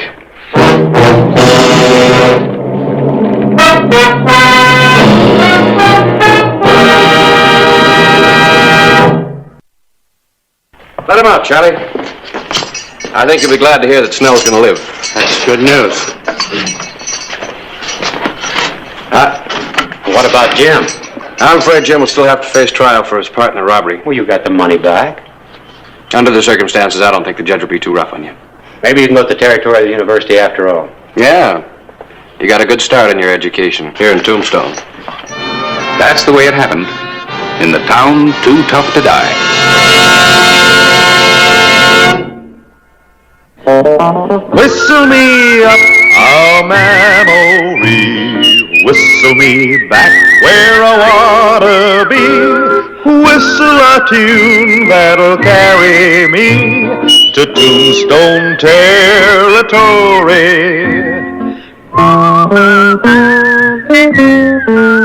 If your past has run afoul of the law, it's a handy place to be, 'cause your future's just as good as your draw in Tombstone territory.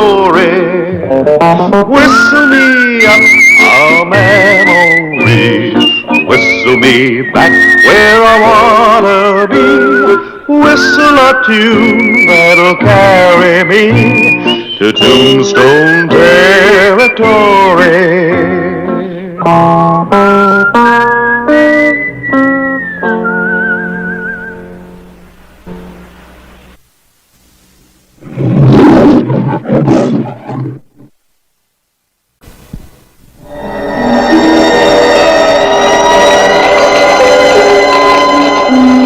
June 1881. The small town of Osage, north of Tombstone, Arizona Territory.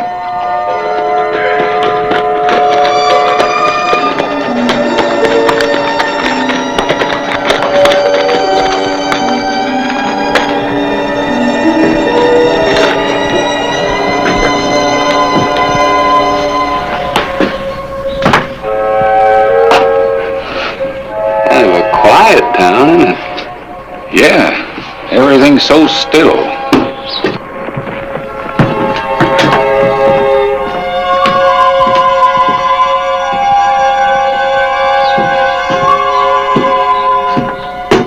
There's not a soul in sight.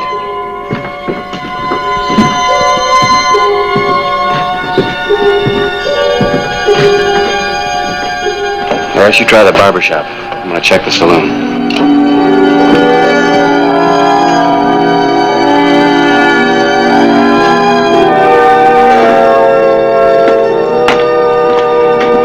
Nobody in there either.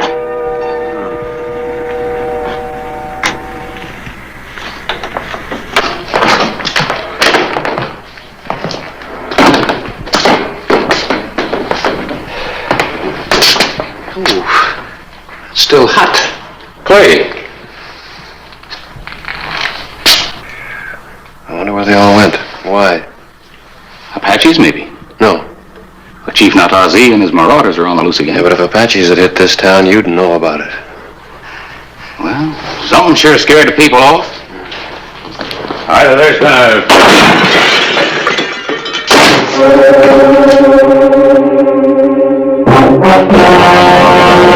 an actual account from the pages of my newspaper, the Tombstone Epitaph.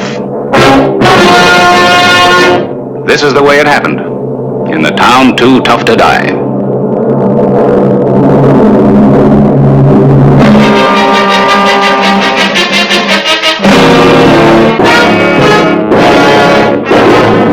Tombstone Territory.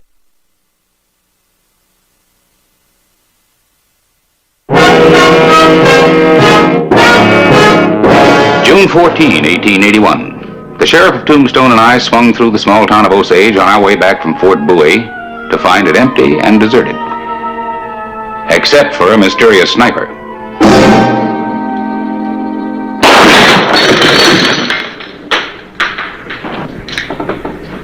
Looks like there's at least one citizen left in town. Across the street, upstairs.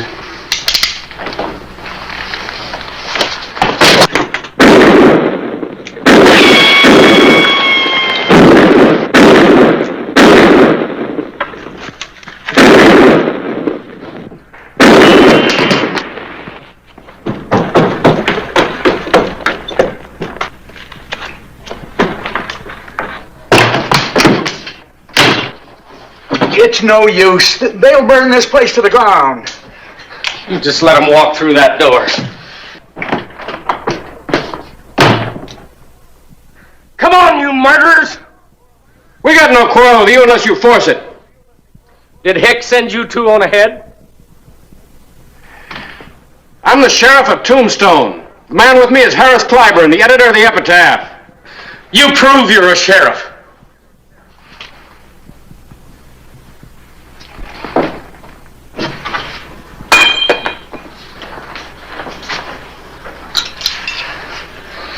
Figure it might be a trick. Hicks's raiders don't play no games like that. Come in.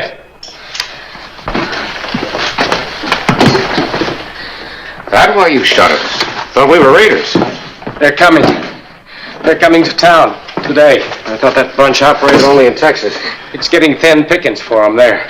Hicks put together a ragtag group of soldiers after the Civil War. They've been riding and raiding ever since. We got warning they were coming. Folks decided the best course was to evacuate. Well, didn't they know the Apaches are out again? Nothing else they could do. There's not enough gun hands in this town to stop those cutthroats and risk our women. How come you two stayed behind? Ned's sick. It's his heart. The doc said if we was to move him, he wouldn't make it. Well, you're not sick. Ned's my brother. The doc went with the rest of them. Harris, I better go down to the telegraph office. See if I can get Doc Cunningham over here from Tombstone. He'll have to hurry. For the both of you. Oh, well, listen. If Hicks and his men get in here before I get back, don't make a sound. You mean put up no fight at all? We wouldn't stand a chance against them the way things are. I want Hicks to find Osage deserted, a ghost town. Be no experience for him. Want to see what he does. I hope you know what you're doing. Yeah, I hope so, too.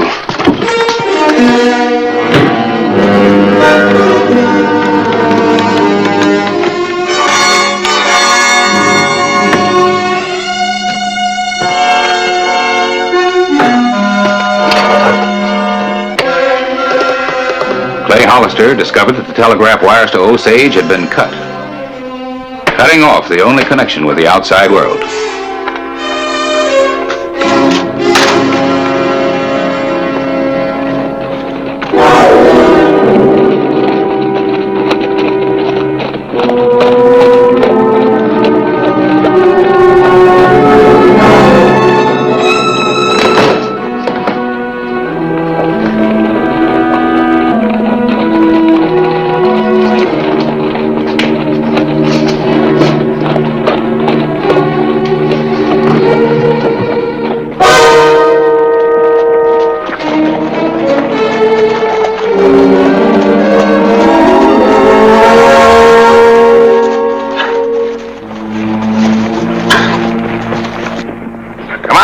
Desert rats. Wonder where they all are. Hiding in their holes. How'd they know we was coming? Who says they did? All right, boys, flush them out.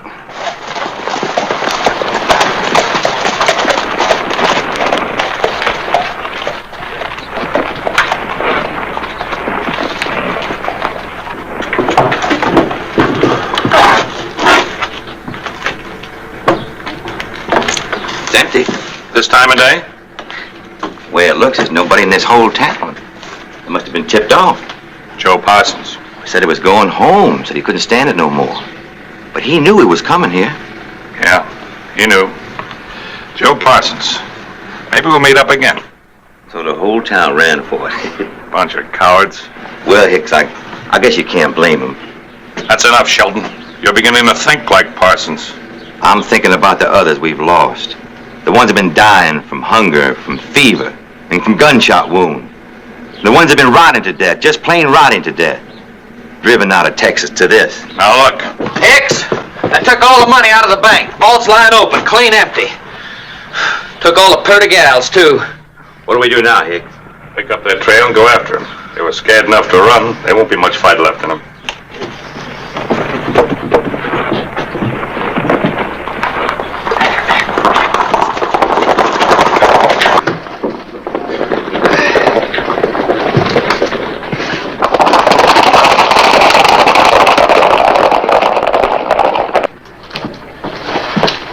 I'm going to find Hollister.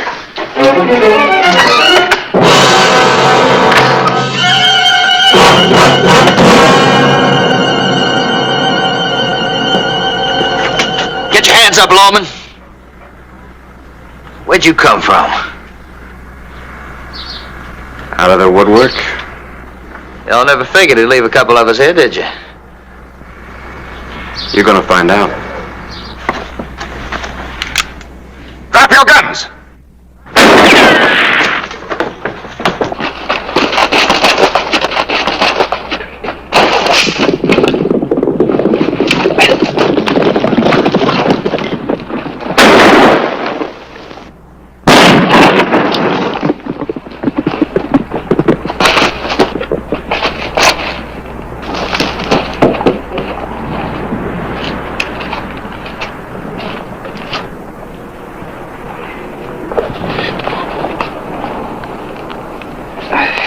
Shot at the right man this time. And didn't miss. Well, what now? We're gonna go catch Hicks. Well, you figure the two of us can take what's left of that gang? Well, he doesn't know there are just two of us. Besides, I'll figure out something when I get a look at the terrain.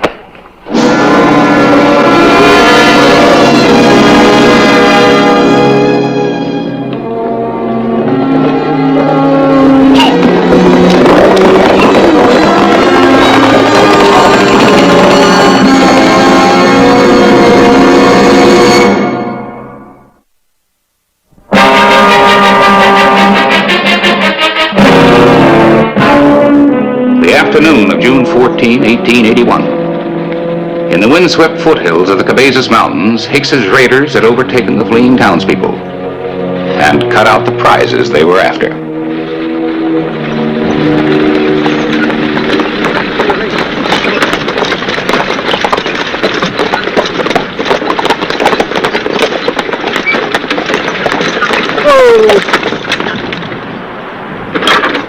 What are you stopping for? There's a tug coming loose. Here, hold it.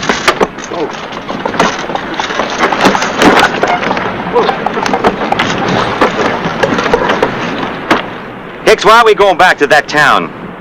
He's getting us the money he hid. Aren't you, Mr. Banker? You let the women go, then? That's a chance you'll have to take. That takes care of it.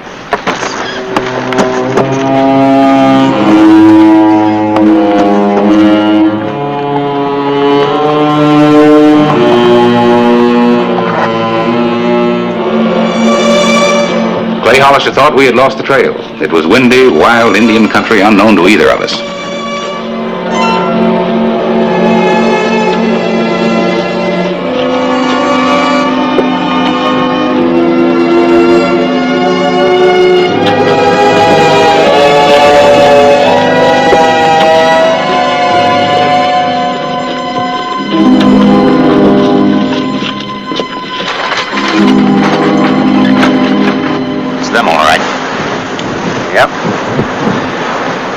Said you decide what to do when you saw the terrain. How's it look to you? Might do. It better do. There's quite a few of them. Well, maybe we can outthink them. Choosing the battlefield is quite an advantage in a fight.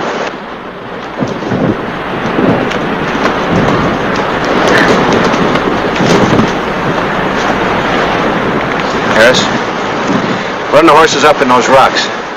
You mean you want them in plain sight? That's right.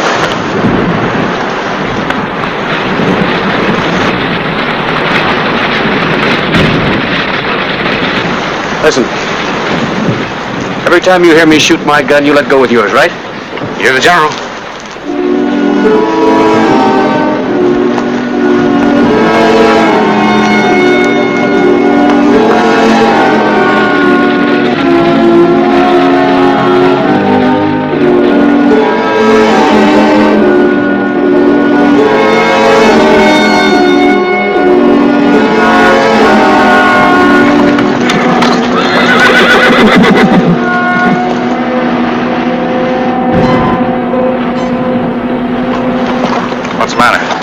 I saw some horses up there moving.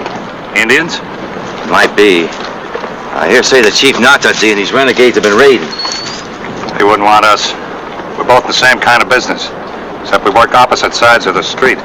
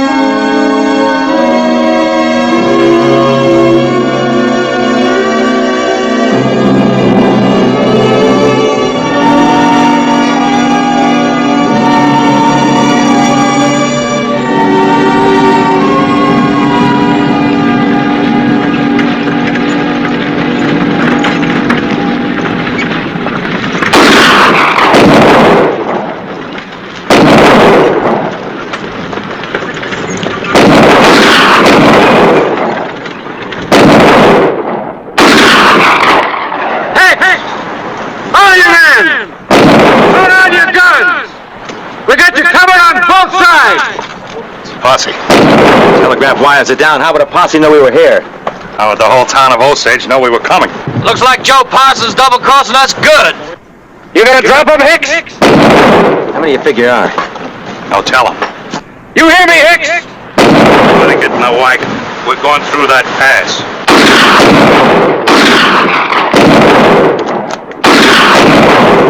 That's an order. Get in the wagon.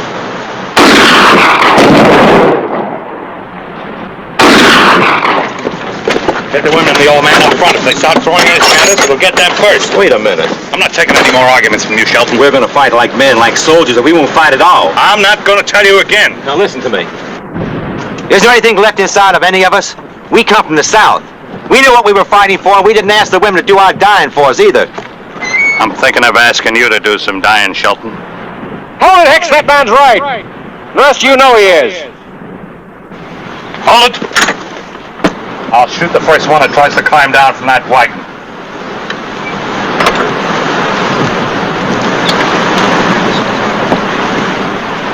Now, Shelton. Hicks! right, I'm in charge now. Ain't nobody aiming to oppose you.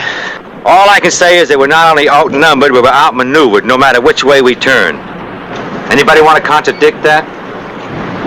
The end's been coming for a long time, and there's only 4 of us left. All right, toss your guns in the road. You heard the man.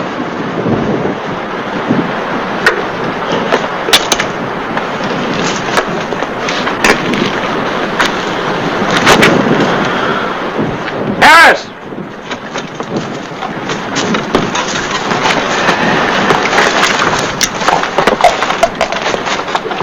Where's the rest of them?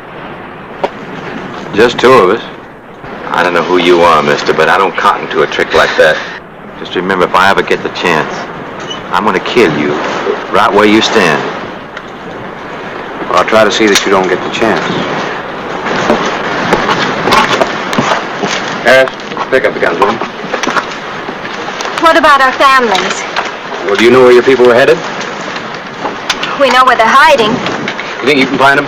I sure can, Sheriff. Take one of those horses and go tell them it's safe to come on home. I'm on my way. Oh, and send a doctor on ahead. A couple of men in Osage need him pretty bad.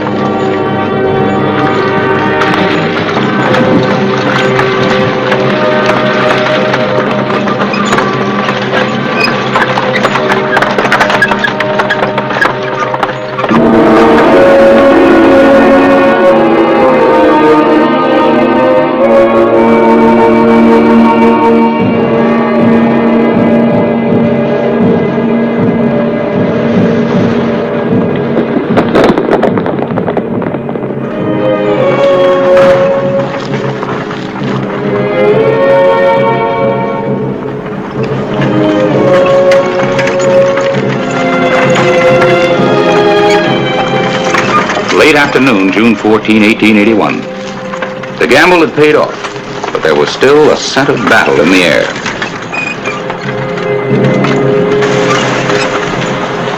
Apaches. Chief Natazi, marauders. Can we make it to Osage? No, that's what they want us to do, is run. Pull the wagon in there. They can't get behind us.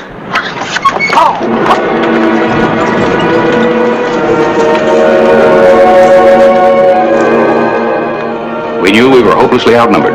Clay Hollister had made a dangerous decision. Come on, hurry up. Now get behind the wagon, quick. Harris, untie them and give them their guns. Yeah, guess we have to. You think they'll attack? Well, what do you think? We haven't got a chance. About the same chance Hicks used to give people. Wouldn't be us they want. They're after the women. Sheriff, give me my gun back. I'll try to keep my promise to kill you. You won't have a chance. You'll be too busy shooting Indians. Besides, I'll be behind you. I'll take care of you later. Get back away.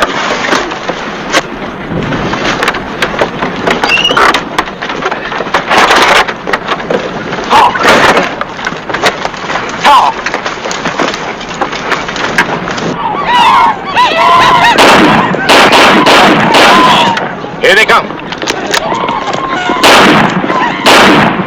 They're pickup renegades from other tribes. Try for the chief. He's all that's holding them together.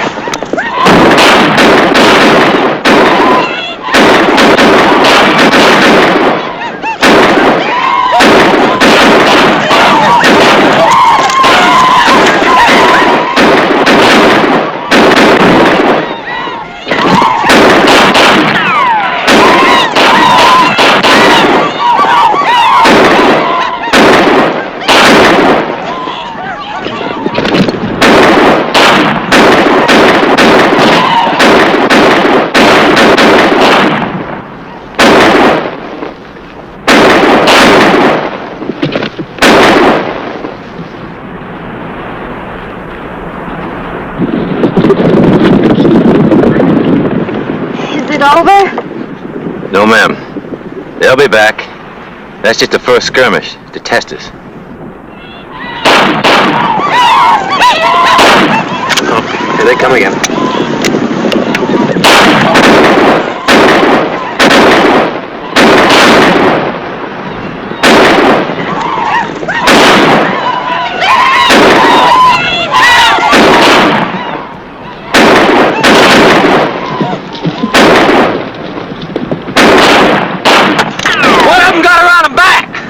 I'll get him.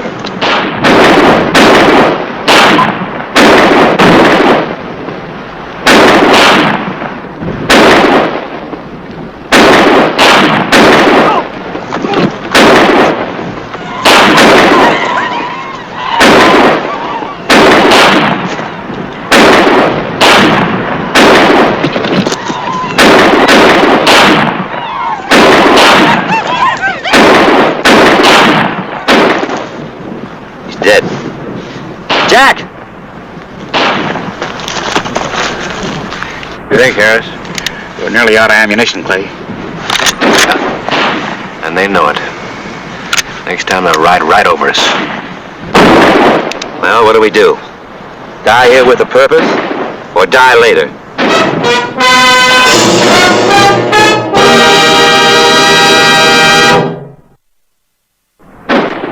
The long day of June 14, 1881 was drawing to a close. It looked like it might be the last day for all of us. Gotta get that chief. We get him and the rest of them will fold up and go.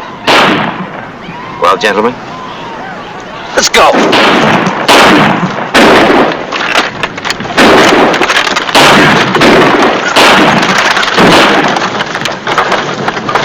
They're running for it. No, I don't think so.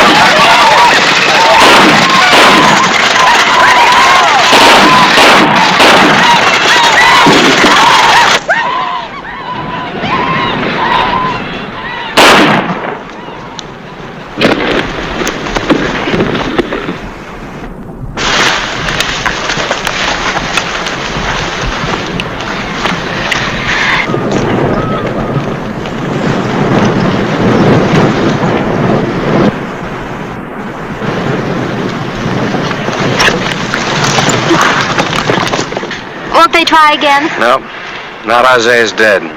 Thanks to the last of Hicks's raiders. And the last of the fighting Confederates.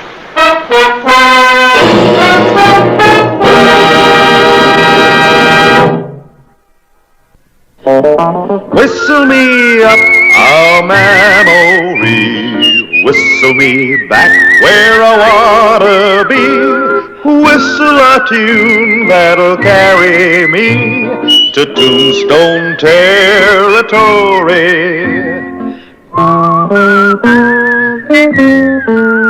If your past has run afoul of the law, it's a handy place to be, 'cause your future's just as good as your draw in Tombstone territory.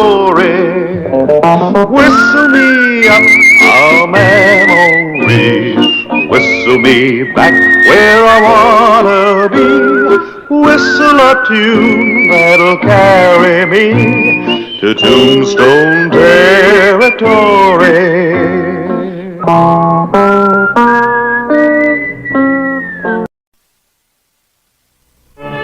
Tombstone, Arizona Territory, January 16, 1882. Neil Wheaton, one of Clay Hollister's new deputies. Wheaton liked guns. They were his weakness. Get it fixed? Nothing to it. I ain't been stuck. Man should look after the tools of his trade. Could save his life. Or get him killed.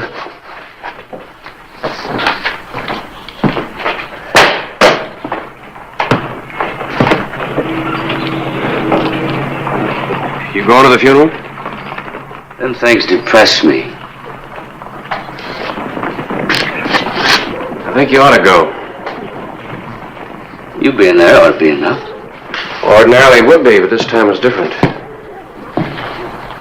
What's so different about it, Clay? You killed the man. An actual account from the pages of my newspaper, the Tombstone Epitaph. This is the way it happened. In the town too tough to die.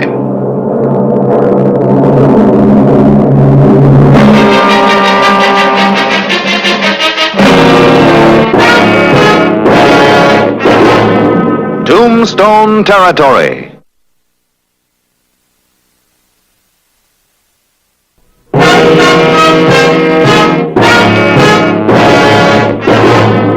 January 17, 1882. Another man had been buried on Boot Hill, killed in the line of duty by Neil Wheaton.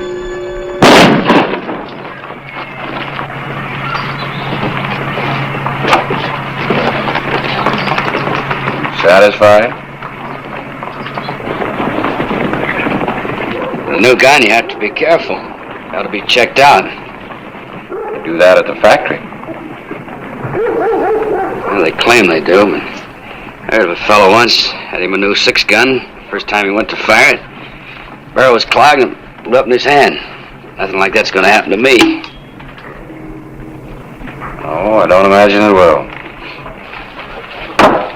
I'm wanting to talk to you. Had a suspicion he wasn't hanging around for nothing. Look, I'll lay it right on the line. You go too fast for your gun. I do my job. Maybe you do it too well. You're talking loco, Clay. 3 weeks ago, I hired you because I needed another deputy. I hoped you'd make the grade. And ever since then, you've been in one shooting scrape after another. Wasn't any of it my doing. They all drew on me first. It's a peace officer's job to hold down trouble, not bring it on. Are you saying I'm fired, Clay? Now, let's just call it a warning. You're first and last. January 18, 1882.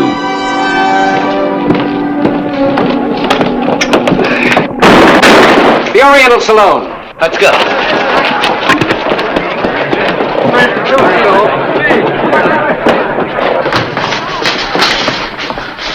Look, nobody's gonna tell me when to leave.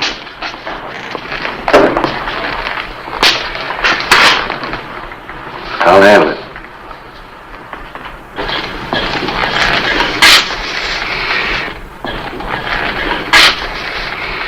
All right, mister.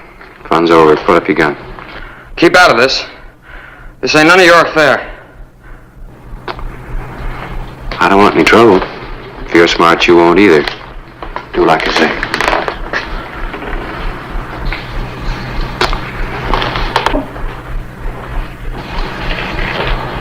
Come on.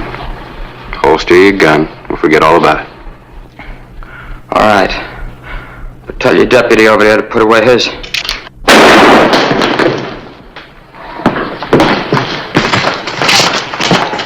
Is he? He's gonna be all right.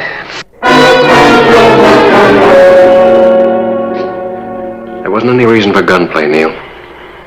Anytime a man points a gun at me, you better use it. Real quick. You know there wasn't any danger as well as I do. Boot Hill's full of men who thought that way. I don't believe in being careless. Getting hungry, I'm gonna put on the feed bag if you've had your say. Not quite. Give me your badge.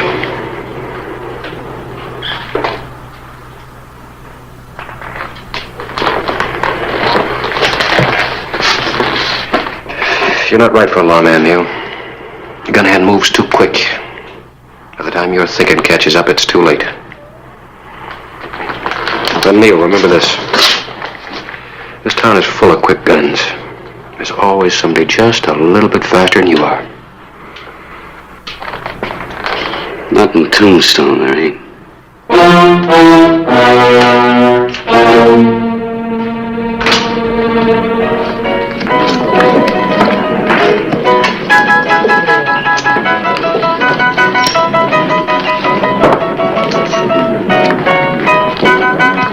Hello, Neil. I see you lost your badge. Yeah. Permanently. Sheriff thinks I'm too fast with my protection. Have one on the house. No, thanks. Makes a man careless. I like to be able to tell my friends from my enemies. Got any plans as to what you're going to do now? Thought maybe I'd come to work for you. Doing what? Thing I do best. Got a nice place here, Richie. Nicest in town. Could be better with protection. Well, we've got Hollister and all the other deputies. Sure you have, but they can't be everywhere at once. If you had your own gun on the premises, it could save you a lot of headaches. Sounds like a good proposition. With your reputation, you might hold down trouble. I'll think it over. Has to be now. The Crystal Palace has already made me an offer. All right, Neil. But remember, your job is to hold down trouble. I don't want any customers shot. Oh, of course not. You're a good businessman. When you want to come to work? Maybe you didn't know it. But I was on the job when I walked in.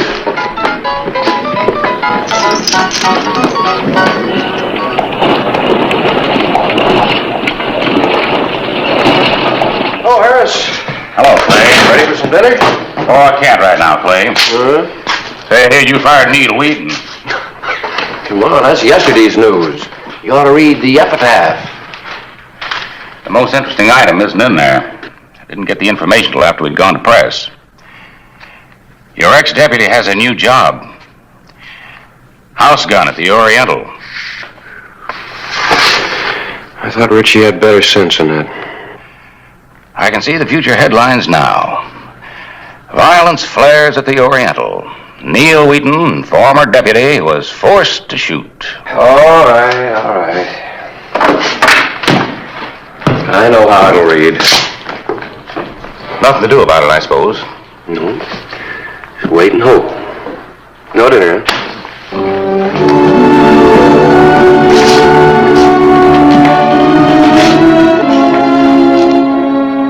January 25, 1882.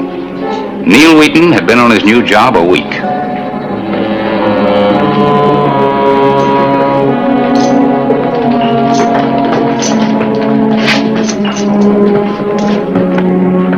Evening, Hollister. How's it going, Richie? Quieter than a sleeping hound. Been that way ever since word got out about Neil. He had to do anything to earn his pay yet? Business is good. Trouble staying away from my door. So far. January 27, 1882. Friday night. The traditional night for the big ranchers to come to Tombstone.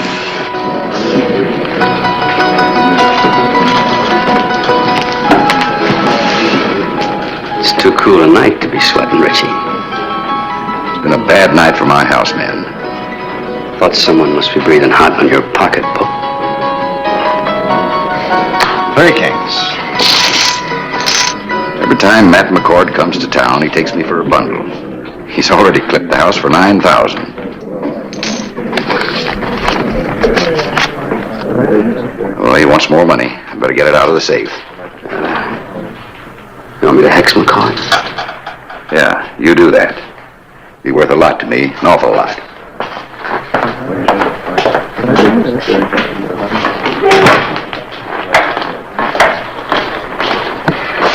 I'll raise 200.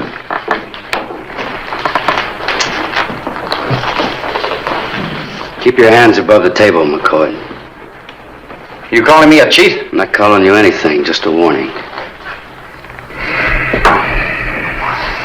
Let's play cards. I pass. I call. 3 ladies. Beats 3 jacks. That's all, gentlemen. This game's called for tonight. Something new, Adam Wheaton? Just decided to put it into effect. Do you mind? Suits me. I can find plenty of places to gamble. Not if you win the way you did here. I'm not looking for a fight, Wheaton, but I'm not backing down from one either. Then we understand each other. I don't think I know what you mean.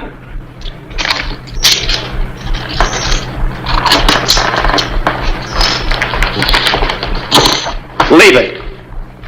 Now look! Just leave your winnings on the table. These men ought to have their money back, and so should the house.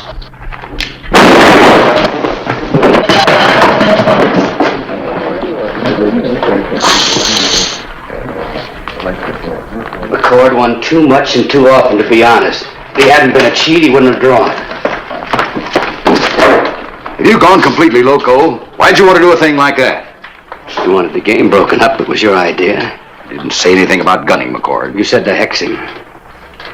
You were fired, Neil, as of right now. You said it'd be worth a lot to you. You owe me $500 and a raise in salary, and I'm sure you're a man who pays his honest debts.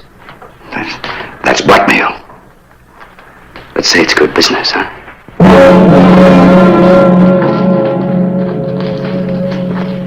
Water. Hello, Clay. Glad you got here. I just had to shoot Matt McCord in self-defense.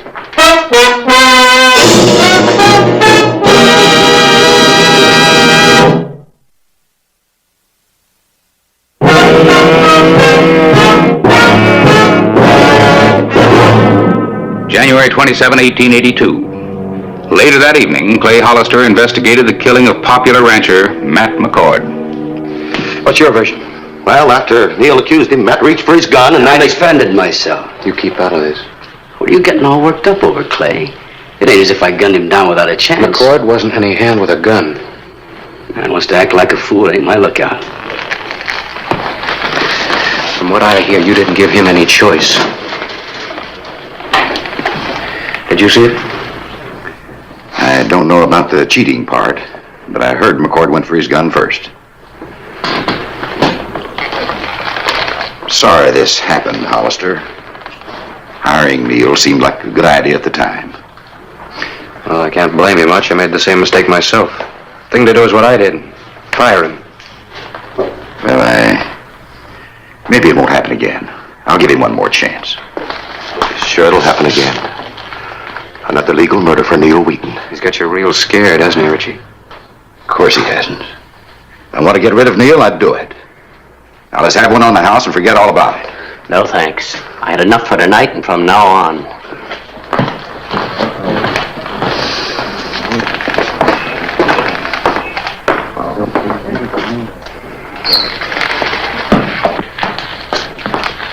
Better luck next time, Clay. You got a bad case of gun fever, Neil. Only cure I know for it's a bullet. Want to try me? Only if I have to. Like I said before, it's a peace officer's job to keep down trouble, not bring it on. Just as you say. Anytime you're ready, say the word. Now that we've settled that, have a seat. We'll play some showdown. You got more important things to do. Such as? There's a nice straight road out of town. Use it. The only way I'm leaving is feet first. If that's the way you want it, that's the way it'll be. Go ahead, I'll give you the jump. No, I don't want to kill you. Just do like I say. You're fast, but not that fast. What are you waiting for? Go on. Won't ask you again.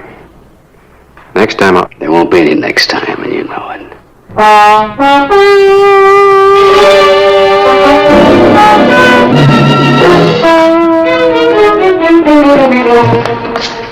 Some said Clay Hollister had walked away rather than face Neil Wheaton's gun. In Tombstone, that wasn't the popular thing to do. Hello, Clay.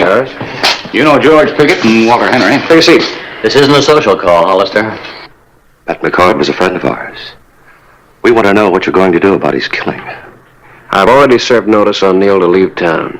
Doesn't seem to have registered too strong. He's still around. Still working for Richie, too. We do want to pressure you, Hollister. But if you don't do something about Wheaton, we will. Like what, for instance? Matt McCord had a lot of friends in this part of the country. They're mighty stirred up. I see. Anything else?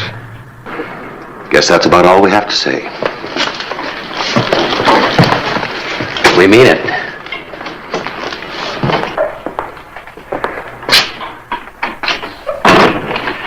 As you can see, people are stirred up.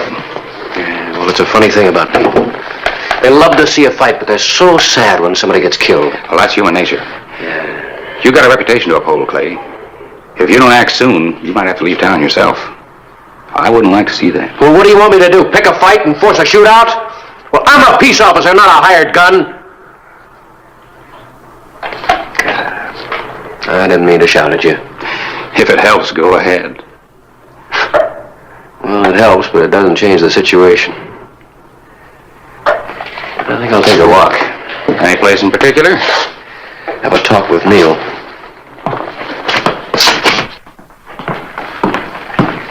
Where is he, Richie? If you mean Neil, he took the day off. Where did he go? If he never comes back, I won't miss him. Why haven't you fired him yet? I can't. You mean you're afraid to? What difference does it make? He's got his hands around my throat and I can't pry him loose. Maybe I can do it for you. Neil's got you buffaloed, too. Otherwise, you'd have taken care of him by All right, now. Richie. Just what is it between the two of you? Neil's blackmailing me for the McCord killing. Says I told him to do it and I'd pay for the service. Well, you should have told me that before. I know it. But I didn't think it'd do any good. You thought wrong. Just a minute. Get me out of this, Hollister, and it's worth $1,000 to you.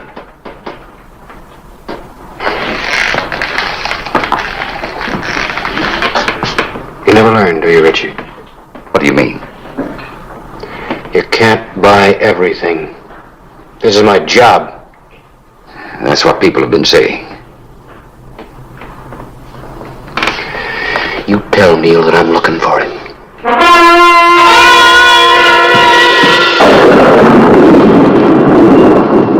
Storm coming up?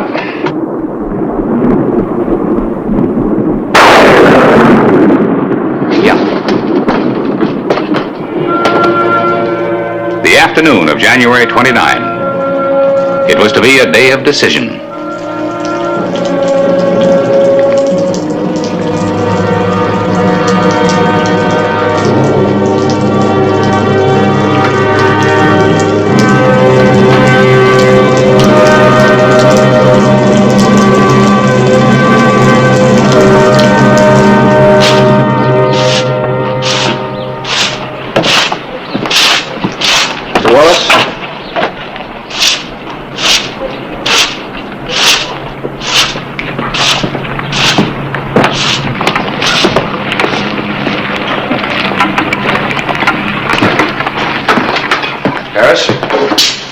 Care for some? No, thank you. Helps me to get through a long afternoon. Have you seen Neil? Earlier? One thing I don't understand, Clay. How come you haven't clamped down on him? Well, I'm tired of settling every argument with a gun. We're living in a lawless time, Clay. Sometimes, unfortunately, it takes violence to stop violence. You're the only law we have here. People expect you to meet the issue head on. Meet it head on? Well, what does that mean? Shoot it out with Neil? Well, there's got to be another way because legally Neil hasn't broken the law yet. Sometimes it feels like the only answer to every problem in Tombstone's a bullet. I was hoping it'd be different. I was hoping...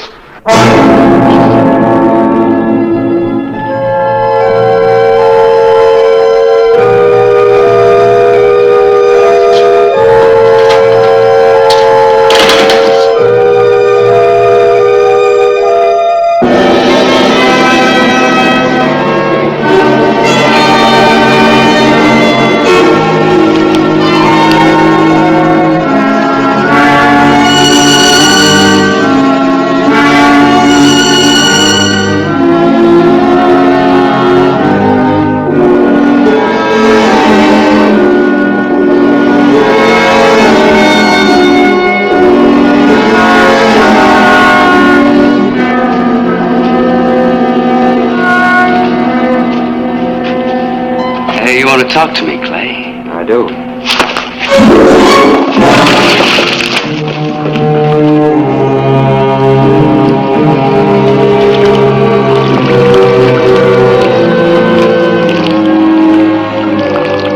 I've been hoping you'd make this mistake. I'm waiting. pleasure. Careful. There might be mud in that barrel. Could be cloud blow up, like with the fellow you were telling me about.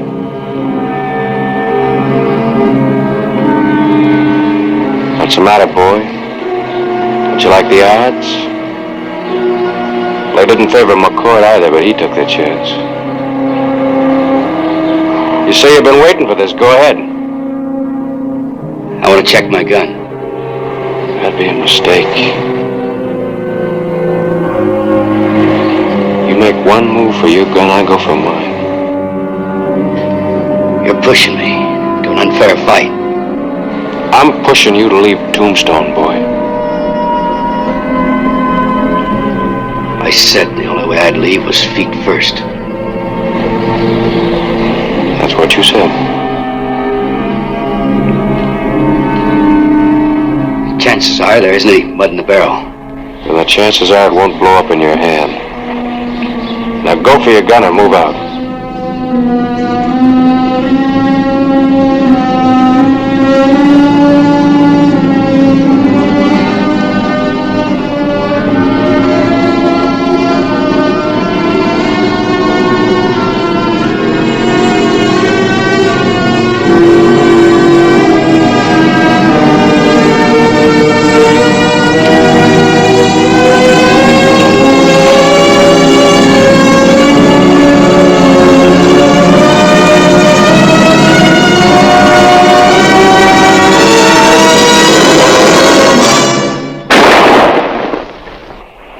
Works. Want to use it?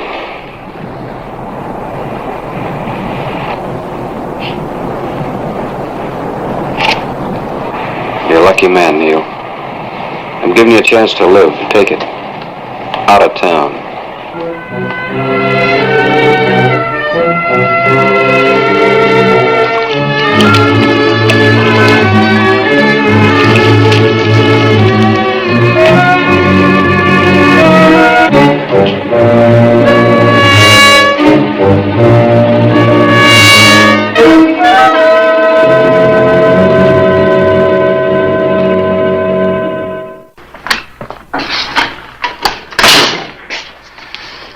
Thought this might interest you.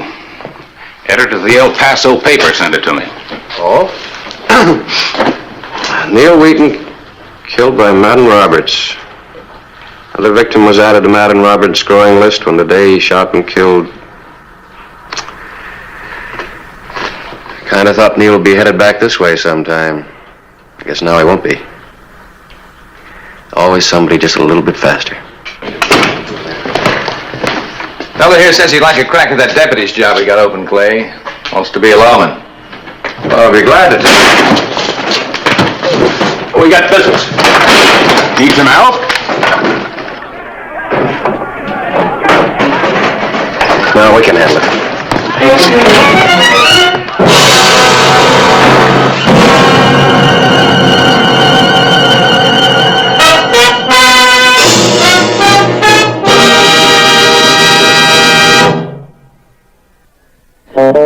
Whistle me up a memory, whistle me back where I wanna be, whistle a tune that'll carry me to Tombstone territory.